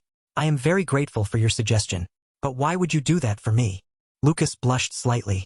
Well, because... Udal's face went blank as he heard Lucas confess. I feel you are a worthy rival. Lucas rubbed his chin, looking down at the floor. Though it's a bit embarrassing to say, I've never had a rival who could challenge me at my age. Until now. So there. Udal was speechless internally. He just blurted it out. Lucas looked very lonely. Of course, it's good to be superior, but I always felt lonely because of it. Lucas lightly clenched his hand as if wanting to grasp something, and frowned. That's why I always hoped for a rival who could be on the same level as me. He clenched his fists. So we can strive together and become great together. Udal hesitated slightly in the silent space. You mean? Udal extended his hand, voicing his thoughts. Young Master Lucas, known as the prodigy of Horsburgh, considers me his rival. Lucas admitted. Yes. Udal was inwardly flustered. How strange. But outwardly he was calm. It's a great honor. Lucas knew he was being a bit abrupt. I know suggesting it like this is very sudden. Lucas offered. But please think about it. I look forward to hearing your answer at tomorrow afternoon's meeting. Dahlia interrupted. Excuse me. Tomorrow afternoon's meeting. I haven't been able to report back yet because you two just woke up. But until all the guards of the children from the 12 noble families arrive, we've decided everyone should stay within Lenhist. There might be another attack. It seems there were similar meetings in Lucas's previous generation. The meeting young Master Lucas just mentioned is focused on the attack incident, as some people sustained long-term injuries. And because most attendees are young, many young people seem very stressed. Dahlia stammered. Some feel they can't maintain their composure. The meeting was suggested by order of the Green Lion Knights. It will take place tomorrow afternoon, so everyone can rest. Udal put his hand to his chin, understanding. I see. Lucas seriously repeated. Since we also need to present the battle with the Demonkin, you are required to be present. Udal showed he understood. Understood. I will give you my answer at tomorrow afternoon's meeting. Lucas also bowed to leave. Very well, I'll take my leave. Lucas bowed and Dahlia and Cordelia also bowed in return. Lucas left the large villa witnessed by everyone. Udal kept his hand on his chin, pondering. Honestly, this. His eyes darted upwards. Good thing. Cordelia looked at Udal, puzzled. Why are you hesitating? You're going anyway. Udal smiled softly. I need to show them that I've thought it through carefully before making a decision. Lucas's figure was unusually gloomy. I'm sure you know Lucas desperately craves a worthy rival. Udal threw up his hands. He'd definitely be very worried if I refused. Cordelia pouted, confused. Is that so? He replied. Of course. Cordelia continued. So, about tomorrow's meeting, perhaps we should discuss what we'll say there beforehand. Cordelia sighed. We defeated Minus, right? Udal confirmed. That's right. Even with Lucas's participation, Minus was something that shouldn't have been defeated by just the three of us. Ronan, his hand bandaged, smiled and waved. I'm still alive. The legend of my hero has grown again. Ronan was currently recovering. Cordelia was unwilling. Can't we just say he was weakened by the fight with Ronan? You mentioned, making Cordelia realize. Possibly. But what about the forged documents? I gave them to you just in case. But you said they weren't necessary, right? Cordelia stated frankly. That's right. But I kept feeling anxious carrying them. So I burned them when Dahlia wasn't around. Udal pondered, looking elsewhere, recalling the previous event. All right then. But on my part, I had to use my father's name. Just as I thought, I had to play a card. Cordelia twirled a lock of her hair, repeating the question. Play a card. Udal spoke quietly to Cordelia, and she listened intently. So what I mean is... Cordelia happily. That's good. Okay, sure thing. Let's do that. Udal also relaxed. I'll tell them everything. You just need to agree. Cordelia smiled brightly. That's too easy. Just leave it to me. Udal also gave a soft smile. Udal asked with concern. Are you still dizzy? Do you really not need any rest? Cordelia retorted. Even though I'm still tired, I'm fine sitting down. Cordelia suddenly blurted out a question. Oh, that's right. What was that thing you activated? Udal was startled. What thing? Cordelia looked sharp. If it was the magic circle on your glove, then it was clearly fire alchemy, wasn't it? You had to snap your fingers, right? Like this. Snap. Udal was helpless internally. So that's what she was thinking about before she fainted. Udal didn't understand. Is that important? Cordelia looked annoyed. Of course. The colonel is disappointed in you. Udal sweated, giving a forced laugh. No, it's not that bad. Cordelia still had something to say. Also, what else should we talk about? Something really important. Udal was a bit bewildered. She's not as focused as usual. No, rather, she's careless. She's not relaxed at all. Udal called her name. Yellow Storm. Cordelia smiled blankly. Huh? He asked her. Are you worried? Cordelia's face immediately darkened. She smiled, then turned her face away, refuting. It's not worry. Cordelia clenched her hands tightly. But after returning, Cordelia mused. I remember we almost couldn't defeat Minus. My body is tired, but I can't sleep. Udal glanced down at the floor. I understand. Two suddenly fell silent due to their worry. Behind the excitement of defeating something terrifyingly dangerous, it was the worry about what was to come. The figure of a man appeared. Though it was difficult, they had defeated him together. But in the end, Minus was only the first boss. Udal understood her worry. There was no absolute guarantee that the next incident would be resolved smoothly. Cordelia slammed her hand on the table. She had many thoughts in her heart. Not enough. If we want to prevent the destruction of Playas, Udal thought, we need a crazier and more thorough plan. Cordelia's eyes sharpened. The only way is to become truly strong. Cordelia happily leaned back, resting her arm on the table. I think we're thinking the same thing. So let's do our best. Udal gave a forced smile. All right, I don't think so. Cordelia smiled brightly. Cordelia confidently said, There, that's all I'm worried about today. Number 1 and 2 together, so we'll succeed. Udal indulged her. All right, be positive then.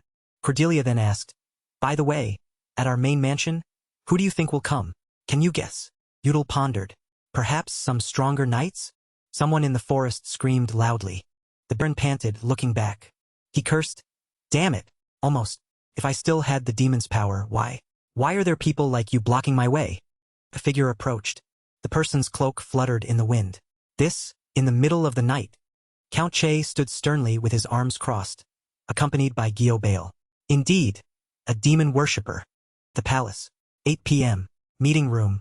Udal stood up to announce. I have met the fairy queen. He stood in the middle of the meeting table. No one said anything. Barua asked suspiciously. Young Master Udal, what are you suddenly saying? I'm asking you about the battle with the demonkin. Udal calmly continued. I know it's hard to understand, but please listen. Udal recounted with a tone as if he was immersed in the atmosphere. While we were heading to Lenhist, Lady Cordelia and I stopped by a stream in the forest. It was a wonderful night with moonlight shining down. Udal took the opportunity to praise Cordelia. Of course, the most captivating sight was Lady Cordelia smiling under the moonlight. She blushed, gritting her teeth and glaring at him. What are you saying? 2 fairies came out of curiosity. But I wasn't the only one attracted to Lady Cordelia. Cordelia was bathing in the stream. When I left that place for a moment, fairies appeared out of nowhere, and their queen invited her to their feast. Udal continued his story. The kind Lady Cordelia could not refuse the fairy's request and was very flustered. That's when a 2-horned unicorn appeared and attacked the fairies. The servant behind him gasped in alarm. A 2-horned unicorn? The servant next to him was also confused. Is that the demon monster with 2 horns? Udal lowered his gaze silently. Yes, they often harass the fairies. So Udal continued his story with an emotional tone. The servant seemed convinced and admired him. Udal appeared to be exaggerating everything, making Cordelia's face pale as she listened. Udal stroked his chin. And with the help of the fairy queen, we defeated the demonkin. Barua interrupted. However, young Master Udal, Barua remained skeptical. Fairies only appear in fairy tales. The servants seemed utterly convinced when they saw what was in the small pouch. This pollen. It must be from a 2-horned unicorn horn. The power of chaos flows within it. Inside the pouch was the creature's horn. It's as rare as a unicorn. I can't believe we're seeing it here. A glowing magic staff. Traces of moonlight are still on the staff. No, if you release it, it still contains the magic of the moon. Barua remained deep in doubt, even though Udal smiled smugly. Udal subtly glanced at the count and thought, even in the game, only Cordelia could meet fairies. They are that rare. Udal's eyes blank in thought. There's no way to verify this information. A chessboard appeared. To convince Sir Barua, I said this news came from Father. It seems someone received a handwritten letter, because I thought he wouldn't believe me if I said it was from the Fairy Queen. So I could only use Father's name. He'll understand. Alex Bale held the letter, feeling helpless. This kid. He's the one who will cover all my mistakes, as long as I have a legitimate reason. That's the best trick I could think of. Everyone was buzzing with discussion. That's why we were able to defeat him. The appearance of fairies could have happened because of Lady Cordelia's beauty. Cordelia clenched her fists uncomfortably, feeling distressed. Even I was almost enchanted even though I'm a girl. That means everything he said is true. Barua pondered. Yes. Purpose. Very good. All right. Barua clasped his hands and planned again. But since we are not sure of the Demunkin's objective as in the previous plan, until the additional knights from the families arrive, please stay in your residences. He concluded the meeting. That's all. Someone called out, Cordelia, young Master Udal. Sylvia approached to greet them. I couldn't speak properly with you due to the chaotic emotions at the time. Though it's a bit late, thank you very much. You saved my life. Cordelia awkwardly replied. Sylvia, no need. Sylvia asked. You must have been very scared, right? Cordelia politely answered. I'm fine now. So, Cordelia thought, the story of defeating the terrifying Demonkin is true. Sylvia blushed slightly and confessed. But I'd quite like to hear more about the fairies. Is that possible? Cordelia immediately became excited. Of course, I'll tell you everything. Sylvia covered her face happily. Really? Thank you. Cordelia saw an acquaintance and called out to the girl hiding behind someone else. Viola, you two don't just stand there. Let's talk together. Udal, satisfied, left after glancing back at her. All right, Cordelia will handle that side. Why are you standing next to young Master Felix? Udal looked around for someone. Where's Lucas? Just as he mentioned him, Lucas was right in front of Udal. Lucas frowned, asking seriously, have you finished thinking? Udal secretly assessed him and replied, he's impatient. Perfect. Time to hit another weak spot. Yes, although I've considered it for a long time, more than finding a cure for my illness. Udal said politely, I was touched that you treated me as a worthy rival. Lucas hesitated slightly. Young Master Udal, that matter. Worthy. Lucas hesitated slightly. Young Master Udal. About that matter. Udal seemed to have Lucas figured out. Lucas's hidden motive in the game was that he was obsessed with heroic novels. Udal smiled dangerously. And what I just said. I also published it because of the hero novel. Udal smiled dangerously.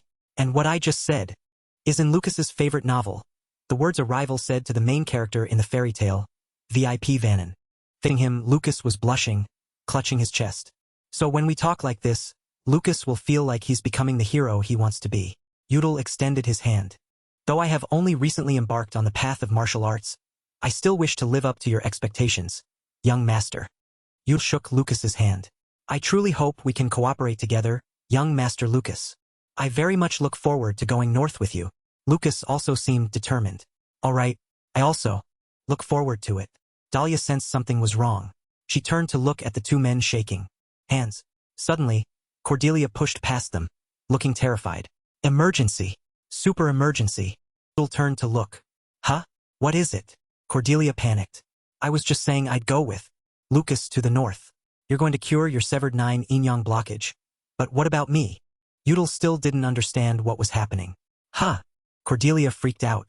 They said someone is coming from the main mansion. So what excuse do I have to go north now? Do you know what Dahlia said? Dahlia stood with her hands on her hips, reporting the situation.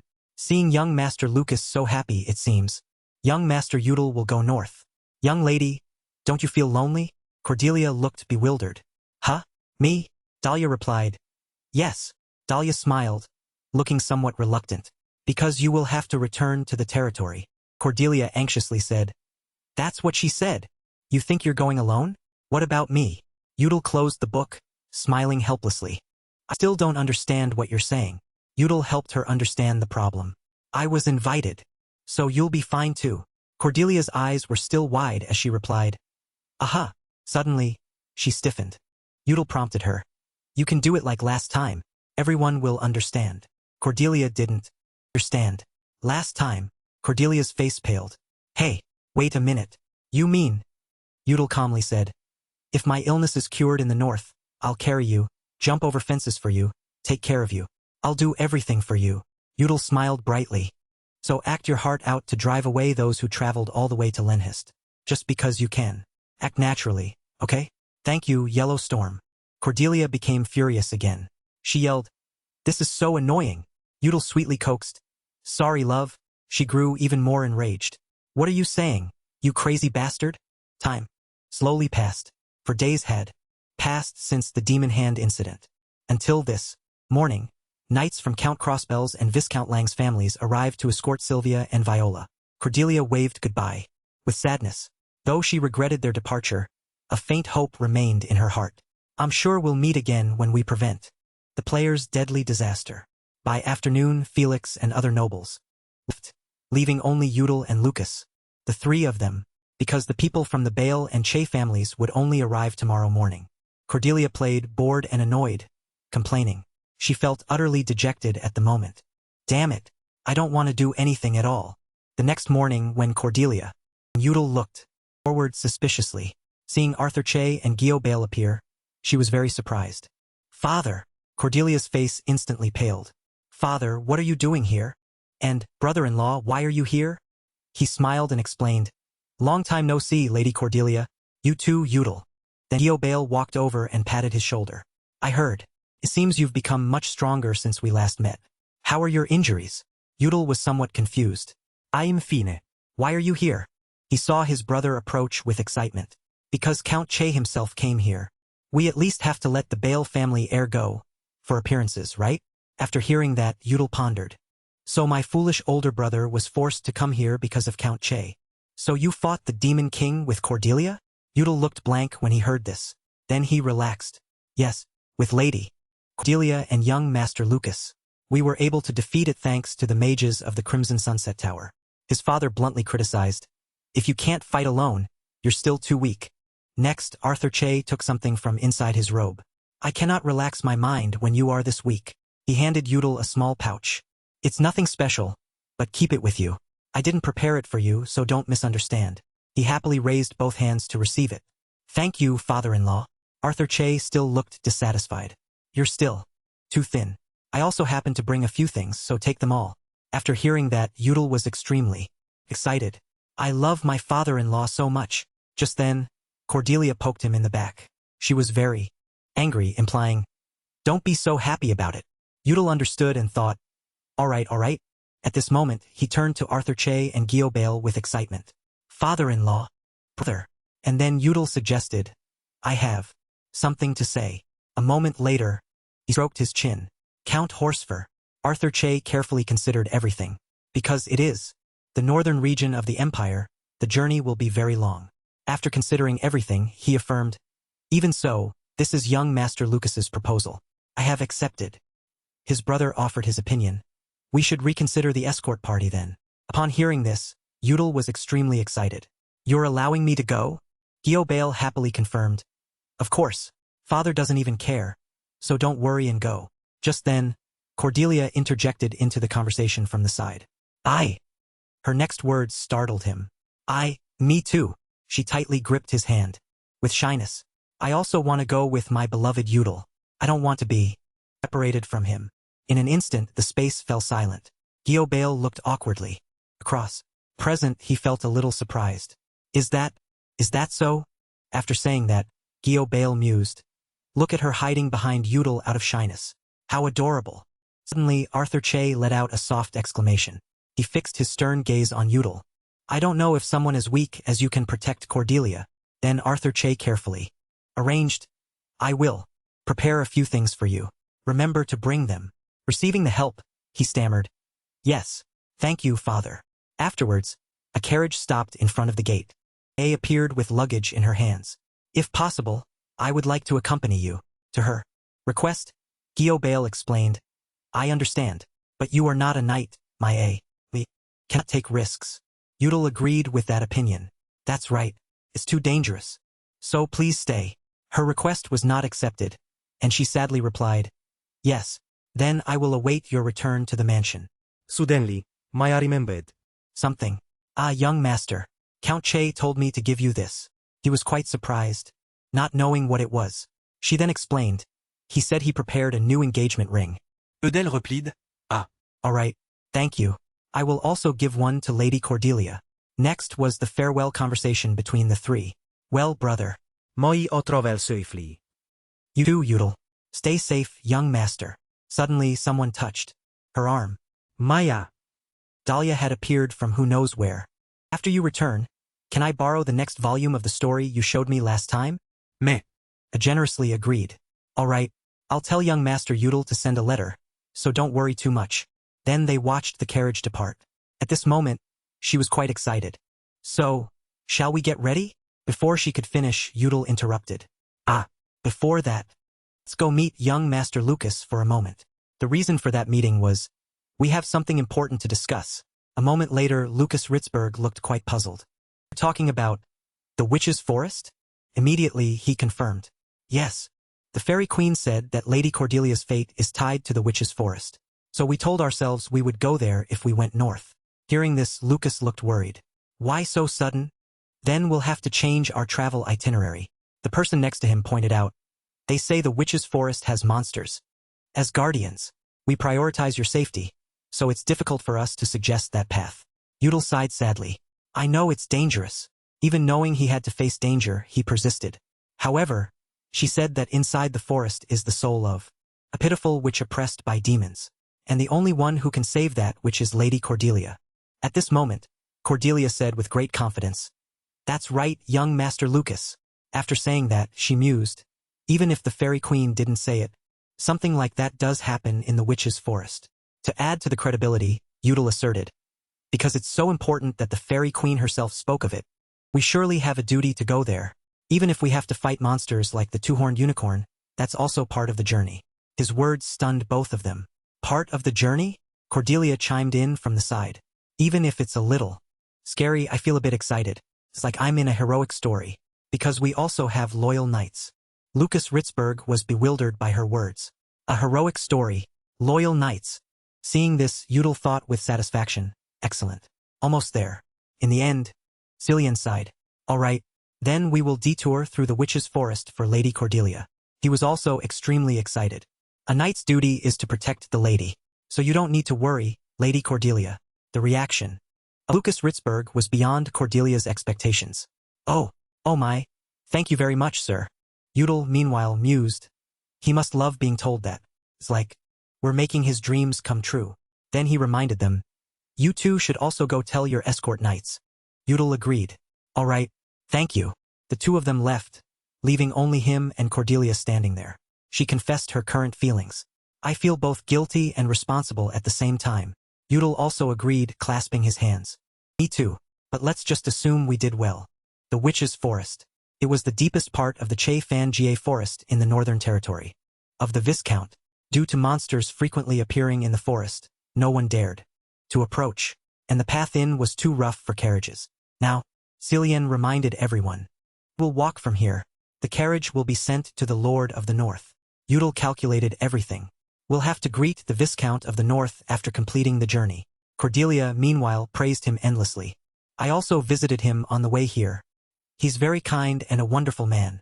Cordelia, seeing this, thought irritably, this guy, looking at him and Lucas Ritzberg chatting. She mused. He keeps emphasizing the word journey, and Lucas doesn't suspect a thing. He completely trusts him. Suddenly, Cordelia realized something was wrong. He calculated everything.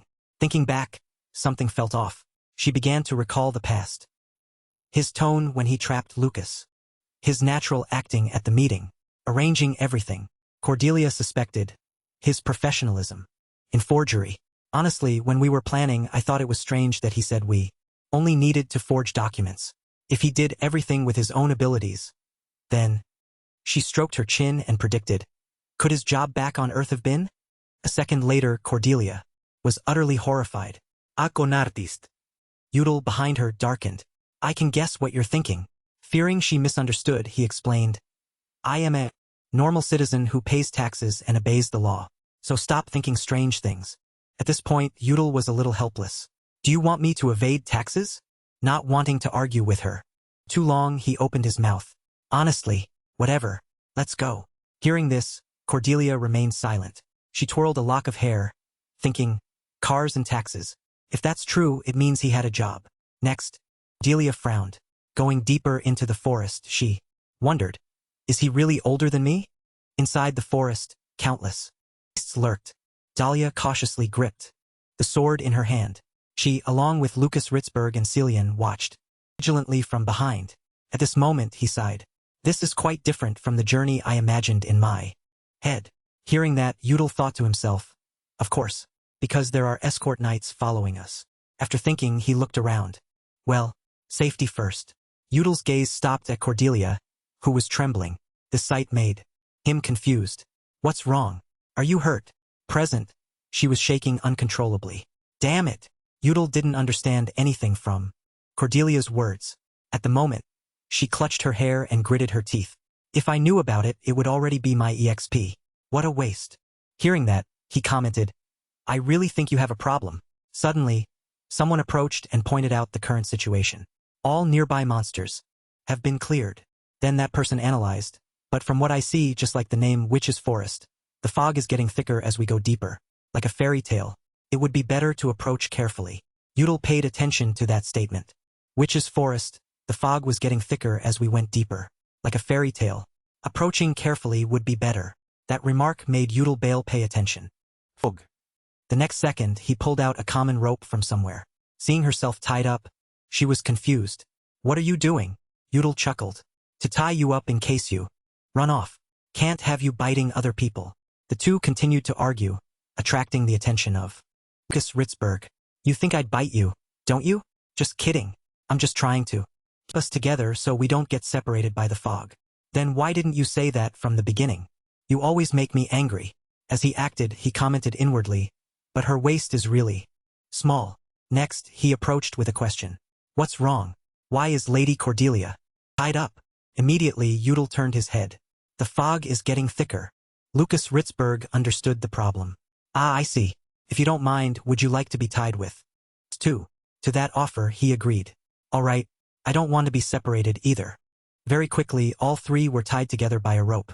Present, he was extremely excited. Let's go. The knight smiled happily. How adorable. This made Cordelia utterly furious. They're laughing. Do they think this is funny? Udal quickly reassured her. Calm down. Then the three of them went deeper into the forest together. Looking at the hazy scene before her, she mused. The fog is indeed getting thicker.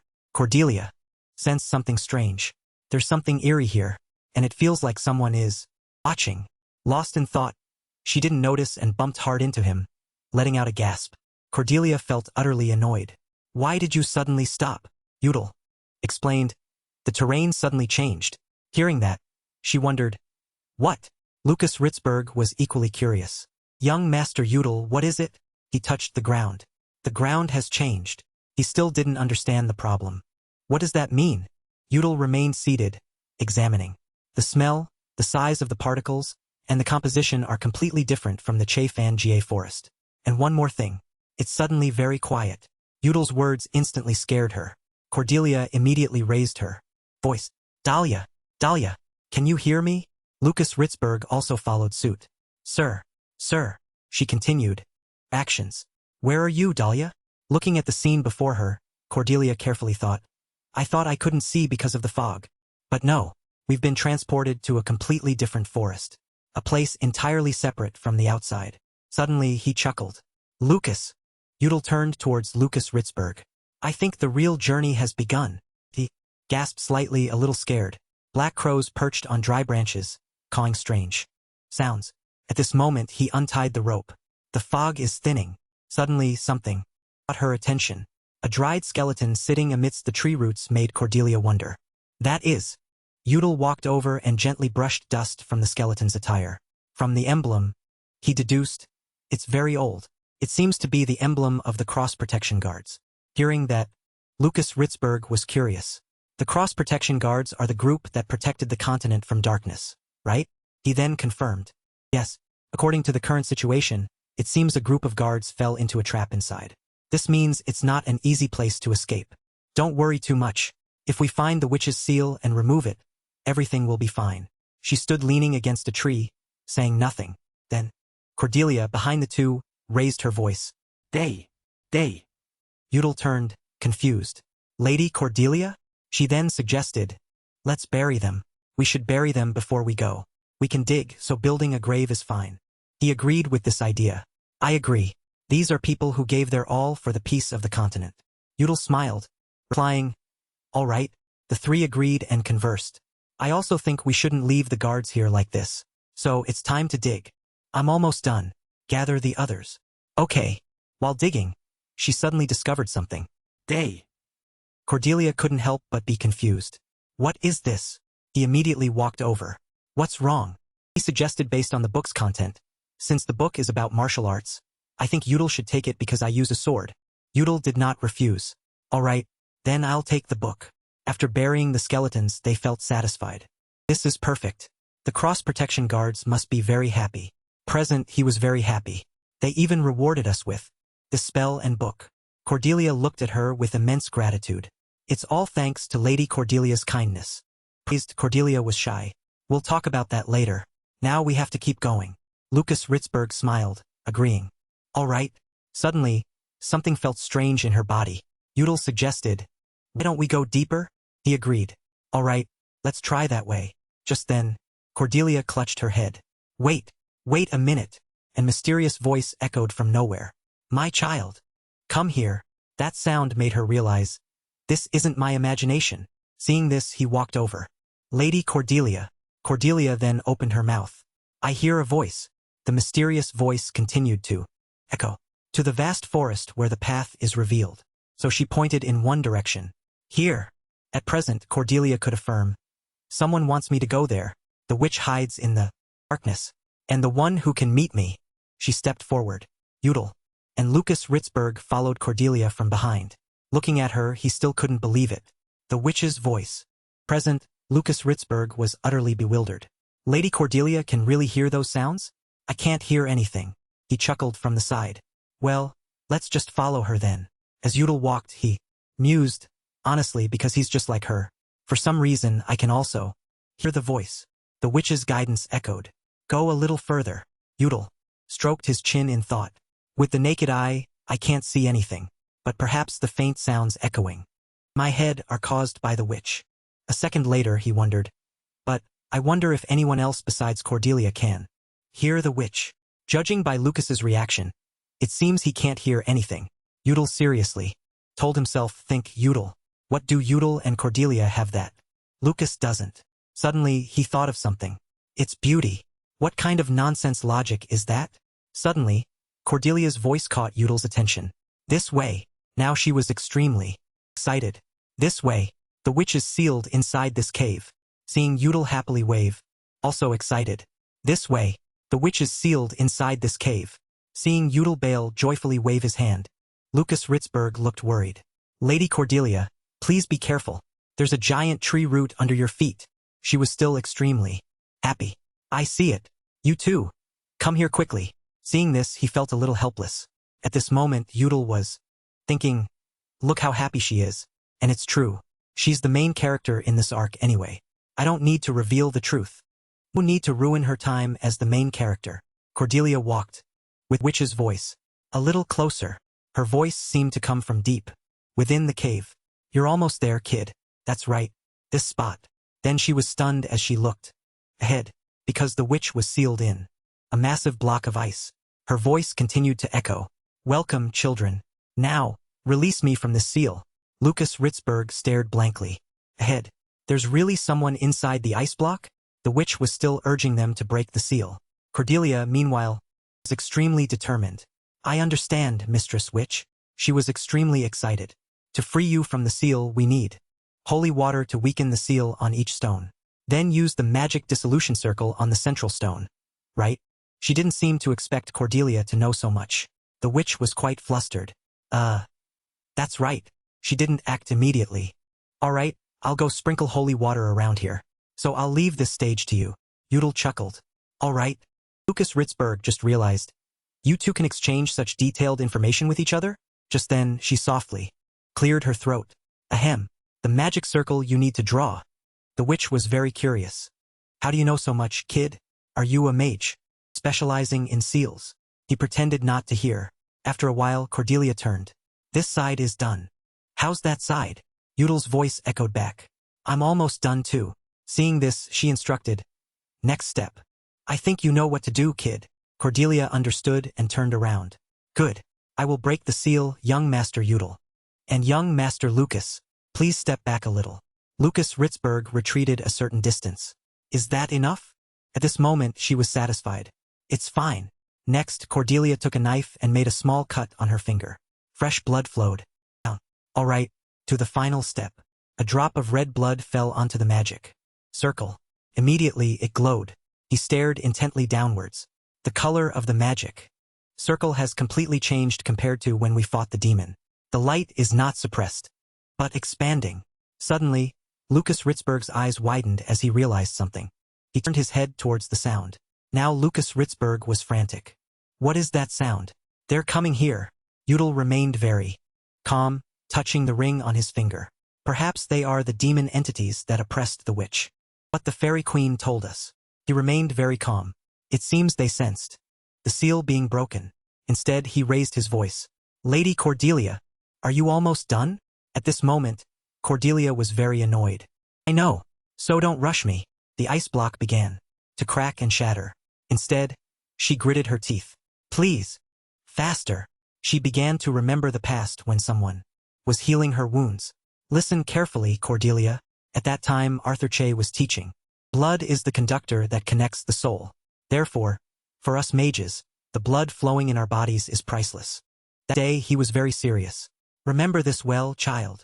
Arthur Che's voice echoed in Cordelia's ears. And take good care of your body. Back in reality, she gripped the knife tightly. If blood is the conductor to the soul, while Udall and Lucas Ritzberg stood ready to protect her, she raised her voice. Then I will give it to you. Guard, at the same time she raised her voice. Then I will give it to you. Just then, a demon entity's hand gripped the cliff face. On the other side, Cordelia was still very focused. So, whether it's a seal or anything else, she pointed the knife towards her own hand. It will be broken. On the ice block were countless dense cracks. The ice shattered, creating an earthquake. At this moment, he stared in astonishment at that direction.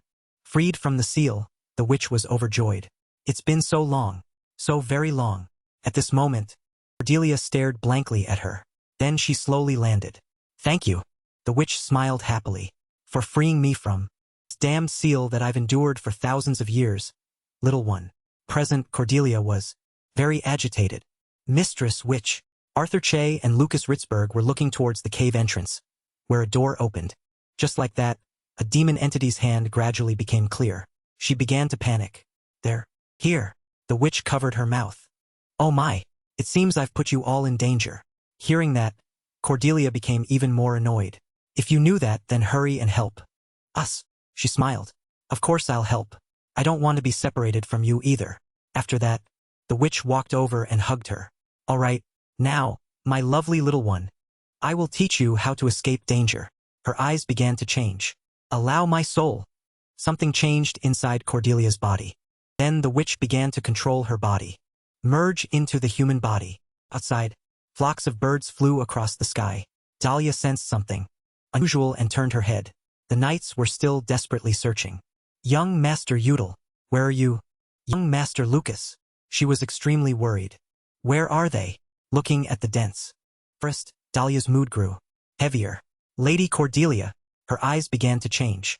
Allow my soul. Then the witch began to control her body. Merge into the human body. Udall started looking behind him. This sight made him realize this is exactly like in the game.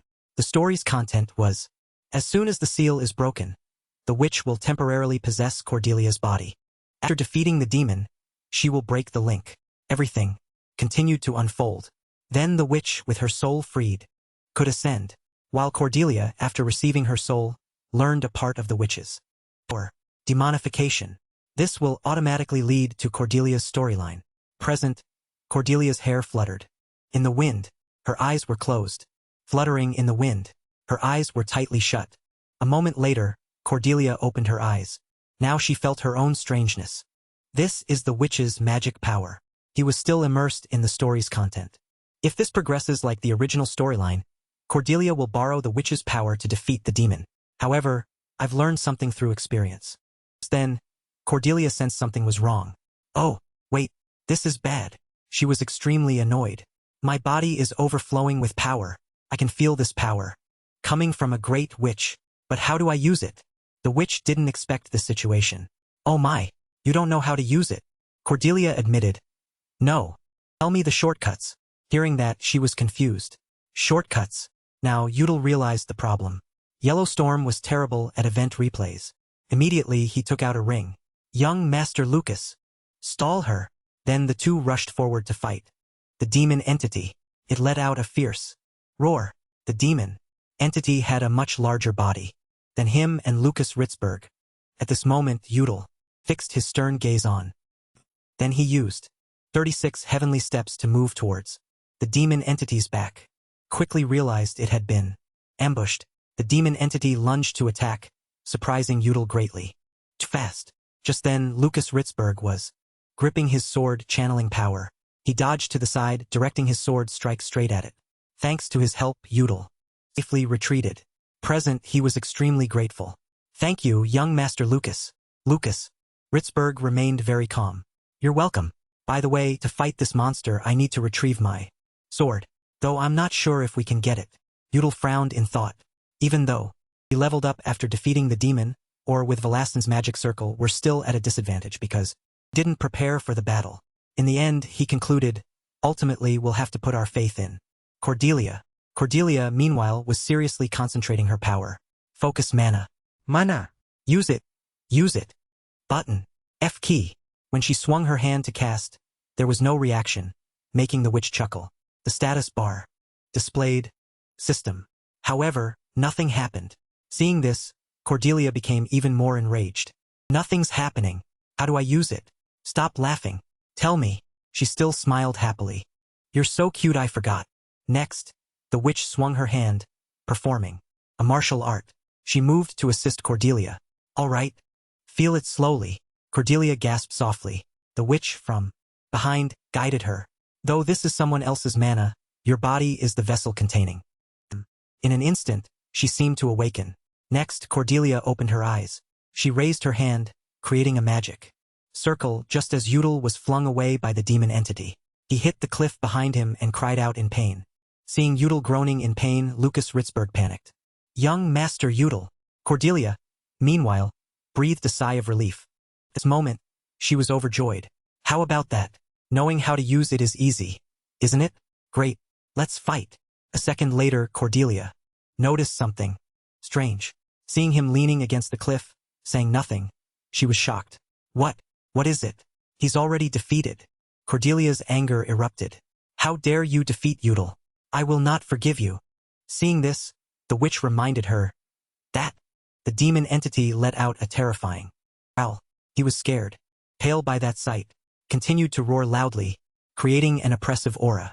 That breath. She merely waved her hand.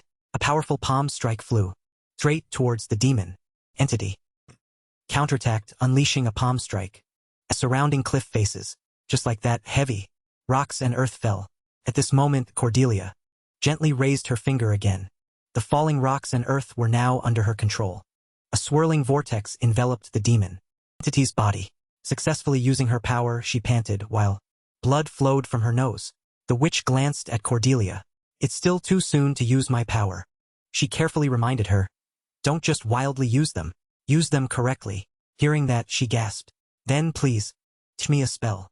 The witch continued to criticize. You don't even know a single spell? Though I really want to teach you. She calmly stood there watching Cordelia while it shattered the magic circle. Now is not the time. Immediately, the demon entity lunged to attack. The witch quickly realized this. Suddenly, someone leaped from the ground. Udall, disregarding the danger, embraced Cordelia and flew away. The ring on his finger emitted a dazzling blue light. A stream of attack radiated from the ring, striking. Udall was also pushed back, hitting the cliff behind him and crying out in pain. At this moment, he frowned. Cordelia, you. She mouthed words but couldn't make a sound. Seeing Cordelia coughing, the witch judged. Recklessly using my power only makes the side effects worse. Long-term use is very dangerous. She panted, admitting. I know, but I'm the only one who can hear. You. Just then, Udall grabbed Cordelia's arm. Cordelia. She looked blankly at his action. Udall was still staring intently at Cordelia. Suddenly she gave a strange smile. Damn it! Cordelia still refused to stop. One last blow. I will give it to you. Next, she closed her eyes. Cordelia's hair fluttered in the wind. Present, she returned to her original appearance. He tightly embraced Cordelia, unleashing his own power. At this moment, the witch glared at Udal. The technique of the cross-protection guards. It's not compatible with my power. See? He understood that clearly. I know. Then Udal's gaze dropped. However, he stared intently at her unconscious form. Unable to wait any longer, Udal swung his hand. I don't have time to wait for you. He created a magic circle and raised his voice. Teach me some spells. The demon entity was not to be outdone, letting out a roar. Two streams of attack clashed head-on. Udal still exerted himself, unleashing attacks. The technique isn't pushing me back. A second later, he gritted his teeth, full of anger. Then try being pushed back. It's because a part of me is still affected by the 9 yin-yang blockage. Seeing Udal still refusing to give up, the witch kindly advised, at this rate you too will. Before she could finish, she was surprised by the scene before her. Suddenly, Cordelia's hand trembled, pointing forward. Seriously, she's not fully conscious, but she's forcing herself to cast a spell. I can't rest. Forced out a move. I can't even rest. Immediately, Cordelia gathered her strength and launched an attack at it. Fire arrow. The spell accurately struck the demon entity's eye. Its body was also affected and swayed. Seizing the opportunity, Udal unleashed a move. It's lost its balance. A dazzling magic circle appeared with immense pressure. Headed straight for the demon entity, creating an earthquake. The terrifying pressure made Lucas Ritzberg squint his eyes. After enduring the attack, it still growled. But very quickly, the killing intent in the demon entity's eyes vanished. In the end, it was defeated and collapsed. He recalled blankly. It turned to dust and disappeared, just like the demon before. Just then, Lucas Ritzberg realized something and cried out. His eyes were fixed on Cordelia and him. Lady Cordelia, young Master Udal. At the same time, the system announced in Udal's ear, you have received the title, Demon Slayer. This announcement echoed. All stats +3. Power against demons increased by 5%. She was still conscious, resting. I leveled up. The title sounds pretty cool. After all, Cordelia thought to herself, the demon has been defeated. Surely her chains have also disappeared, right? The important thing is that Lucas is safe too. Now Lucas Ritzberg was extremely worried. Are you two all right? Lady Cordelia, young Master Udal. Her mind began to blur. And my whole body is trembling. I can't take it anymore. I'm not conscious enough. He looked confused. Lady. She struggled to raise her hand. I need to sleep a little. So. Then Cordelia tried to use her last breath to instruct. Leave the rest to you. Lucas Ritzberg was frantic. Lady Cordelia. Before losing consciousness, she saw him still worried. Lady Cordelia. In Cordelia's mind, the witch's voice echoed. If you can hear my voice, then open your eyes. Wake up and look at me here. Just then, Udal opened his eyes. The first thing he saw was her red hair. This is. Udal sat up abruptly. Cordelia. Cordelia was also extremely surprised. Udal. She appeared, gently tucking her hair. It's wonderful that you two still care about each other even here. Next, the witch explained. This place is my mind. You two are both unconscious, so I could only bring your consciousness here. Both of them just realized. So that's why we're here. She confirmed. That's right. And the witch got straight to the main point. I have something to tell you. First, should I tell you about my past? She raised her hand. That. I know everything already. Hearing that, she was very excited. Really? So you know. So what about the reason I was sealed? Cordelia affirmed. Know that too. Suddenly, the witch looked sad. I see. Then she teared up. So you knew everything. Not wanting the witch to lose interest, she rushed forward. About that, I only know vaguely. It would be great if you could tell me in detail. She was very surprised. Really? Cordelia immediately affirmed. Confidently. Yes, that's right. That's right. The witch smiled, stroking her chin. Then let me tell you. Then she became serious again. Beginning the story. The story goes that long, long ago, a child was sold for 9 coins to be sacrificed for a demon summoning ritual. While alive, she was treated as a demon's toy. Even after death, she had to wander endlessly. In suffering, the tragedy in that story was that the ones who sold her were her own parents, and the ones who enslaved her were the demons. Although she could do nothing, she refused to accept her fate. With her enslaved body, she destroyed many demons. Things began to change. From that moment, people began to call her by the name Witch. As time passed, her power grew stronger. She became powerful enough to challenge the 5 demon lords from hell. Variables also began to appear, and among those 5, there was one named Asmodeus who planned to use the witch's soul to eliminate the others. When no one was paying attention, he sealed the witch's soul inside the Chefangie forest to control the witch's soul, making her obey him until his plan bore fruit. Back in reality, the witch held a teacup in her hand. Quite a long story, and that is my past. Hearing that, Cordelia looked blank. The story was simply summarized in the game, but listening to it, it's really long. I would have fallen asleep if I listened any longer. After speaking, she stretched. Felt truly refreshing. Seeing this, the witch pondered. We just heard a story about the life of a person. Suddenly, the witch touched Cordelia Che's face. But in the end, the past is just what has passed. Her words made Cordelia Che gasp in surprise. From now on, let's talk about what will happen. My lovely child. The witch's image reflected in the witch's eyes. Though only for a moment you mastered my soul. I see physical and spiritual potential within you. A person with power like mine. Both Cordelia Che and Yudel were confused by the witch's actions. At this moment, Cordelia was extremely embarrassed. Mistress Witch. The witch leaned close to Cordelia Che's face. I have left a remnant within your body. Remember the feeling of using my power. Then, from that, create your own power. After that, she turned her gaze towards Yudel. You too, Yudel. Then the witch regretfully explained. I also wanted to give you something, but we are not compatible. Yudel had a little hope, scratching his head. Thanks. Not stopping there, the witch reminded him. Furthermore, you also possess another kind of potential. These words greatly surprised him. Surprised. Another kind of potential? The witch simply confided. I have tried to delay it as much as possible. Her body also gradually faded away. It is time for me to depart. The witch still lingered. Listen, you two. Her body vanished along with her echoing voice. We might still meet again. At this moment, Cordelia Che and Yudel stared blankly, remembering the original storyline. After being freed from centuries of imprisonment, the witch finally ascended to heaven and never appeared again. The surrounding scenery also gradually faded. However, what she said wasn't a farewell, but a premonition of reunion. It seemed something strange was happening. Something had changed compared to the original storyline. Cordelia Che drowsily opened her eyes and saw Dahlia. Young lady, are you all right? Dahlia was extremely worried.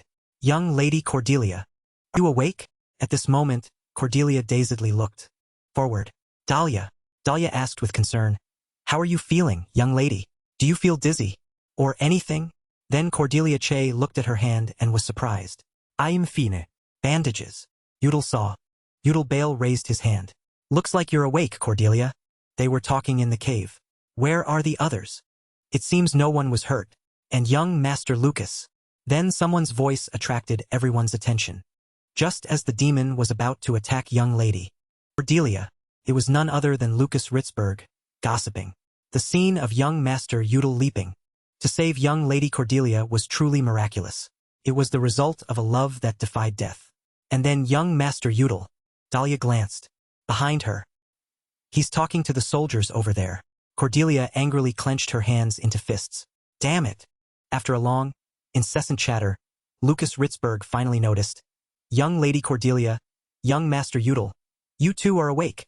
Cordelia Che let out a small sound, seeing Lucas's excitement. After the battle ended, the witch led the warriors here. Seriously though, hearing the witch's voice was truly an interesting experience. That feeling of the sound echoing in my head is really hard to explain. Cordelia Che awkwardly said, It's good to hear that. After saying that, she mused. He seems very happy to hear a sound he didn't get to hear in the forest. What a novel-obsessed hero fanatic. At this moment, Dahlia stood up and recounted. It seems you two fainted from exhaustion. They said your bodies are fine. Cordelia Che couldn't help but wonder. Is that so? Dahlia stood up straight and confirmed. Acknowledged. Yes. Anyway, we've already rested after arriving here. Based on the situation, Dahlia suggested.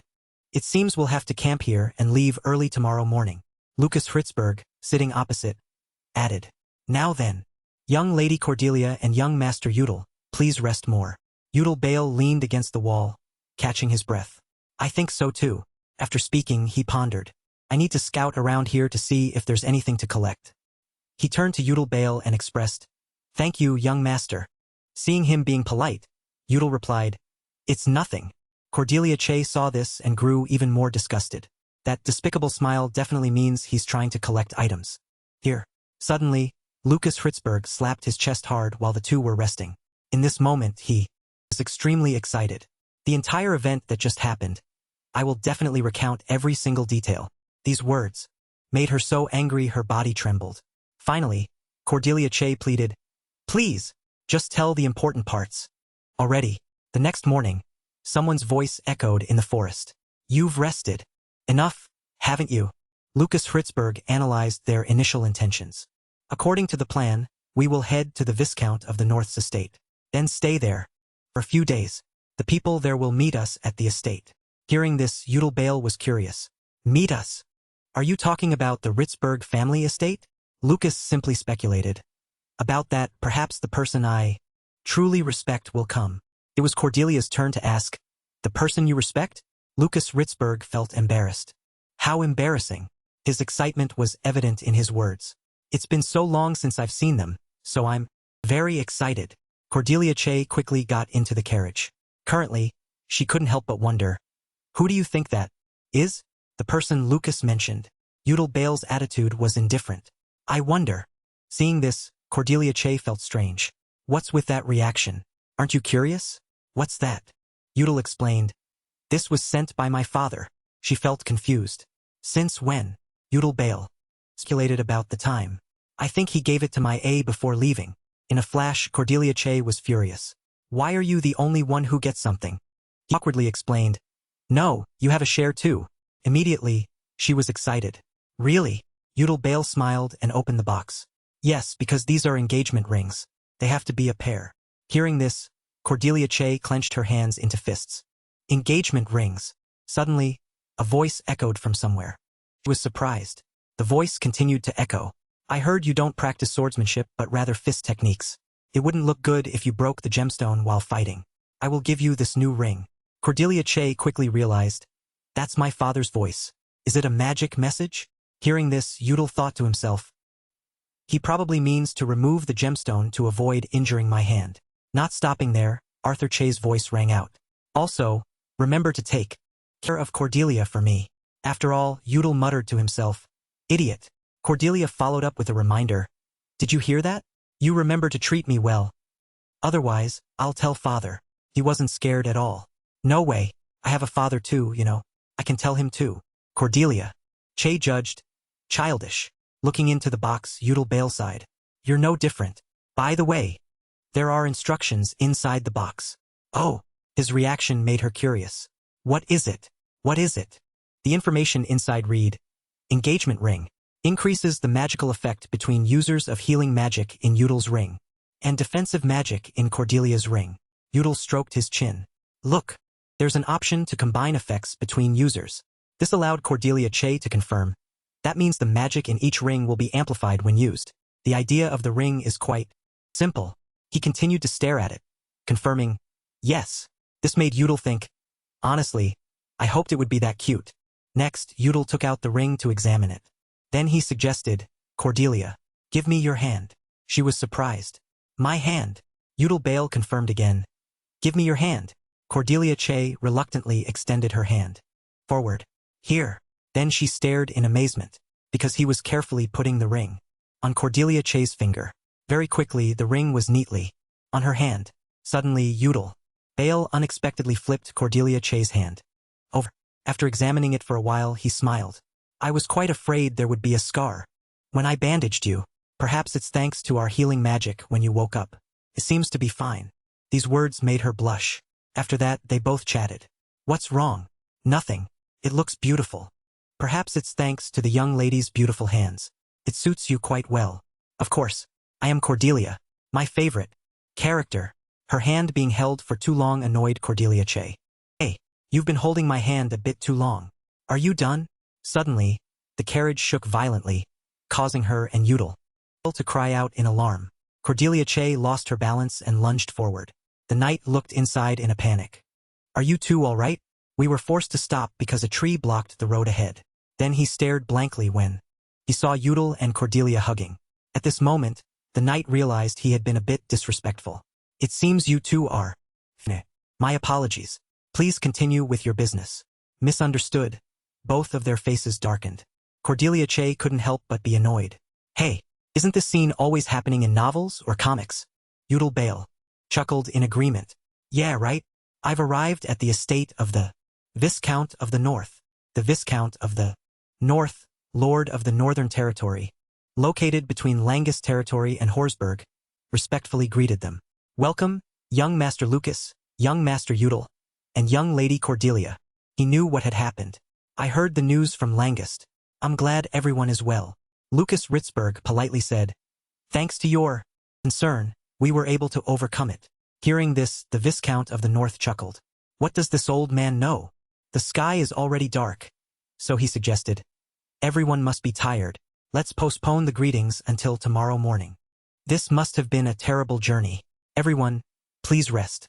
A servant proactively offered. I will show everyone to their rooms. Udall Bale smiled happily. Thank you for your concern. Under the bright lights, Cordelia Che opened her mouth. Hey, Udall. She turned and whispered, I don't remember much about the original storyline of the Viscount of the North, but do you think he's a good person? Udall judged. Probably. Suddenly, a voice caught Cordelia Che's attention. Young lady. She was quite surprised. Dahlia. Currently, Dahlia asked, young lady, are you going straight to your room? Hearing this, Cordelia Che confirmed. Yes. What about you? Did they prepare a room for the knights? Dahlia's answer excited Cordelia Che. Yes, they did. But it seems everyone has decided the knights will drink on the first floor. Next, she suggested. That's great then. If you're not tired, you should join them too. You also need a chance to relax. But Dahlia didn't think so. I intended to decline because I'm on escort duty. Immediately, Cordelia Che whined. Why not? I hope Dahlia gets to eat good food and rest with the knights. Lucas Ritzberg shared her opinion. I agree with young Lady Cordelia too. Udall Bale, standing beside them, also said. We weren't the only ones who went through something. Faced with their persuasion, Dahlia finally agreed. I understand. I will join. Everyone, please rest. Cordelia Che was extremely happy. Okay, see you tomorrow, Dahlia.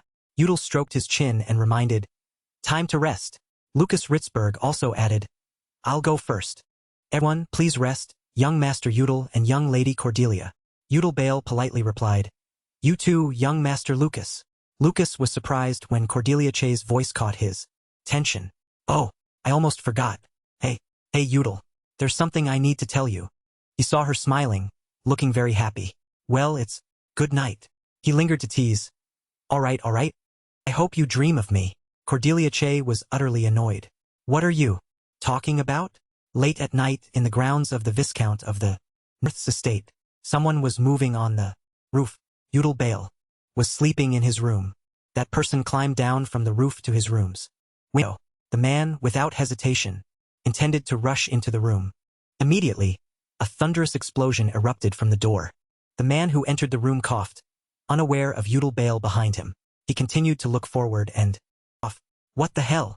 Seeing no one on the bed, the man was stunned. This is the right room, isn't it? He looked around blankly. Where is he? At the same time, Udall Bale from behind raised his leg to attack. The man, unprepared, cried out in pain. Very quickly, he was subdued by Udall. Staring at the man, Udall Bale speculated. This outfit belongs to the Demon Hand Society. They're still trying to kill me here. Then he realized he had been too careless. I let my guard down too much. After the defeat in Langust, I need to call Cordelia and leave here quickly. Suddenly, Cordelia Che angrily pushed the door open. Udall. Udall Bale stared blankly at her appearance. Cordelia. She stared straight ahead. At this moment, he asked with concern. Are you all right? When she saw a figure at the window, Cordelia Che cast a spell. Talk less. Move aside. Cordelia Che's attack caused the people outside to scream in pain. Based on that, Bale realized, looks like she's fine. Then he quickly went outside. The witch's effect is pretty good, isn't it? She ran, looking back. I can't maintain it for long. Hurry up and leave before it wears off. Then Cordelia Che assessed the situation. The knights must be drinking on the first floor. Lucas must be down there too. I saw his room door still open. Bale confirmed. Understood. Suddenly, she wondered, by the way, what was that noise just now? It sounded like an explosion. He explained, I caused it. Bale clarified further. It was just an intruder trap through the window, that's all. Cordelia Che was stunned. A trap? He simply nodded. Yes. While running, Bale mused. They made us sleep on the second floor. They also used us as a distraction for the knights. That means they know our force's strength. They even know how to exploit our weaknesses. There's only one reason that explains this. He concluded, the Viscount of the North's estate is a trap. When they reached the ground floor, Bale saw the devastated scene. Young Master Lucas. Hearing his voice, Lucas turned. Cordelia Che quickly swung her hand, unleashing a move. The attack repelled 2 members of the Demon Hand Society. Seizing the opportunity, Lucas Ritzberg charged forward with his sword. As his sword swung, they were sent flying. The man frowned in annoyance. This brat. Then a Demon Hand member quickly dodged Bale's attack. Not stopping there, he continued to charge and strike. This time, the man couldn't dodge and was punched hard in the chest. In the end, the Demon Hand Society member collapsed, crying out in pain. Lucas Ritzberg then looked at the 2 of them. Young Master young lady. Cordelia. Bale asked with concern. Lucas, are you hurt anywhere? Lucas looked towards the large door. I am fine. But the problem is the emergency exit was blocked right after the knights escaped. Cordelia Che was surprised by this information. The knights. Immediately, she ran in another direction. Let's use the back door to escape. He stopped her. Wait. Bale ran after her. Cordelia. Once outside, Cordelia Che realized something was wrong. Something's not right.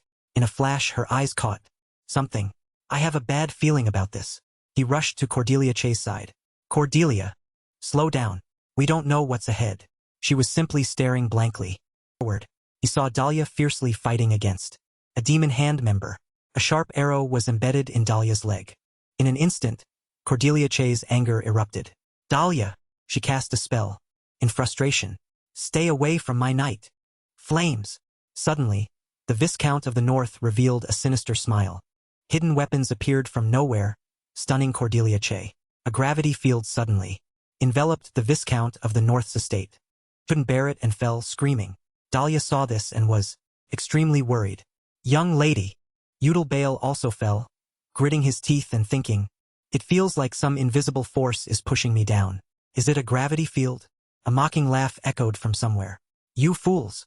He and the Demon Hand members appeared. They couldn't believe it. Your Excellency, the Viscount. The Viscount of the North stroked his beard with satisfaction. I was very worried when I heard you had eliminated Minus. Currently, he was very pleased. Thanks to that Ritzberg brat, everything was much easier. I can't believe he trusted us so easily. Knowing the truth, Lucas Ritzberg gritted his teeth. You wretched old man. Then he extended his hand and commanded. Now, only the children from the 12 families will live. Kill the rest. The Demon Hand members obeyed, drawing their swords and advancing. Cordelia Che coldly opened her mouth. You think I'll let you cause trouble? Bale seemed to realize something. Cordelia, you're going to... She calculated. If I amplify the witch's power, this gravity field will definitely be blown away. Even if I fall unconscious, at least Lucas and the knights will be here. Cordelia Che was not afraid at all.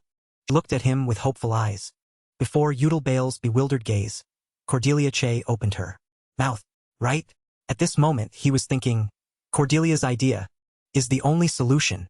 However, by then, not only will she push herself too hard, but the consequences will be even greater. So Cordelia Che raised her voice. There. The earth shook, surprising the Viscount. What is this tremor? A servant looked up at the sky. Viscount. Above, there was a black hole in the sky. From high above, an attack descended. Cordelia Che stared blankly at the blinding light. At that moment, that happened because of that person. The light brought so much hope, even though I understood that it was impossible. An overwhelming image appeared clearly in her sight. I thought the sun had fallen here. Landius stood there, radiating an imposing aura. A terrifying light had erupted. Under the powerful pressure, the gravity field was shattered. Udal Bale felt that the gravity field had been released. More accurately, it had been broken. Lucas Ritzberg's voice from behind caught his attention. You arrived just in the nick of time. Hearing this, Udal Bale wondered, Young Master Lucas? Is that him? Lucas happily confirmed. Yes, he promised to come here. Indeed, the man I deeply respect.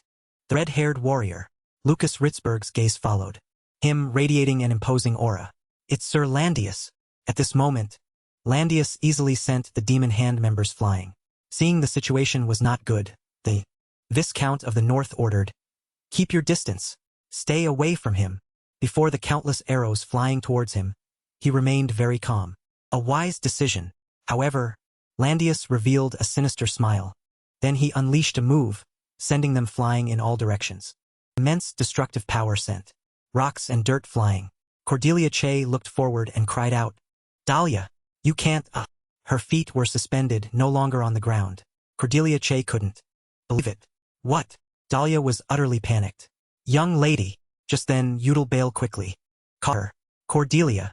Holding Cordelia Che in his arms, he thought, this is not just ordinary martial arts. Looking at the fallen demon hand members, Udal Bale was surprised.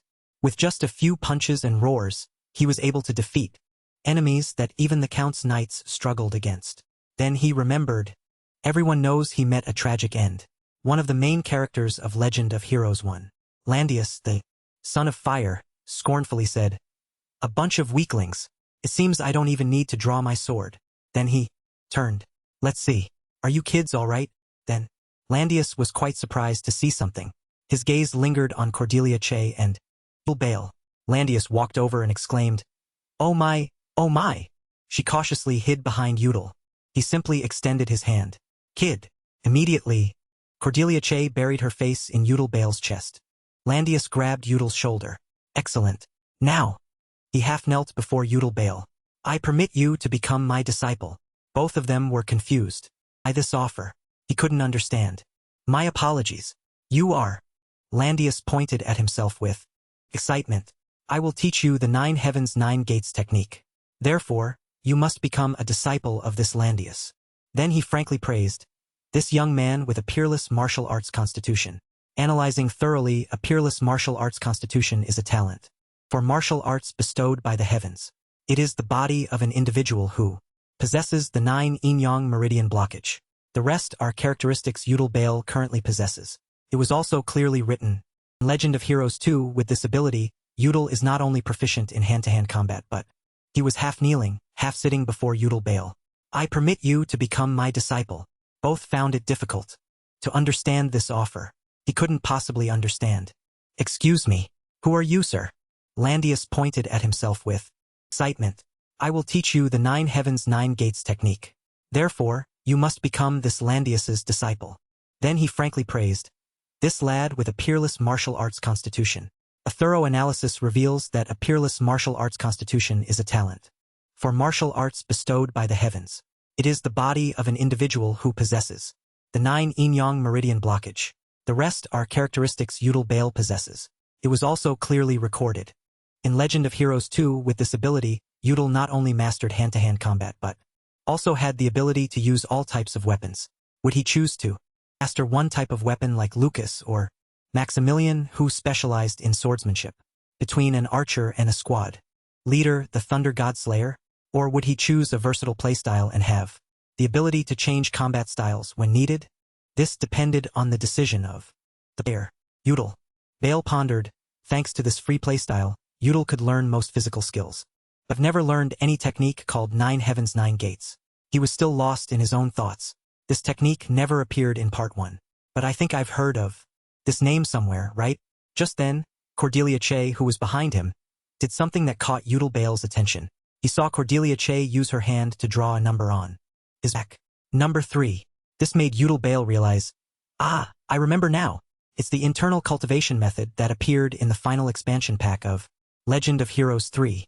Landius stood there excited. 9 heavens and 9 gates. A lad with a peerless martial arts constitution. Should learn it. Next, he stared at Udal. So, lad? Do you want to become my disciple? Currently, Udal Bale couldn't believe it. I actually have the chance to learn a new martial art, one I've only heard of, that doesn't even exist in the game. After a moment, he smiled and thought, and I'll be learning it from the main character of the first game, Cordelia Che. So Udal Bale firmly affirmed, yes, I will become your disciple. After speaking, he pondered. There's no reason to refuse. Night passed, and a new day began. Udal Bale sat tiredly, leaning against a chair. I should have refused. She looked at him worriedly. Does it hurt that much? Now Udal Bale was trembling intensely. It hurts like hell. Seeing him tiredly rubbing his shoulders, Cordelia Che spoke. Do you want to lie down? Can I help you with anything? Udal Bale's face turned pale. I'm afraid I won't be able to get up. Just leave me like this. He recalled that morning.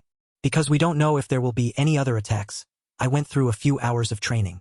At that moment, Landius stood solemnly before Udal Bale. All right, that's enough rest. Isn't it? He stroked his beard. Once we reach the Hertzberg family mansion, I will have to leave. There are some matters I need to attend to. Before I go, I want to teach you some basics. Hearing this, Udal seriously replied. Yes. Suddenly, Landius lunged forward and grabbed Udal Bale's hand. Let's see. For the first day, let's start with chest and triceps. 1 set of 20 push-ups. After the upper body, we'll do 1 set of 20 planks. Recalling that moment, his whole body trembled. That wasn't training. That was physical torture. Udal Bale clutched his aching body again. Since standing on the front lines, I've never been this tired. Ouch! Hearing this, Cordelia Che rubbed her chin. Front lines. Suddenly, he spoke. Ah, that's right. Cordelia. She startled and replied with a sound. Udal Bale struggled. Come. Come here. My body is completely paralyzed now. Cordelia Che quickly sat beside him. I'm here. Then she couldn't help but wonder. Why did you call me over?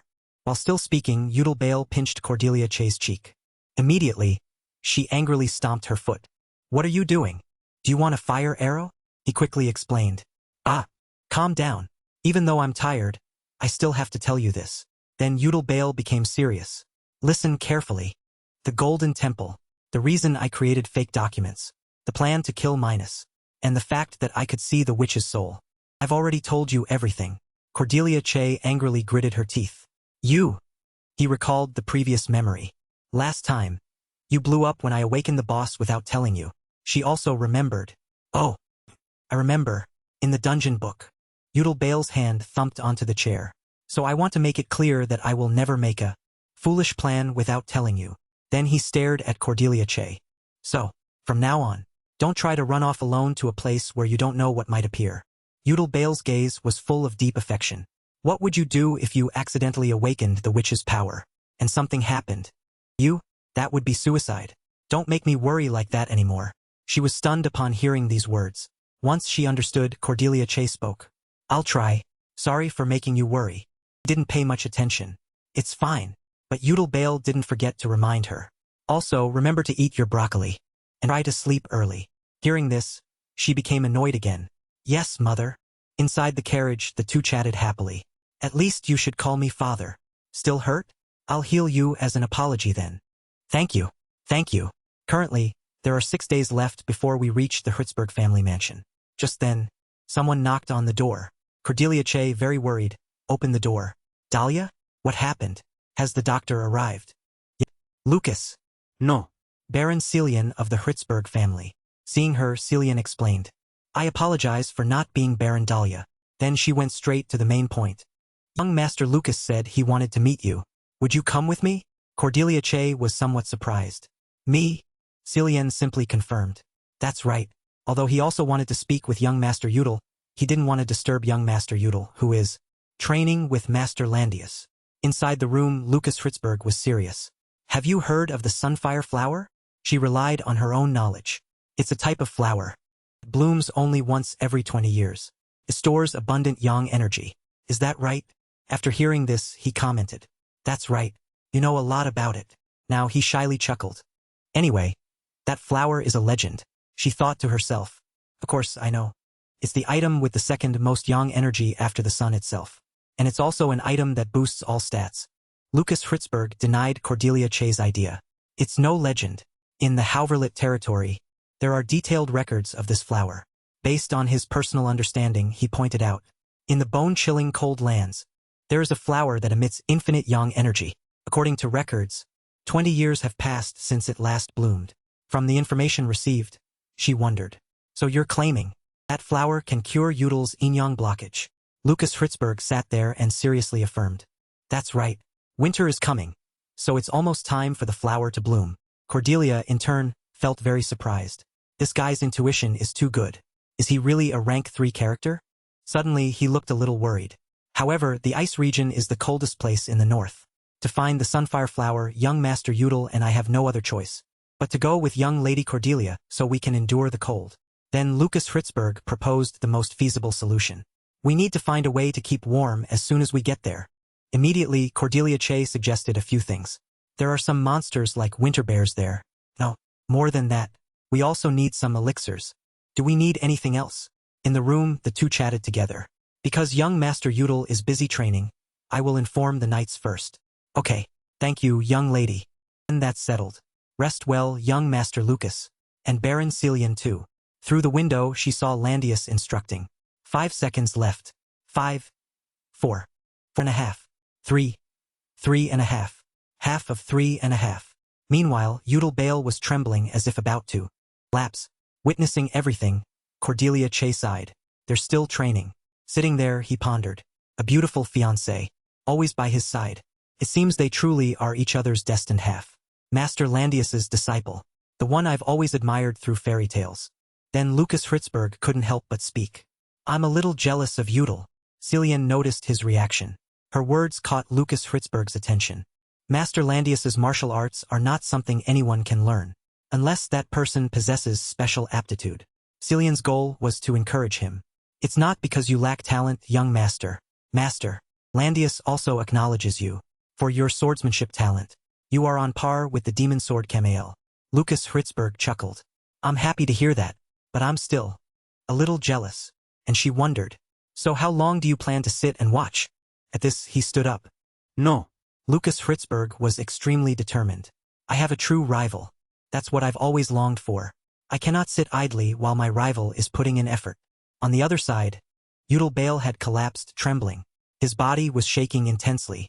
Master, my legs can't move anymore. But Landius was extremely cheerful. That concludes the upper body warm-up. Now we can begin. My disciple. Hearing this, Yudel Bale groaned sadly. Cordelia Che silently witnessed Landius encouraging him. Don't cry. You'll get thirsty. Push-ups. Suddenly, he remembered something. Wait, now that I think about it. My disciple. Yudel tremblingly opened his mouth. Yes.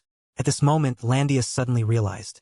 We will arrive at Espsfeld territory tomorrow, so we've been training together for 6 days already.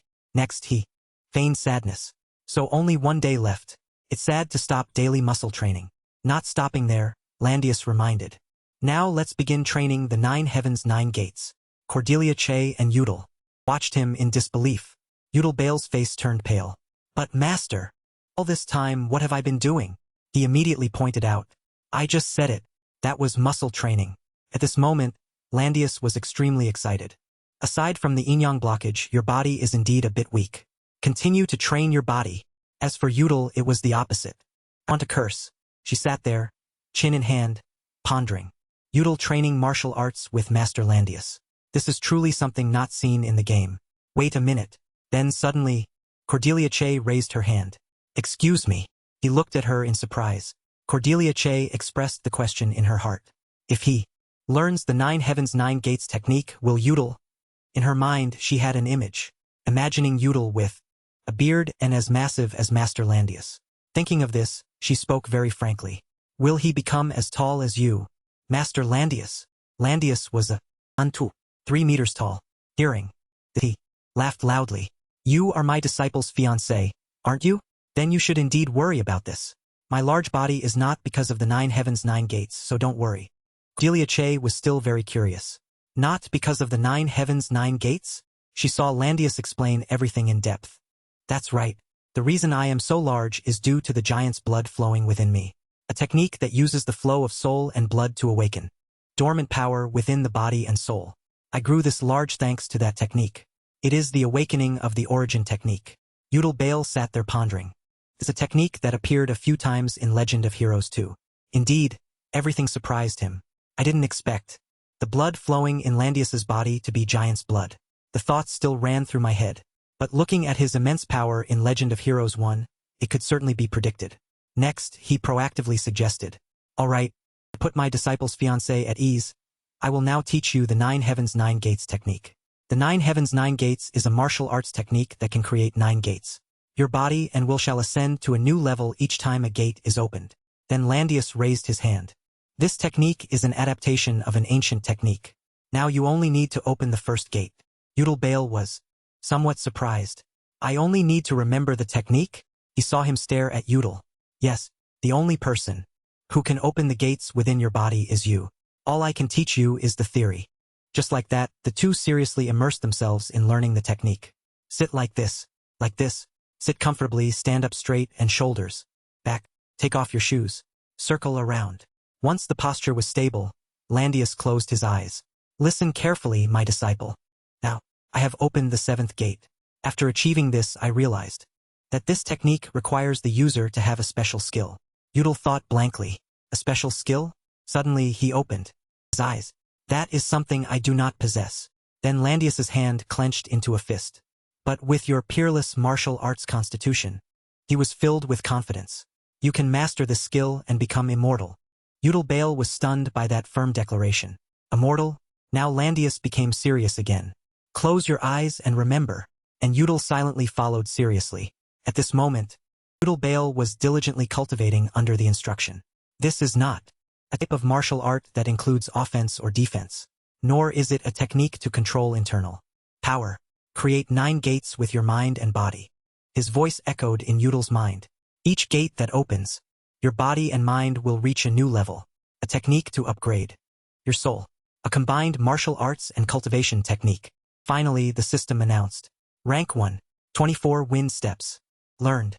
An evolved technique of the 36 heavenly steps technique. Consisting of 24 steps. Can evolve to higher level martial arts. Cultivation process of the two was entirely witnessed by someone.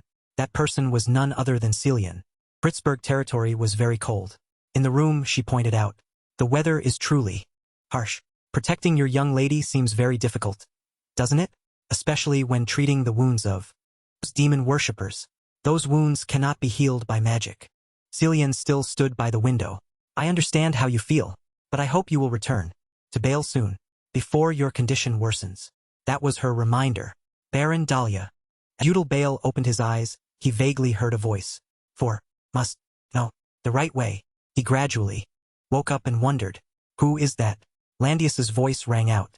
My disciple. Seeing this, Cordelia Che immediately approached, her mouth slightly agape. Now she was extremely worried. Yudel, are you all right? Can you hear me?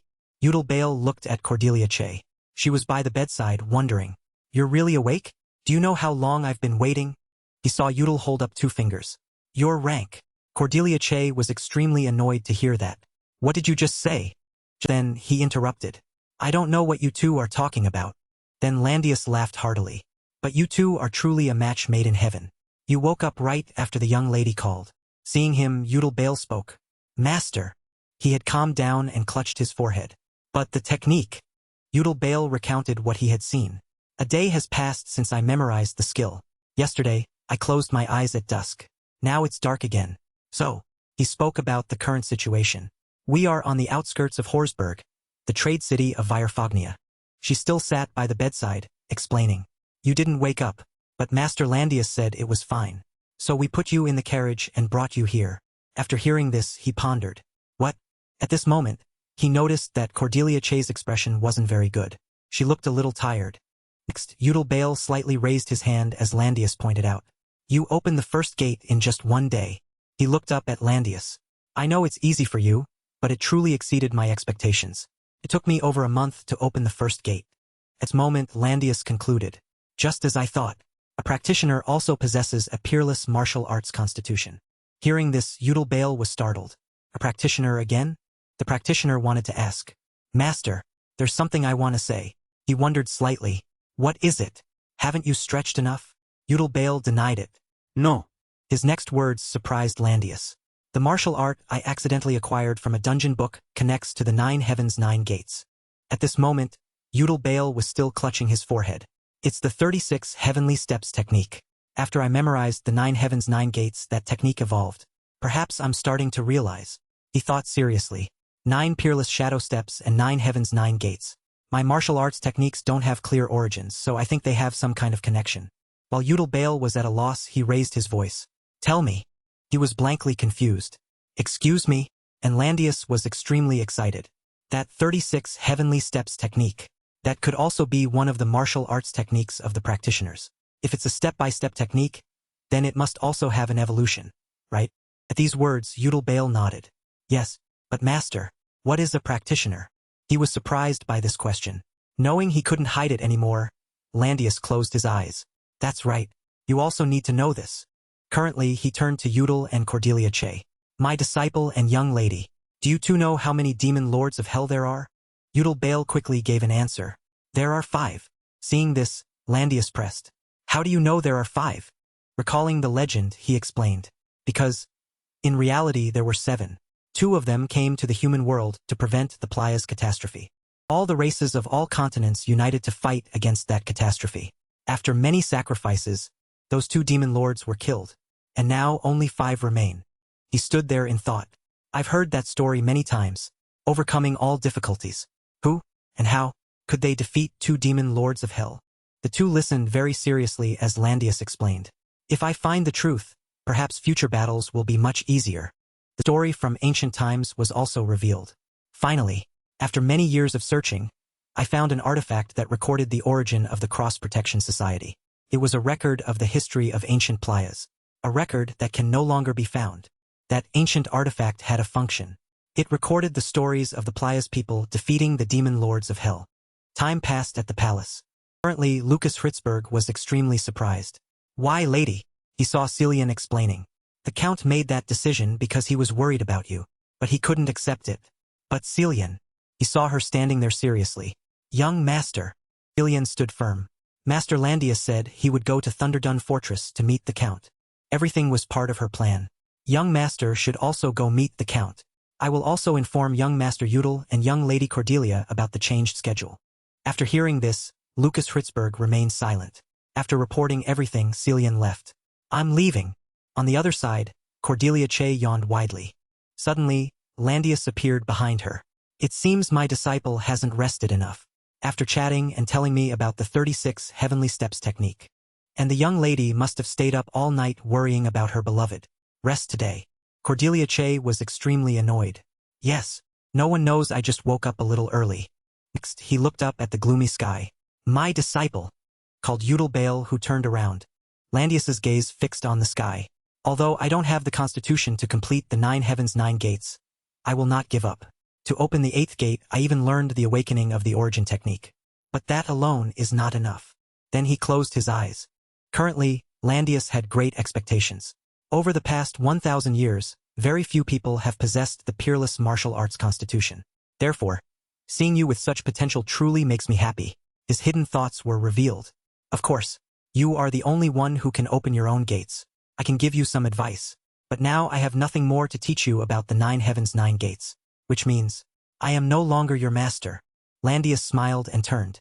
But there are many other things besides the 9 heavens 9 gates. I can teach you those things. He was stunned upon hearing those words.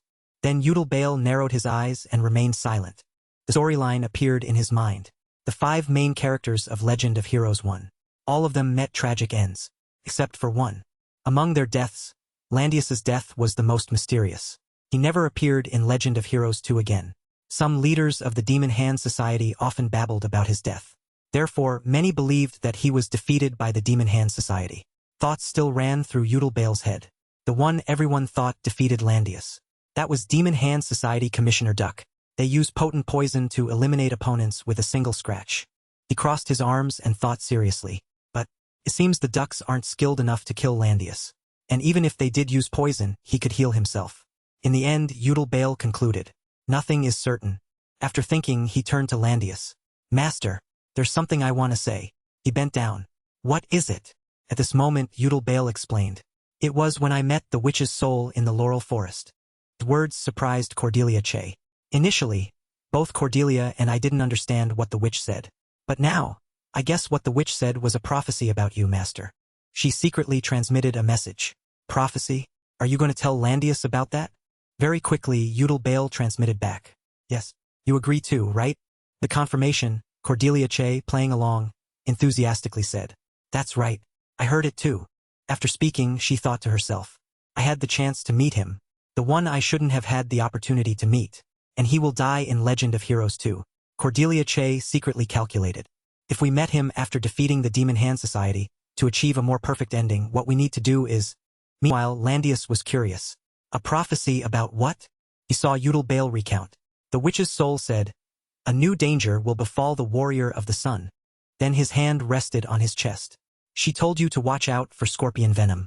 The witch's soul said that, to help your allies survive. Someone's footsteps echoed through the hallway. Lucas walked in and saw young Master Udal and Master Landius talking together. He pondered for a moment, then looked at Udal seriously. All right, I will prepare the antidote. Do you have anything else to tell me? Udal softly replied. No, sir. Landius continued. Then we part ways here. He crossed his arms and began to speak. As planned, I will go meet the Count, handle urgent matters and then return to find you too. Don't forget to train your muscles. I hope you will be stronger when we meet again. Hearing him say that, Udal's face showed a hint of helplessness, and he hesitantly replied. Yes, sir. Seeing his obedience, Master Landius said nothing more and added a final instruction. Then he turned to Lucas, who had been standing there. Now then, my disciple, the young lady, and Lucas, while lost in thought, heard his name and instinctively startled, exclaiming, Yes, Master Landius. Seeing Lucas still dazed, he playfully teased him. I'm leaving. Don't cry. Crying will make your muscles shrink. At this moment, a brilliant, sparkling aura seemed to emanate from him. I also hope we meet again. My muscles too. Seeing that he listened to Lord Landius and did not say anything more, he gave further instructions. Then he turned to Lucas, who was standing there. Then, Doide. While the girl and Lucas were deep in thought, they suddenly cried out in surprise when they heard their name. Yes, dear Mr. Landius. Seeing that Lucas was still dreaming, he immediately started teasing him. Here we go. Don't cry. Crying will make your muscles smaller. At this moment, a bright, sparkling halo seemed to radiate around him. I also hope we will meet again. The same goes for our muscles. Listen. When Landius said that, Lucas's eyes welled up. Yes, I also eagerly await that day. After speaking, he flashed away, leaving the three of them feeling helpless yet admiring. Landius leaped across the rooftops with swift speed, his proud laughter echoing. While Lucas was teary-eyed with admiration, Udal thought to himself with a speechless expression, That's just like him. Cordelia seemed to share his thoughts. After seeing him off, Udal cheerfully said, My master is gone. So what should we do next? Cordelia nodded. Good point, right?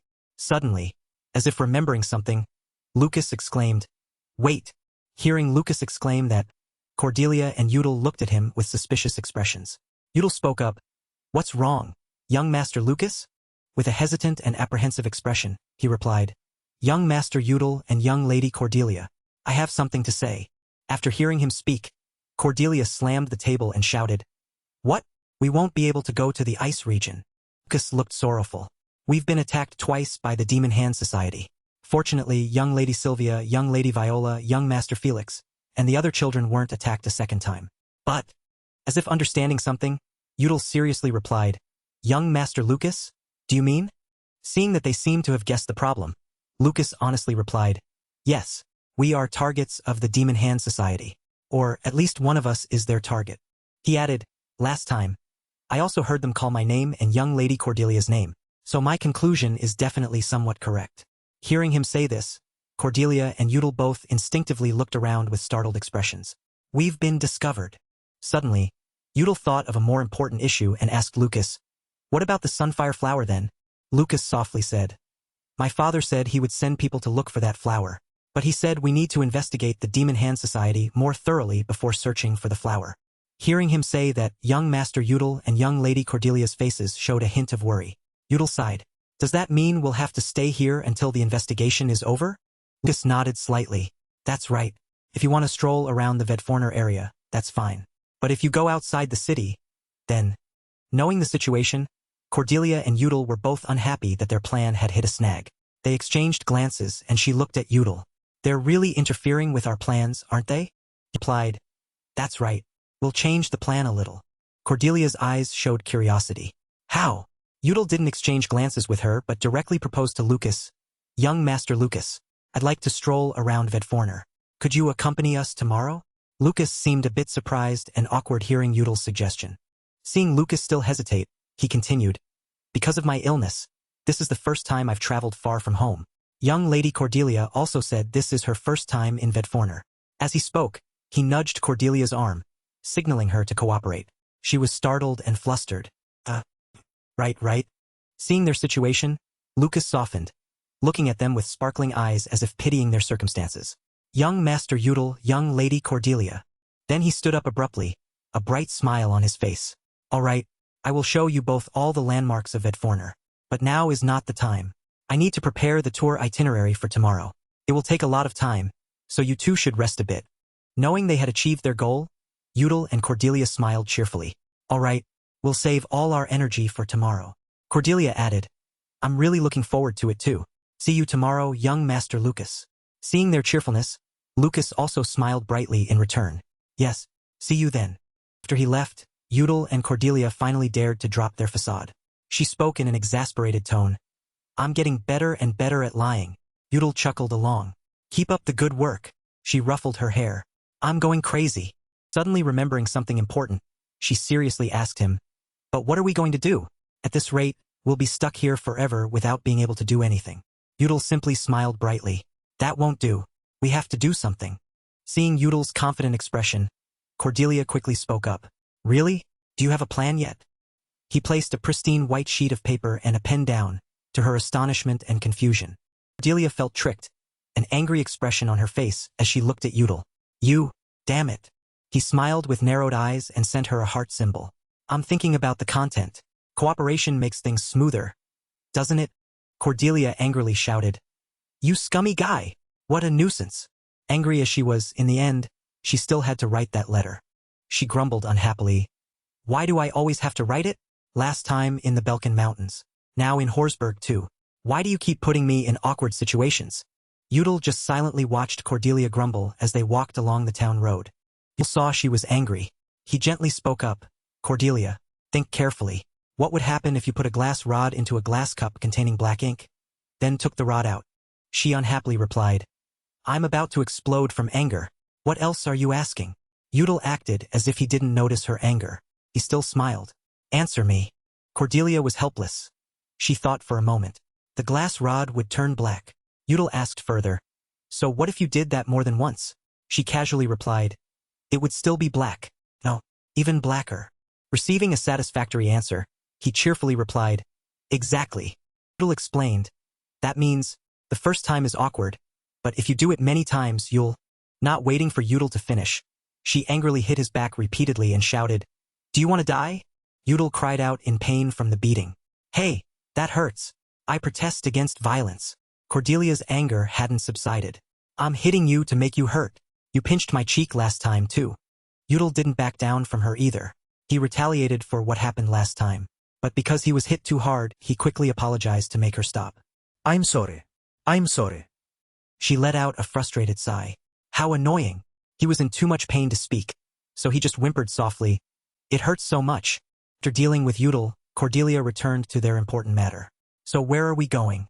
We haven't even prepared for the cold. We also need horses to cross the ice region. Udal wasn't too worried. He reassured her. It's fine. This way. Cordelia didn't quite trust his judgment. She grumbled. If it's not fine, you'll see. Seeing her unhappy expression, Udal thought to himself. Low temperatures, plus little sunlight, make her grumpier, huh?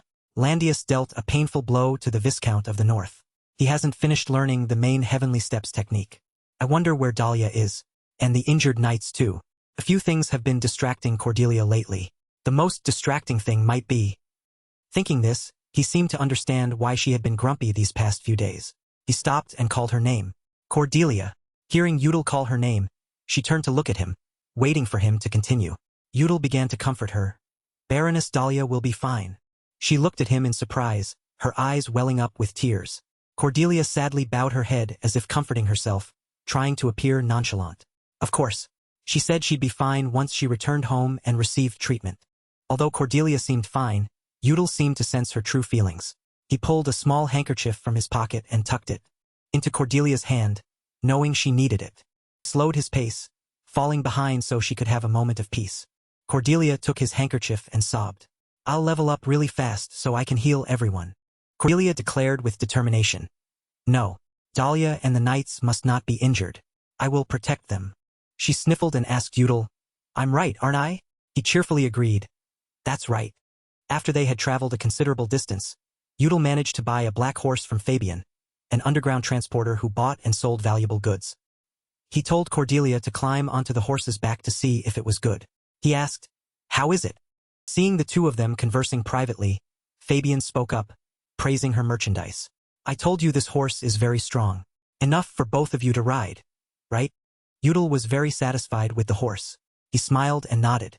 Yes, we can easily reach our destination riding this horse. She hadn't finished reporting everything about the transaction. Udall probed, What about the gate guards? She confidently continued, They're acquaintances of mine, and because they looked tired, I told them to rest and gave them some money to avoid suspicion. Udall was satisfied when she said that. Good. Fabian was a bit curious about their actions. Seriously, riding a horse at this hour, did you two commit some crime and are now on the run? Or are you on a secret date? Seeing Udall silently smile at her, she knew it was a private matter that was hard to discuss. Fabian thought to herself, he doesn't seem to want to tell. Not pressing them further, she turned away. All right. Fabian bid them farewell. See you again. Good luck. He politely replied, You too. Hearing the two words good luck from her farewell, Cordelia lowered her face and whispered, Luck. She wondered, Isn't it muscles?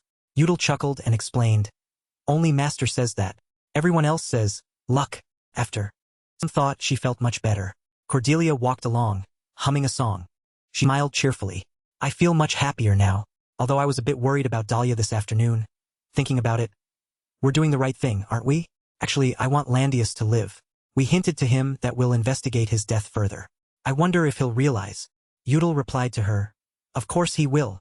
He hesitated before speaking. You really like Landius, don't you? She casually replied, That's right. Among the main characters in Part 1, he's my second favorite. Udall continued to ask, You like Rena the most, right? Seeing Udall understand her so well, she gaped at him. Yes. How did you know? He confidently explained, Because your favorite character in Part 2 is Cordelia, so I guessed from that. Hearing the explanation, she felt a little embarrassed. It's true that both Cordelia and Rena are very kind and beautiful. Udall agreed. Right? She suddenly thought of something. She turned to ask him, Hey! She suddenly turned her face close to him. Feeling the distance between her body and his was too close, he felt a little awkward. What is it? Her eyes wide, she said without hesitation. The two of us, do you think we can rescue the other main characters? She smiled confidently. We can, right? He nodded vaguely, not daring to be too certain with Cordelia. Whatever happens, we'll save them. She giggled. Good. So tell me your plan after we get the Sunfire Flower. Udall was a little displeased and questioned her. Are you going to make me do all the thinking alone? Cordelia grumbled. What do you mean? I'm already responsible for carrying you. Udall seriously replied to Cordelia. If I get the Sunfire Flower, my illness will be completely cured. After that, I'm thinking of a way to get to the next setting, the barbarian attack of the north. Cordelia nodded in agreement. Okay, so our next destination will be the barbarian lands across the border, right? He replied to her. That's right. She looked at him in slight surprise and asked further. Rena will be killed in that scenario. Do you have a plan to rescue her? Udall softly replied. Because that event happens at a specific time in the barbarian lands, we must arrive at the right moment to rescue her. Udall continued with an emotionless face. After saving Rena, I'm thinking of something else more interesting. Her eyes widened in curiosity. Interesting? What is it? He didn't say it directly but gave her a hint to guess. First hint, Master. Her head was full of question marks, unable to figure out what interesting thing Udall was talking about. He continued, second hint. Just as Udall discovered he had a heaven-bestowed body, Cordelia also has a hidden talent. Understanding the problem, her eyes lit up. She confidently declared, I know. Let me answer. She excitedly grabbed his shirt. It's source regression. Cordelia's excessive excitement and grabbing his shirt made him lose balance on the horse. Udall panicked. Don't get too excited. Calm down. Once he regained his balance, he let out a sigh of relief. I almost fell off. And you're right. Cordelia noticed something was off. Her eyes showed a hint of suspicion. Wait, you mean I can achieve it early? How? According to the game, Cordelia only achieved it much later. Udall replied with confidence and certainty. We've already set an example. So what else is impossible? One of the necessary materials is in the ice region. We can also get the necessary material, source blood, from Rena. She was stunned and didn't reply. He continued to explain, just like how I achieved the 9 heavens 9 gates. We don't need to follow the storyline absolutely. When we have an opportunity, we'll seize it. Cordelia nodded but with a slight concern. But how do you create the magic circle for the source regression spell? It's difficult to do. Udall thought about her question. About that. Suddenly, he had an idea to tease her a little. It's nothing. You've already memorized Velastin's magic circle, haven't you? He tended to be innocent, his tone teasing. Don't tell me. The rank 2 player can't memorize how to draw the source regression magic circle, right? Hearing Udall tease her, she became angry out of embarrassment. Cordelia shouted at him, I'm sorry, okay? My memory isn't as good as yours. Unable to soothe her anger, she bit him hard, making Udall cry out in pain. Ah, you bit me. Are you a wild animal? When it was morning, the letter they left behind was discovered. In the letter, she wrote, I'm going on my honeymoon with my beloved Udall. We'll only be gone for a few days, so don't come looking for us. When Cillian read the letter, she angrily questioned Cordelia's knight and butler. What is this? The butler cried silently. Although we guarded both rooms, the knight felt wronged yet guilty. When we woke up, it was already morning. When we woke up, we were worried. We opened the door. Just then, someone walked in. Baroness, I've checked. But the guards said they didn't detect anyone leaving the city last night. The person concluded. It seems they used some secret passage to leave the city. All 3, the butler, the knight, and Lucas's guard, were worried about the 2 of them. Cillian thought seriously. Whether they left on their own or not, they are still our guests. If anything happens, we will be responsible. Meaning the Hertzberg family will be responsible. Talia couldn't accept this and looked utterly distraught. Unbelievable. They planned another escape. She blamed herself. If Maya finds out they ran off without an escort, she'll surely be very disappointed in me. Cillian, not overly worried, spoke up, giving orders. They probably haven't gone too far. Search the surrounding areas. As the other 2 left, Cillian thought carefully. Now that I think about it, she said, as if realizing something, they must have already planned where to go. The knight, who had just opened the door and stepped out, heard her words and feared he'd misheard something. He asked curiously, Excuse me, did you say something? It's nothing. We need to inform young Master Lucas of the situation. On this side, Cordelia and Udall had finished setting up their tent for a temporary rest. Udall was satisfied with his work. Perfect, it's all done. Cordelia praised him. You finished so fast. Do you like camping in real life? Udall thought for a moment and replied, I wouldn't call it a hobby, but I am interested in it. Sighed in relief and sat down next to her. He asked, Will it be too cold to spend the night here? She wasn't too worried about it. I'm fine, she said awkwardly. However, I won't be bathing outdoors again. Hearing her say that, Udall also felt a little awkward. He gave a forced laugh. No need. I understand why. Cordelia took off her hood, feeling the breath of nature. An event that could only be experienced by a glacier at night. The Silver Fairy. In the night sky, 2 silver fairies watched her and him by the warm fire, giggling. Look, he's so adorable. She's so beautiful too. I want to get closer. Shall we invite them to play with us? With that, the 2 fairies flew to Cordelia and Udall's side. The ice fairy smiled. You too. Her eyes widened in surprise when she saw them. The ice fairy offered, Want to play with us? Seeing the 2 fairies fly over, Udall was delighted. They appeared instantly. They look full of energy too. He laughed loudly and replied, If we could, we'd be honored. As he spoke, he deliberately placed his hand where the jade ring was, on his chest, to show politeness. When the ice fairy saw the ring on his hand, her eyes widened in surprise. Isn't that the fairy footprint? Hearing her companion say that, the fairy next to her also gasped. What, if it's the fairy footprint? But whispered, That's the autumn fairy queen Lorelei's item. The ice fairy replied, Yes, but why does he have it? Hearing their conversation, Cordelia was confused, not understanding what was happening. On this side, Udall was very satisfied that the fish had bitten the bait. He smiled meaningfully. So easily fooled. In the game, it said the Winter Queen considered the Autumn Queen her rival, so she definitely wouldn't overlook this item. Udall smiled at them, finding a plausible explanation. I received the fairy footprint after being invited to the Queen's party. Queen Lorelei personally gifted it to me. Hearing this, their eyes widened and their mouths formed an O.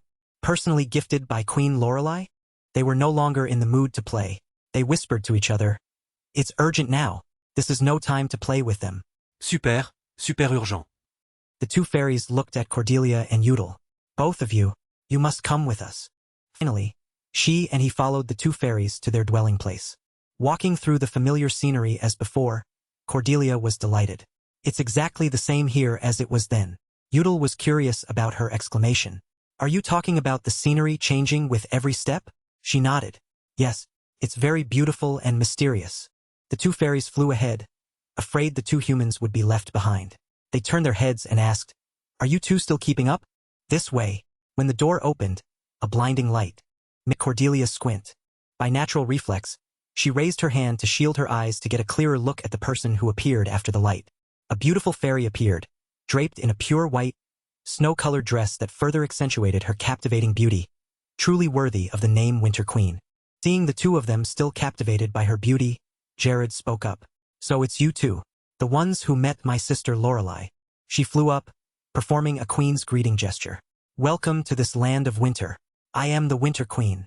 Cordelia and Udall politely bowed. "We greet your majesty, the Winter Queen." She hesitated modestly. "There's no need to bow." Hearing Jared say that, both of them replied with a little confusion, "Thank you." Before they could finish speaking, the silver fairy flew close to their faces, startling Cordelia and Udall slightly. She cast her probing eyes upon Udall's sparkling emerald eyes. "Just as I thought. You two possess enough beauty to be invited to the Autumn Queen's place." Praised by the silver fairy, both of them replied awkwardly, "Thank you." She smiled gracefully. "I heard about you two in the space-time continuum. It seems you have the fairy footprint, don't you?" Udall nodded slightly. "That's right.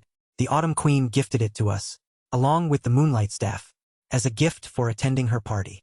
Hearing this, Jared's eyes widened, as if she couldn't believe what she heard. "What? The staff too?" Seeing the silver fairy's reaction, Udall suddenly felt a little guilty. He thought, although we received that item because we defeated the two-horned unicorn, there's no need to go into too much detail. But to achieve their important goal, he still chose to lie to her. "That's right. We thought it was a bit much too. But she said she had to treat her guests properly. So we accepted it with gratitude." Knowing the Autumn Queen was such a person, Jared was quite surprised and a little flustered. So hospitable. After saying that, she flew out the door and ordered, "Winter fairies, come here quickly and prepare a feast to welcome our guests." She turned back, afraid Cordelia and Udall would misunderstand her as inhospitable. She explained to the two of them with a hint of worry, "It's not that I forgot. It's just that I'm the queen, so I need to meet you two privately first, and then it's proper to hold a feast. Do you understand?" Seeing her explain with such worry, Udall politely replied, "I understand. You are truly thoughtful, Queen Jared." He smiled gently, his hand placed on his chest to show respect. "I have heard rumors of the Silver Fairy in this valley. Indeed, that title refers to you." Hearing his compliment, Jared froze slightly. Her mind blank. She didn't know how to reply. She hesitated for a long time, then smiled mischievously. "Right?" Seeing her reaction, Cordelia and Udall were both helpless. He realized something after witnessing the Silver Fairy's reaction just now. Fairies are innocently adorable. They truly don't know how to react to compliments. Jared suddenly remembered something important and turned back to inform the two of them. "The feast will be ready in a little while. All right, after you enjoy the feast, I will also bestow a reward upon you two." Hearing the Silver Fairy say that, Cordelia's face was filled with delight. Her eyes sparkled with anticipation for the gift. On Lucas's side, two knights were carrying portraits of her and him, investigating, searching everywhere. They showed the painting to an old woman. "We are looking for a young man and woman. They are about this tall. The young woman has red hair, a bit pinkish." The old woman looked for a moment, then replied, "I don't know." Then she turned to her husband. "Hey, did you see them?" The old man also shook his head. No. The old woman politely apologized. I'm sorry. "But I can't help you, young knight." He nodded and bowed. "It's all right." After a long search, the knight sighed tiredly. "Where did those two go? We've searched all around this market, but no one has seen them. Good heavens. Did they just vanish into thin air?" They surely didn't leave Vedforner, did they? There's no reason for them to go outside. And the gate guards didn't see them leave the city. She spoke up in rebuttal. Look at the reality. The reason they came to Horsburg territory was to find medicine to cure young Master Yudel's illness. The knight cried helplessly, unable to make a sound. So they left the city? She sighed. It's possible. The place where the young lady would go to find herbs for the young master could be. The mysterious person smiled sinisterly. It could be the ice region, right? The two of them were completely unaware that what they said had been overheard by a mysterious person. In the Valley of the Silver Fairy, Cordelia and Yudel shared an incredibly romantic scene. He gently stroked her hair. He looked at her with gentle, doting eyes. Even though you've hurt me so much, I can't hurt you. And no matter how guilty you feel, I hope you'll stay by my side forever. The surrounding ice fairies sat neatly in rows, listening to the silver fairy tell stories and watching the two perform. It was truly spectacular. So interesting. Yudel leaned closer to her lips. Cordelia tightly closed her eyes as if waiting for something. But nothing else happened. Only Yudel's voice continued to resonate. Because I love you. It exploded. It really exploded. When Yudel finished that sentence, all the ice fairies shrieked loudly because it was too sweet. They noisily discussed among themselves. What should we do now? Yudel. Again. He looked at Cordelia's face, red with embarrassment, and couldn't help but tease her. What's wrong with you? You said you didn't want to sing Twinkle, Twinkle Little Star anymore. So I followed the queen's suggestion. She became angry out of embarrassment and shouted at him, but at a volume only they could hear. No. How can you say those things without any expression? It's so embarrassing. It's disgusting. Yudel still didn't stop teasing her. Why are you more embarrassed than I am? At this moment, Jared smiled contentedly and spoke softly after watching their romantic performance. The Fairy Queen and Number 9 Circle is a beautiful love story. The performance and storytelling drew me into the tale. I am very pleased. Thank you. Cordelia was still embarrassed, bowing her head in silence. Yudel smiled gently. We are very honored. After the play ended, it was time for the Silver Fairy to fulfill her promise. All right, this performance was very interesting. As promised, I will bestow upon you the fairy unification and the blessing of winter. With this, no matter how cold it gets, you will feel warm. The fairy unification is a bracelet holding the blessings of fairies from all 4 seasons. If all 4 blessings are gathered, the world will recognize the wearer as a fairy. Cordelia was captivated by the beauty of the bracelet. Her eyes sparkled with delight. Wow, thank you, Queen. The system displayed a notification. Blessing of winter received. Resistance to all ice/cold. Yudel saw her so happy and smiled gently at her. With this, we won't be afraid of any cold anymore. Right, Cordelia? She agreed. Right? Hearing their conversation, the Winter Queen understood why they had come all this way to her. I was wondering why you two came all the way here, so you're going to the ice region. She thought for a moment and then decided. I can help you too a little. Ida, bring it out here. Receiving the command, the ice fairy replied, Yes, your majesty. Here is the item. It was a fairy feather, an mysterious feather that allows the user to travel through space to their desired destination. The user needs to have positioning magic. Jared explained, the ancient dwarves created the ice region, and we, the winter fairies, used to be quite close, so I know the exact location. I can help you two get to the ice region immediately. Knowing the silver fairy could take them there immediately, Cordelia was overjoyed and incredibly grateful. Thank you, Queen. While she was happy, Yudel was thinking about who would receive the feather. She gave 2 bracelets, but there's only 1 fairy feather, right? Surely only 1 person can receive it. The silver fairy was honest with them. I heard in the space-time continuum that there's only 1 feather left, so I'll think of a way to cheat.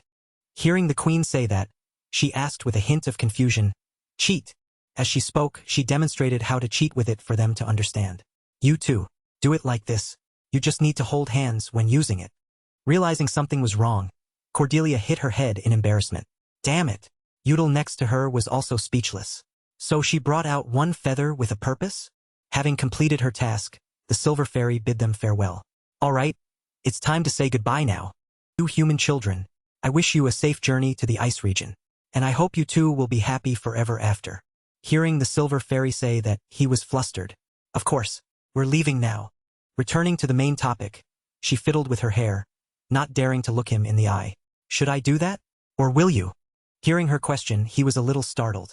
I will, she crossed her arms over her chest. She tightly closed her eyes and shouted in embarrassment. Okay, come here. The surrounding ice fairies, witnessing this scene, were all excited. Quiche, quiche. This person is distracting me too much. I should do this quickly and leave soon. Thinking this, he tightly embraced Cordelia, and the fairy feather transported the two of them to their destination. In the demon palace, they were discussing plans regarding Cordelia. Someone reported, "The sacrifice has left the eagle's embrace." The demon I was suspicious. You mean Cordelia Chaser is no longer protected by Count Hertzberg? How can that be? The other person replied, according to my informants in Vedforner, she is on her honeymoon with Udal Bale. The demon I asked suspiciously, where could they go? The other person honestly replied, I guess they're heading to the ice region. Cordelia Chaser's purpose in coming to Count Hertzberg's territory was to find the legendary flower to cure her fiancé's illness. The flower only grows in the ice region. Hearing this, Koros couldn't keep his composure. He angrily slammed the table and laughed loudly. How ridiculous! After being attacked twice, she still prioritizes finding a cure for her fiancé first? Koros smiled sinisterly. I guess she doesn't want to live anymore. Suddenly, his expression changed. His eyes filled with contempt. I shouldn't be laughing, should I? After all, we are also foolish lovers who ruined your plan to gather half-demons. Aren't we, Celucia? She looked at him and remained silent. The demon I continued, after Minos died, we also lost the Viscount of the North, the lord of this land. The second attack happened. Those children are very lucky, Celucia. Do you have any other evidence that the sacrifice is coming to the ice region? She bowed respectfully and replied, yes. After investigating the path to the ice region, some people said they saw Cordelia Chaser and Udal Bale. Her eyes became serious. Furthermore, the prophecy of the half-demon Kanos is also about the ice region. The demon I was suspicious. Kanos? Kanos's prophecies have many loopholes. We cannot rely on them long-term. But for now, that prophecy is still accurate. If that's the case, I'm considering. Celucia bowed her head, cautiously speaking.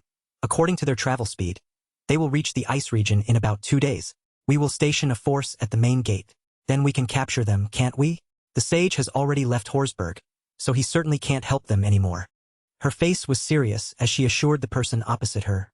Leader, if you give me a second chance, I will bring Cordelia back alive. The leader hesitated but agreed to give her another chance. I will trust you one more time. Given the opportunity by the leader, her eyes lit up, and she smiled brightly. Thank you, sir. I will certainly not disappoint you. Seeing her get a chance to prove herself, Koros felt a bit annoyed and dissatisfied. After all matters were discussed, the leader concluded the meeting. We have finished our discussion. Let's end the meeting. May the favor of Lord Asmodeus be with you. They politely replied, May the favor of Lord Asmodeus be with you too. After finishing her business at the main palace, Celucia returned to her territory. Seeing her master return, her subordinate politely greeted her. You're back, Celucia. How did things go? Her eyes showed strong determination. The leader gave me one last chance. Therefore, even if we have to mobilize all the forces we have, we must capture Cordelia alive at all costs. Celucia asked about the deployment situation from her subordinate. How are things? He replied, Half-Demon Paragot, Vilkel, and the demon swords have almost arrived. They should be at the main gate now. Since the main gate is the only entrance, they won't have any way to escape us, unless the sage arrives. She smiled sinisterly. That's right. The subordinate continued. Or, if the sacrifice possesses positioning magic and space-time teleportation, which has been extinct for over 1,000 years, then our plan will fail. Celucia laughed loudly. You jest. He smiled and explained. Space-time teleportation is not an easy magic to use. Only legendary fairies can move beyond space and time. After a while, Udal, still holding Cordelia, announced, We've arrived. At this moment, he noticed her expression and asked worriedly, Cordelia, are you all right? Are you as dizzy as last time? But Cordelia only felt embarrassed. She closed her eyes and replied, I'm perfectly fine, completely normal. It's just. As Cordelia spoke, she pushed Udal away. Stay away from me. Seeing this, he also froze stiff.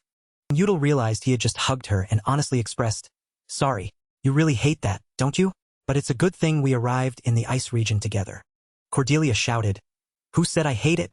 Then she shyly added, It's just. Yes, I like that we took a shortcut like that. I really like it. But it's just.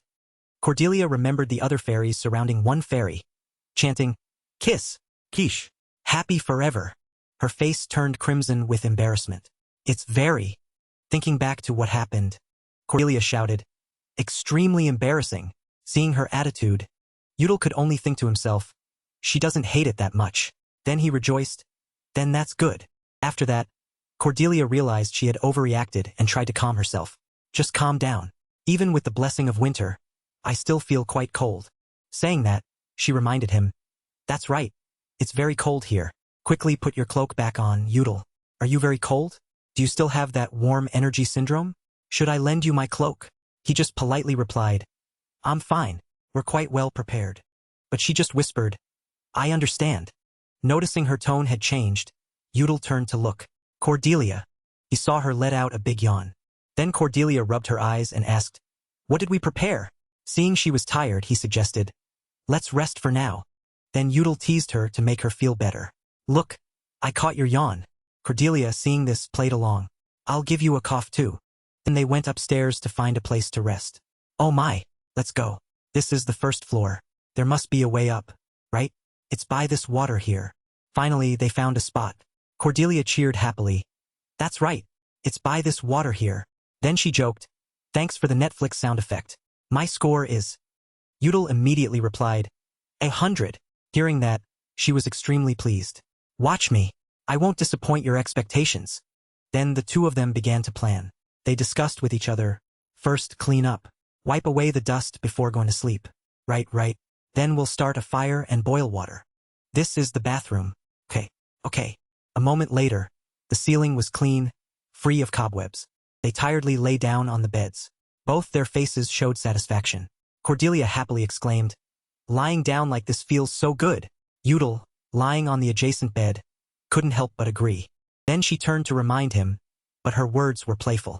You lie on that side. No crossing this line. Udall also joked back, I won't go over there. She replied, you said it. Okay? Don't you dare cross over here. If you do, I'll tell Dad. Udall retorted, I have a dad too. So childish. Then he asked, have we ever chatted like this before? Cordelia closed her eyes tightly and replied, yes, we have. I'm sleepy from laughing so much. Good night. Udall also softly replied, you too. A moment later, Cordelia rubbed her eyes and woke up. But Udall was already awake before her. Seeing this, he immediately asked, you're awake? Cordelia, still drowsy, replied, yes. Seeing she wasn't fully awake yet, Udall suggested, go back to sleep. I'm just drawing a map. Cordelia wondered, a map? Which one? He slowly explained, a map of the inside of the ice region. Although we already know the ancient dwarves' instructions, we can still get confused after going through the same corridors many times. Cordelia seemed interested in this, so she walked over to Udall. As she walked, she asked, you know about the ancient dwarves, but you're still drawing? He immediately replied, yes, we have plenty of time. It doesn't hurt to be well prepared. Suddenly, Cordelia slammed her hand down on the table. She looked fierce. I don't believe you. Udall, who was sitting, was startled by her action. He jumped. What do you mean? Cordelia added, you can draw maps in the dungeon book, but the ice region isn't a dungeon. It's just an ancient underground city. Then she asked further, your memory is very good, isn't it? Udall also nodded in confirmation. After that, Udall began to recount. The Mind Palace. Have you ever heard of it? Cordelia was surprised to hear that. The Mind Palace? The thing from the BBC Sherlock show? He confirmed. Yes, it's a memory technique used by the ancients. It's also a way to store information in the mind. The memory improvement technique is a technique where information is stored and accessed by modeling a virtual space. It's also called the loci method. Hearing this phrase, she couldn't help but wonder, store? Do you have the ancient dwarves book in the library yet? Udall replied smugly, it's fine to keep it there. That method is similar to this. You haven't opened the book, but you still know the content just by looking at the images. He added, you can do that if I guide you. You just need to practice continuously. Cordelia was very curious to hear that. Really? Udall simply replied, that's right. Cordelia is very smart. Just as she was about to praise herself, she realized the teasing intent in his words. Obviously. Hey! Udall, at this point, relented and coaxed her. Yellowstorm is smart too. Okay? Alright. After that, Cordelia was still angry but then suggested, are you hungry yet? Shall we eat something? Udall also agreed. Okay. Then he thought to himself, now that I think about it, it's been a long time since Cordelia said, okay, sure thing. And it's also been a long time since I called her Yellowstorm. Udal speculated and worried. Are Udal and Cordelia's personalities gradually growing stronger within us? At this rate, our in-game names will become our affectionate nicknames. Udal was supposed to be muttering to himself, but Cordelia, who was arranging things nearby, accidentally heard his whispers. She asked, "What did you just say?" Udal immediately looked away and denied it. Nothing. Nothing at all. The scene shifted to a castle standing tall amidst a blizzard. Someone was approaching it. Man with the gloomy face looked at the footprints in the snow. Then he declared, "No mouse shall get in here." Turned out to be Paragat, Seleucia's subordinate, the demon king with a giant left hand. He ordered, "Set up traps. The main gate here is the only entrance." Suddenly, a voice rang out. "Sir." He turned to look. It was Vilkel smiling faintly. "Are you looking forward to it, Paragat? The two fools are coming here to get cured, but they'll die after facing 2 demon kings and a half-demon." She licked her lips eagerly. "I wonder how desperate Cordelia Chaser will be." It turned out Vilkel was also a demon king, the red-haired witch. Paragat simply replied, "It's best if they come and face us." The one next to him continued, Right. Even though they defeated Minos, they're still just 2 children." Then Vilkel stared intently at something. Perhaps she was looking at the monster's sword. Then Vilkel ordered, "Make sure they don't break the seal over there." Paragat also agreed. Both of them now looked terrifyingly chilling. "That's right. I look forward to the expressions of Udal Bale and Cordelia Chaser when they arrive here."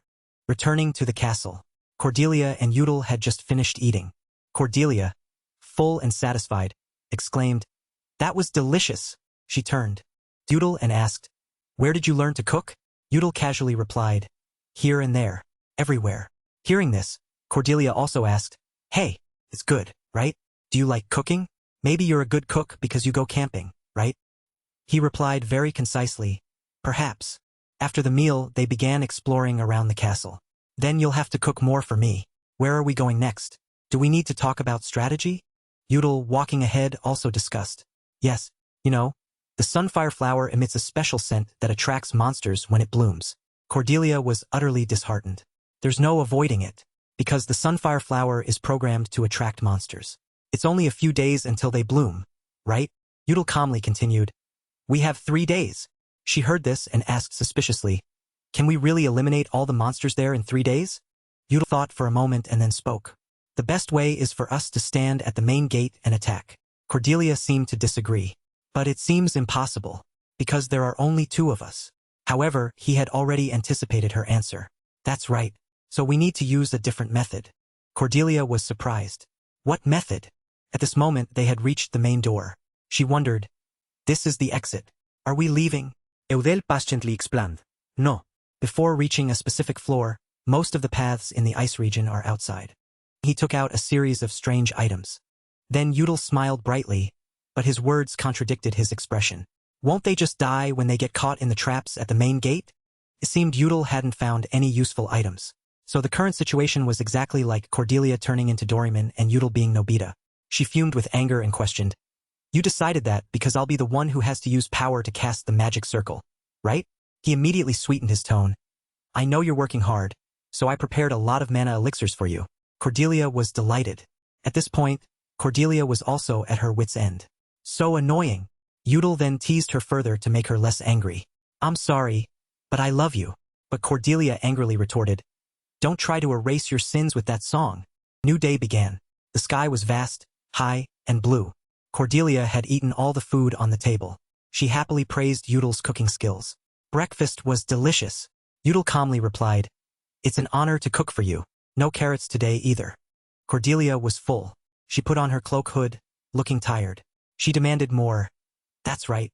Delicious food, and I got to sleep to my heart's content. I also worked hard cleaning with magic. Now I need a proper bath." Udal helplessly turned his head to look at her. He complained, "Human greed truly knows no bounds." He suddenly remembered. He asked Cordelia, "Oh, are you all right? You set quite a few traps all day yesterday. Do you have any muscle aches?" Hearing that, Cordelia immediately grimaced. Her face turned pale as if she had experienced something terrible. "I don't hurt anywhere, but my throat can still taste the bitterness of this mana elixir. I accidentally drank too much." Udal closed his eyes helplessly, regretting having asked her. "Sounds like you're drunk, huh? All right then. I retract my concern since you're fine. Since you're ready, let's go." Cordelia slowly walked behind Udal. She spoke up, wondering, "Do we need to go down to floor 7, where the sunfire flower grows?" Yudel walked along, leaning slightly as he replied to her, "That's right, we're heading to floor 5 now." It was clear that Cordelia understood. She ran up to walk with Yudel. Both were excited. In unison, "Because there are items here." Yudel understood. He smiled with amusement at Cordelia. "So there are no living creatures here." Cordelia giggled sinisterly, agreeing. In the fierce blizzard on the cliff face, desperate, painful screams echoed. The winter harpies, with their fierce, glowing red eyes, excitedly flew to attack the Demon Hand Society's people. "Help me!" One of them used a sharp axe blade to slash past a knight. He fell to the ground in pain, so the white snow was now stained with red blood. Lord Paragat. The scene was chaotic. The winter harpies were fiercely attacking them one by one. Paragat shouted orders. "Don't retreat.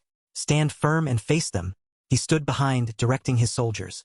"Those at the front, respond slowly and lure the monsters into the traps." A knight noticed. "This fierce winter is coming in swarms, bringing with it snow dwarves and winter horses. Winter harpies at 6 o'clock. Snow dwarves at 12 o'clock. There are too many of them. Winter horses are also coming our way." Paragat was in a difficult position. He looked at them, grinding his teeth in anger. "Damn it! Where is Cordelia Chaser? Why are these monsters? Do the monsters in this region tend to move in such swarms?" Paragat was gritting his teeth, reconsidering the actions of these monsters. A horde of monsters coming to the ice region like this meant they shared a common goal. It was as if someone interrupted his thoughts. "Paragat." The witch Vilkel held her staff, breathing tiredly. Warily, she looked around, leaning her back against Paragat's. She actively wanted to help him. "I'll create an exit to help you calm down. Then, I'll blow away all the nearby monsters with my magic." Paragat was startled, surprised by the offer. What about the energy to deal with Cordelia?" Looking at the monsters, Vilkel waved it off. "Now isn't the time for calculations." She lowered her eyes tiredly, determined. "We can't fail here like this. I'll leave the rest of the plan to you." Paragat silently glanced at her. Vilkel flew high up. She cast 3 magic circles at once. She raised her staff high. Her fierce eyes seemed to shoot lightning. Intense magic surrounded her. Why else would I be called the red-haired witch? The magic erupted, exploding everywhere. Magic caused the monsters to fall one by one onto the snow. Vilkel unleashed all the magic she was capable of. She was exhausted, breathing heavily and tiredly. She could no longer endure, falling freely from above. Paragat called out in a panic, "Vilkel!" His face darkened. He ran over in fear. "Are you all right, Vilkel?" Paragat helped her up. Vilkel vaguely tried to say something. "Paragat, I see them in the sky." "What are you saying?" Vilkel tiredly tried to warn him. "A larger horde of monsters is heading towards us." Upon hearing this, sweat dripped down Paragat's face. His eyes widened in shock. He pressed his lips together tightly. The witch suggested to them, "Break the seal on the sword monster and head straight for the ice region." Paragat helped Vilkel stand up, hesitating. "What? So?" She sighed, explaining, "It will rage on its own. It's not a monster we can control. While it's doing its thing, we'll retreat inside to recover. After that, we'll seal the monster again once it's weakened from fighting those other monsters." Paragat, while supporting her, planned. "We can search for Cordelia and Yudel right after." Vilkel, tiredly struggling to stand, still had the strength to tease. "We're in a tough spot, but you're really thinking clearly. I'm falling for you."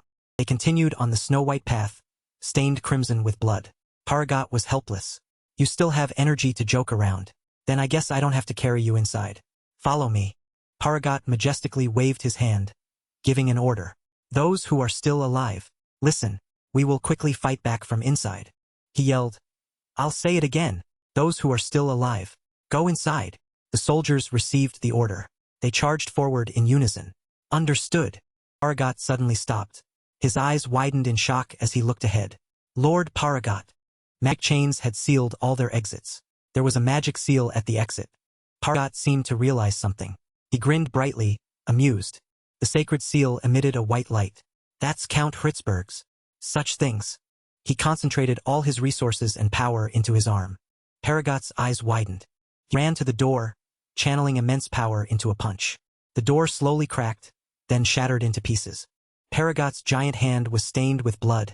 Exhausted, he and Vilkel covered their faces to block the dust. Another soldier, wounded in the head, called out to Paragat, wanting to go with them, but unfortunately, a harpy used its sharp talons to snatch him away. Lord Paragat, we all. The door slammed shut. Paragat slumped against the wall, his face buried in his hands, exhausted. Vilkel stood beside him, sighing as she cast a small magic circle. She bent down slightly, looking at Paragat worriedly. Just as planned, the sword monster seal has been broken. Are you alright, Paragat? You personally broke Hritzberg's seal. Paragat was exhausted. He tried to answer Vilkel. The monster will soon rage, so sitting right at the exit isn't a good idea. Let's go a little deeper inside. Vilkel breathed a sigh of relief when she saw Paragat was still conscious. You're still responding. That's good. Alright, let's find somewhere to rest and make a fire. Vilkel grimaced. She trembled as she helped support one of Paragat's arms. You're so heavy. I can't lift your right arm, so you'll have to manage that side yourself. Paragat smiled gently, affectionately. Alright, let's go. 1, 2. Their feet had just stepped onto a strange spot. Vilkel stopped, suspicious. Her eyes suddenly widened as she examined it. The light in front of her startled her, and she looked up. I think I just stepped on. The door in front of them suddenly glowed. Cordelia, having just teleported somewhere, smiled cheerfully. Her eyes sparkled brightly, filled with proud excitement. A whole string of level-ups. I got 7. Excellent. Udal calmly looked around, suspicious. It's shaking too much here. Did a monster fall into a trap? Cordelia agreed carelessly, smiling. Probably. Good thing we set traps before coming up here. I didn't expect to get EXP by going so deep inside. Udal was silent, pondering in shock. He looked around, thinking to himself. What's happening? I'm pretty sure the traps aren't strong enough to take down a level 7 monster. Cordelia excitedly pointed forward. We just need to go that way, right? The secret path leads straight to the armory there. She suddenly went from excited to worried. That's right. Let's go quickly. No, maybe we'll level up if we go slower. Huh? What should we do? Can we go slower? Udal, eyes closed helplessly, reminded her. Just slow enough. We're not sightseeing after all. Udal slowly walked behind, looking at Cordelia, uneasy. I'm still suspicious about this. Cordelia was carefree, happily spreading her arms as she ran ahead. Super. Adorable. Armory. She was excited, her eyes tightly shut. Oh, items. Powerful weapons. Udal watched Cordelia intently, smiling indulgently. He helplessly squinted, smiling. He pushed aside his doubts. I'll just be happy with her for now. A wooden table suddenly appeared in the icy place. A blanket and 2 cups. Celian stood with her hands on her hips, staring at the table. It seems they stopped here. The knight beside her looked around, speculating. Based on the snow tracks around here, they haven't been gone long. Can we catch up? Celian pondered, resting her chin on her hand, calculating a plan. We can. If we ride continuously without rest. There's only one entrance to the ice region. So let's go to the main gate. The knight hesitated, asking doubtfully. That gate is sealed by Hritzberg's magic, isn't it? That's right. The female knight hesitated, scratching the back of her head awkwardly. I should have been convinced, but now I feel strange. Celian didn't understand, asking again. Strange. The female knight scratched her head, smiling as she explained. Perhaps it's a strange premonition about an illusory couple who can pass through the sealed gate. Both set off together again. Don't guess anymore. Let's depart now. All right. In a dark room there were many useful weapons. Cordelia crossed her arms, bowing her head, a slight smirk on her face. She suppressed her excitement. She suddenly cheered joyfully, raising both hands. She happily declared, They're all mine. Udal stood behind her, gently reminding her. But you can't use most of them. Cordelia, who was enjoying herself, was suddenly reminded. She pouted in annoyance. Do I have to say it? I know that myself. Udal realized he had upset Cordelia. He quickly apologized to her. Sorry. I'm sorry. Okay. Cordelia put a giant iron helmet on her head. Disappointed, she complained. I know the ancient dwarves had many giant things, but I don't find them useful at all. All the items are too big. And there's more. What a pity. Udal also tried on a giant gauntlet, agreeing with Cordelia. Indeed. Cordelia wondered, curious about the purpose of the giant helmet she was holding. So what is this for? It seems like a utility item, right? That's why I didn't need this when playing the game. You glanced over, explaining to her. In the game, they called it a safety helmet. Cordelia understood. Right? The ice region is an underground city. There must have been a lot of excavation and mining, right? Udal picked up the helmet, hesitating. He observed the inside intently. Yes, these things. He liked the safety of this helmet. He regretted not being able to take it. Just looking at it, its defense is very high. It's a waste to leave it here. Cordelia immediately vehemently objected. No. She crossed her arms in annoyance, turning away in disagreement. She declared, I won't use things like that. Udall wondered, not understanding why Cordelia disliked it. Why? Doesn't it fit you? It's true we can't make it fit you, but size is secondary. She still objected, annoyed. She proudly stated her reason. Why would a beautiful Cordelia wear something like this? Udall was stunned by Cordelia's strange reason. He was speechless and helpless. This narcissistic girl. Cordelia chuckled confidently. No need for these power spears. This isn't that important anyway, so it's fine. I didn't need this in the game, and it's the same here. For Star Power Spear. A power spear from a powerful weapon set that shoots charged energy from its blade. One use. Udall reluctantly agreed with her. All right, just take 5 things. Cordelia reached for the small bag at her hip. I love life in every moment like this. She happily, excitedly pulled out the bag in front of her. She showed Udall. Essential travel items for the whole family. Expanding bay. 3-star expanding bag. The bag could hold items 30 times its size. Udall was curious how she would use the bag. What are you going to do? She confidently explained. I'm doing what YouTubers do. I'm good at this, aren't I? Cordelia regretfully thought. Oh my, I'm probably about to get a golden button. And we're not skipping anything, right? Udall gently replied. Right, we can head straight to floor 7 now. She was surprised again, excited. We're going to the Sunfire Flower right after? Cordelia realized what she said. She gasped, covering her mouth with her hand. Right, we can't go there immediately. The two of them were in perfect sync. Sharing the same thought, they discussed. There are still many monsters blocking our way, so we need to defeat them to get EXP. Cordelia happily accepted. Didn't we already say that? Udall also squinted, smiling like her. Right. There's no forgiving our game addiction. The Ice Regent's palace had been frozen since ancient times due to the appearance of the giant white serpent. Fierce. A long time ago, the masters of the Ice Region, the ancient dwarves, froze their homes. All because great Emperor Leviathan ascended the throne of Pleias and summoned a monster into this underground city. The White Serpent. A path with a giant blue magic circle was destroyed to eliminate the White Serpent. After fighting the monster that could hypnotize people with just a glance, only 3 dwarves survived. They decided to freeze the land by detonating the city's magic pathways. The giant kites were the remnants of the ancient dwarves' fight against the White Serpent. Not in vain were the efforts of those who fought and the paths that were erased. They made a great decision to seal the giant white serpent in a deep chamber within this place for thousands of years. Cordelia blew on her hands to warm her freezing fingers. She shivered from the cold, hugging herself. Her face was grimacing, complaining. I guess the power room of the detonated magic pathways is here, but it's too cold here. Udall, though also cold and exhaling mist, calmly accepted. There's nothing we can do. The temperature needs to be this cold. The two stood stunned before the colossal white serpent, curled up and sleeping peacefully, to keep that cold-blooded creature dormant forever. Current location, Floor 7, Ice Region. Udall observed the white serpent, smiling contentedly. Good. It's asleep. Although, when the Sunfire Flower blooms, it will also wake up. Cordelia also smiled excitedly, realizing.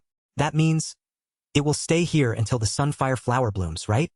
Cordelia slowly, deliberately pulled out the iron spear she had just acquired from behind her back. I don't need to tell you, do I? Udall also gripped another spear tightly in his hand, understanding her meaning. You guess. The two of them were sinister, their eyes red, greedy, and excited as they looked at the sleeping white serpent. It's time to feast on raw meat. In a flash, the two rushed in. They easily butchered that terrifying white serpent. No one knew the mystery. That was the way. Sleep forever. The EXP gained from using items was great. Once upon a time, the white serpent, a creature cast into the ice region in terror, had died mysteriously. Cordelia held the brown bag, humming happily. White serpent. She was excited, laughing heartily. Mana stone. Cordelia, who was laughing happily, suddenly widened her eyes as if she saw something interesting. Her eyes sparkled brightly. She joyfully pointed towards the flower ahead. Look, it's there. A purple flower, not yet fully bloomed, grew solitarily on the barren ground. The Sunfire Flower. Cordelia was excited. She squatted down, looking intently, admiring the flower. Expectantly. It will bloom tonight, right? If I eat it, my 9 yin-yang blockage will be cured, right? Although it can't be completely cured, most of it can be. Yudel gasped, his eyes wide as he stared at her intently. Cordelia turned back, squinting with a bright smile. She said playfully to him, I hope it blooms soon. Yudel was moved. He blushed shyly at Cordelia's radiant smile. He was flustered, quickly shaking his head vigorously to clear his mind. What was that? My heart just... Was that an illusion? Yudel hesitated, wanting to ask her how to deal with the stone. All right, about the white serpent's mana stone. Cordelia slowly stood up, turning to ask, what is it? Cordelia suggested a way to handle it. Can we use it somewhere? 1-star white mana stone. A mana stone held by the monster of King Leviathan. Contains magical power. Yudel agreed but still had reservations. He pondered. That's right. It's because the magical power is nothing. But it will be toxic to ordinary humans. He chuckled lightly, not thinking further. But that's just a game setting. Yudel suddenly had an idea. Cordelia, if it's you, you can absorb it. Cordelia was startled, disbelieving. She pointed at herself in a daze. She asked him again, me?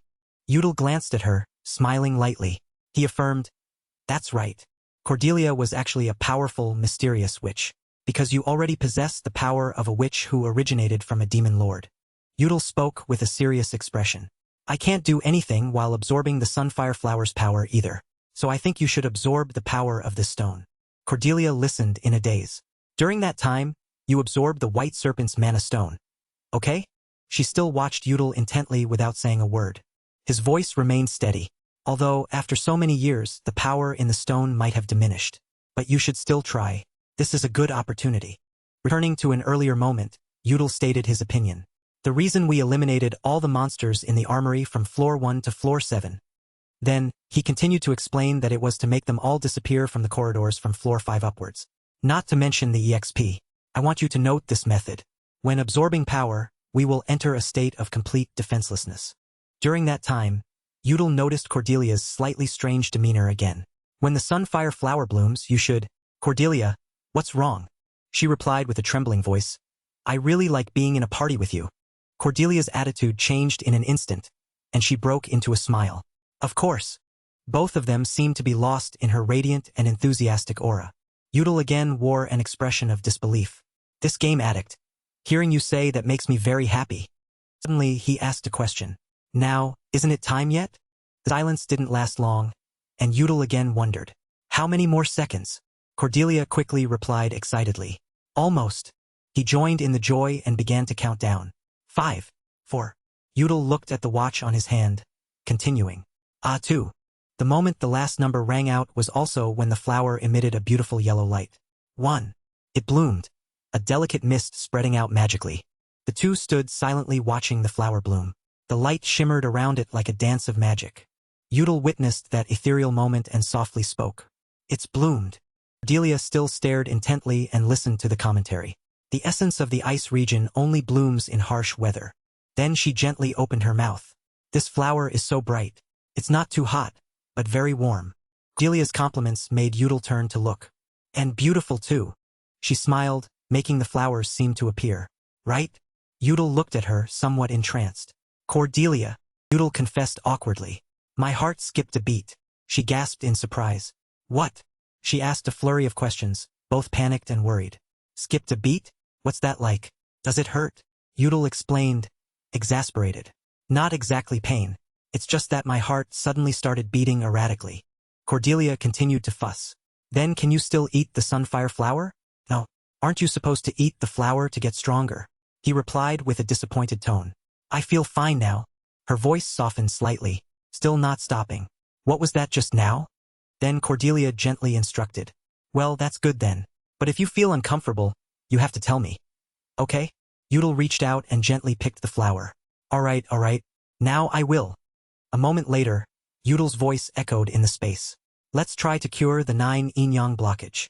Without waiting for an answer, he spoke again. That's right, Cordelia. Yudel's expression immediately turned serious. What is it? I'm just saying this as a precaution. When absorbing the stone's energy, if you feel anything unusual, even just a little, Cordelia pouted in protest. Stop immediately, okay? Yudel was somewhat unwilling to accept, wanting to argue. Unusual? I know I'm the one who suggested it, so saying that seems contradictory. She stubbornly maintained her stance. But the information that a witch can absorb the stone is only theoretical.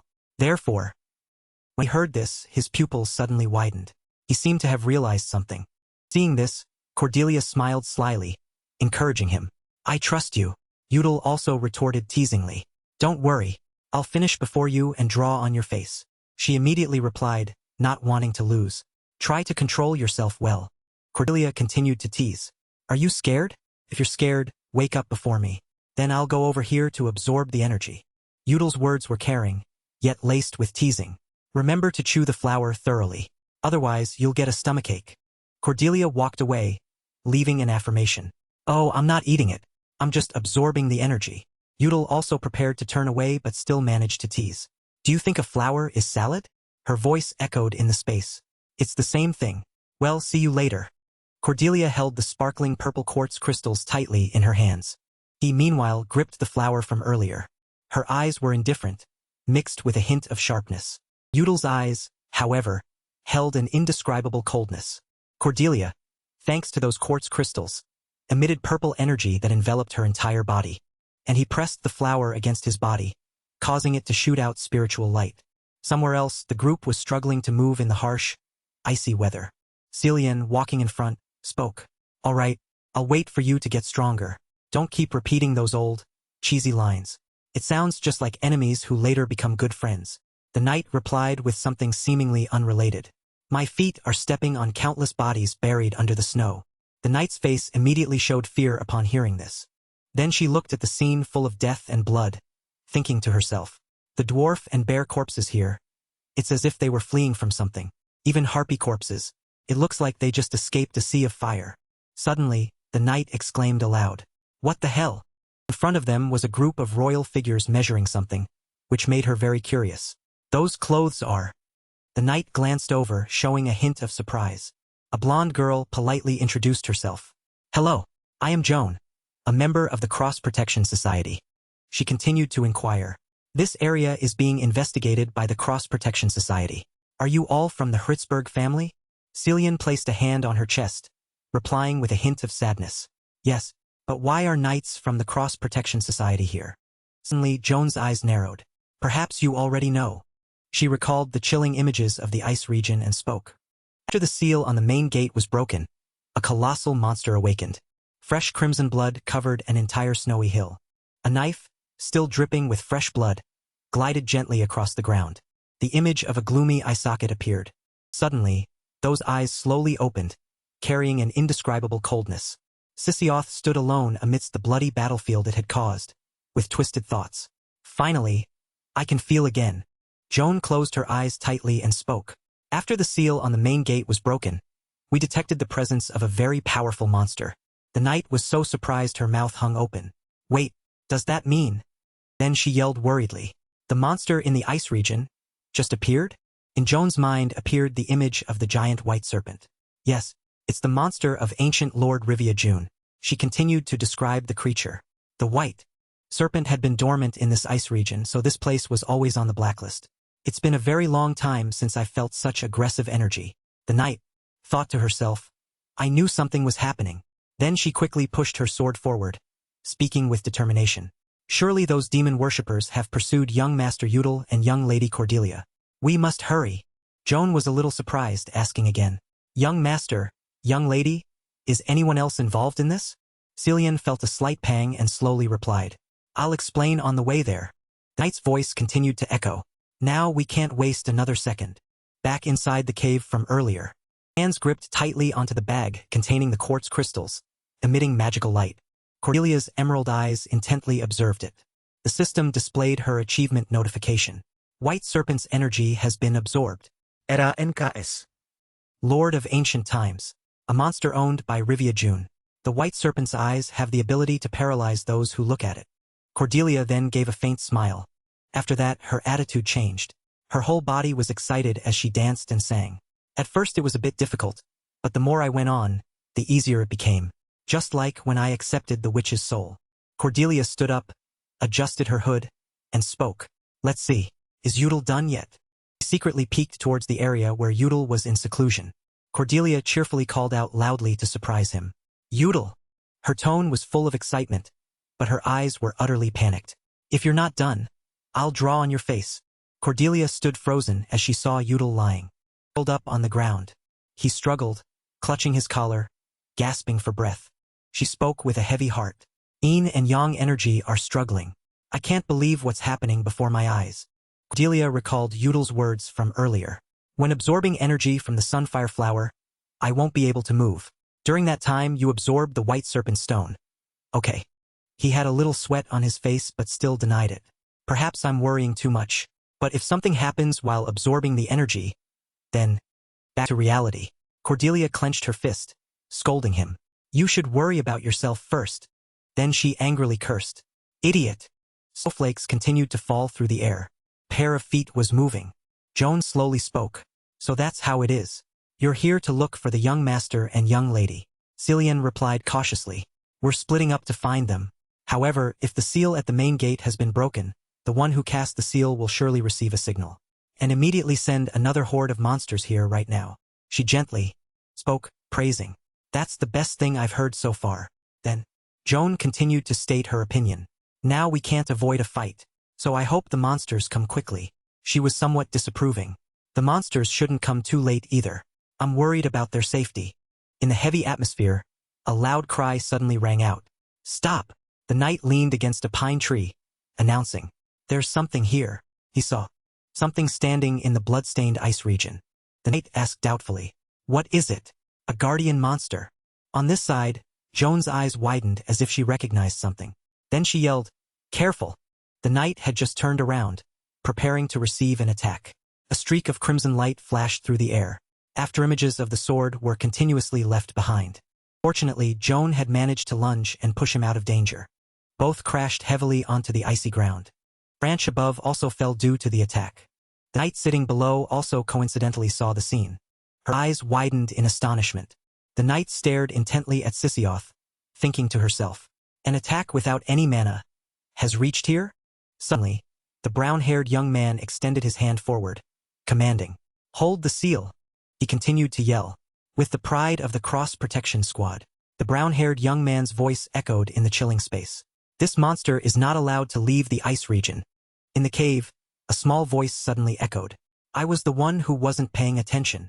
Cordelia sat dejectedly by the stone. Clearly, the inherent energy in the body cannot be converted so easily. Then she again looked with sparkling eyes towards the other side.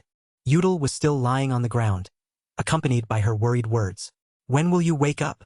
Cordelia thought silently, then blamed herself. In such a quiet and dark space, I have many thoughts. Lucas is a smart person, so he could plan this trip. I feel so guilty for lying to him. We also bothered the knights. They must be very worried now. No, they're not just simply worried. Suddenly she spoke again. They might have already reached the ice region. Suddenly, an incredibly intense heartbeat urged her to open her eyes. Cordelia quickly straightened up. She again fell into thought. Because I was too excited about leveling up, and too happy thinking about Udal's illness being cured, I didn't think much about the current situation. At this point, Udal's and my levels are both around 20. Cordelia recalled the image of herself being incredibly excited standing next to Udal. Even if monsters fell into our traps, there's no way we could level up that quickly. Next were images of the Demon Hand Society's subordinates appearing one after another. If it was a monster that could help us gain 6 levels, even without a direct fight, then it's likely a monster from the Demon Hand Society. Those who are trying to use Cordelia as a sacrifice. Cordelia's face showed a hint of apprehension again. If the Demon Hand Society is here, then the seal at the main gate has probably been broken. Even if they're not looking for us, knights will still be sent here. This made her extremely worried, and she bit her lip tightly. Images of fierce battles continued to appear. Cordelia grew even more frightened. And again, she closed her eyes tightly, silently making a decision. After that, Cordelia turned and left. I'm going first. Before leaving, she still turned back to instruct Udal. Because I've realized this could be a Demon Hand Society ambush. When you wake up, remember to follow me. If you're late, I'll draw on your face. He still lay motionless on the ground. Cordelia stood before the colossal castle, calculating to herself. If I want to reach the main gate as quickly as possible, I need to go through the armory on floor 5. Then she quickly moved inside. After that, she used the secret passage on floor 5 to go straight down to floor 1. Cordelia swiftly ascended the stairs, step by step. She tied her hair up, thinking to herself, at least 15 minutes to get there. No, Cordelia spoke again, refuting herself. 5 minutes. Cordelia spoke again, refuting herself. 5 minutes. Cordelia raised her delicate face, snapped her slender fingers and exclaimed, faster. The system immediately displayed a notification. Your agility has increased. Cordelia moved at immense speed across the steps. She quickly weaved through the castle's corridors. A few drops of sweat appeared on Cordelia's face, indicating her worry. Then she thought to herself, I hope I'm wrong, but this dark, blood-scented air is getting closer and closer, the closer I get to the surface. I feel my judgment is becoming more and more accurate. She imagined Sylvia lying in pain, clutching her stomach on the ground. What if I arrive late? Next was Lucas, breathless in a pool of crimson blood. What if even more people sacrificed themselves this time? Cordelia fearfully buried her face, silently pleading with herself. Don't be late, Cordelia. After that, she continued forward, ignoring the negative thoughts. Because we want to create a happy ending, after all. Under a gloomy sky, the brown-haired young man tried to shout loudly, encouraging them. Maintain the seal with everyone's strength. He continued to cheer. Protecting playas from monsters is our responsibility. Those around quickly responded in unison. Yes. Sisioth, on this side, was surrounded by countless floating swords. Not only that, above it were piles of formations to hold it down. The knight was also astonished to see this magnificent scene. This is the first time I've seen such a large seal. At this rate. Joan, standing nearby, spoke up to warn him. Don't let your guard down. Her expression was extremely worried as she continued. That monster hasn't attacked us yet. Suddenly, a red cloth fluttered in the cold weather. Sisioth used its immense power to fly straight up. It had shattered some of the ice pillars of confinement. Sisioth's slashes tore through space. All the formations were significantly damaged. Joan exerted herself even more to fight against it. Suddenly, a large rock above shifted slightly. She stood still but could feel the abnormality through the large dark shadow. Joan chose not to resist and closed her eyes, bracing for the impact. Suddenly, green light streaks continuously flashed through the air. Cillian suddenly appeared with her sword in hand. The rock from earlier had been shattered into fragments by her. Joan was utterly surprised by this miraculous sight. Cillian's sword was forcefully plunged into the icy ground. She shouted with her resolute voice. This is Fritzburg territory. Cillian continued to affirm. No monster is allowed to set foot here. Her voice echoed steadily. Knights of Fritzburg protect the Cross Knights. We will hold out together until reinforcements arrive. Everyone shouted in unison. Yes. Suddenly, the green-haired girl unexpectedly discovered something and yelled. Everyone, be careful. A jet-black sword blade with blood-red veins appeared in the air. Sisioth appeared menacingly amidst the demonic sword slashes. Suddenly, a mysterious pale yellow light appeared in the sky. In the gloomy scene, a sword spun. Perhaps something had just fallen to the ground. The knight held up the half-burnt sword, full of questions. Suddenly, golden chains of binding began to wrap around Sisioth's arm from nowhere. A mischievous smile appeared. In such a difficult time, Cordelia appeared unexpectedly behind it. She excitedly raised the Bagua formation she was controlling with her finger. The hero is here. The knight was utterly surprised to see her. Young Lady Cordelia. The green-haired girl was equally surprised. What? You mean the person behind there?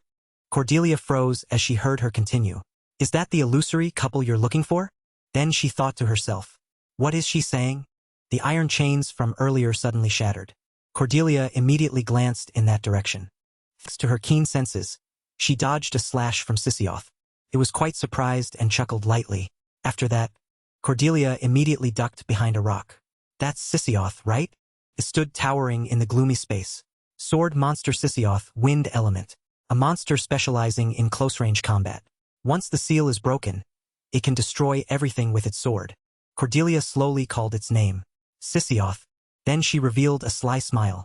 To earn some points, I faced it many times in the simulated dungeon. The system immediately appeared, explaining the term. Simulated dungeon. A dungeon that uses a pre-existing map as an example. Only player-chosen characters are allowed to enter the dungeon.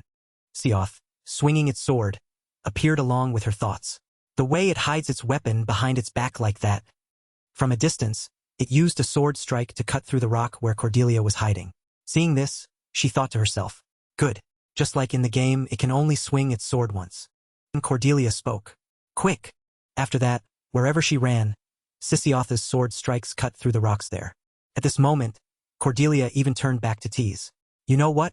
Legend of Heroes 2 has a simulated dungeon with a mission to survive for 50 seconds without being attacked by the boss.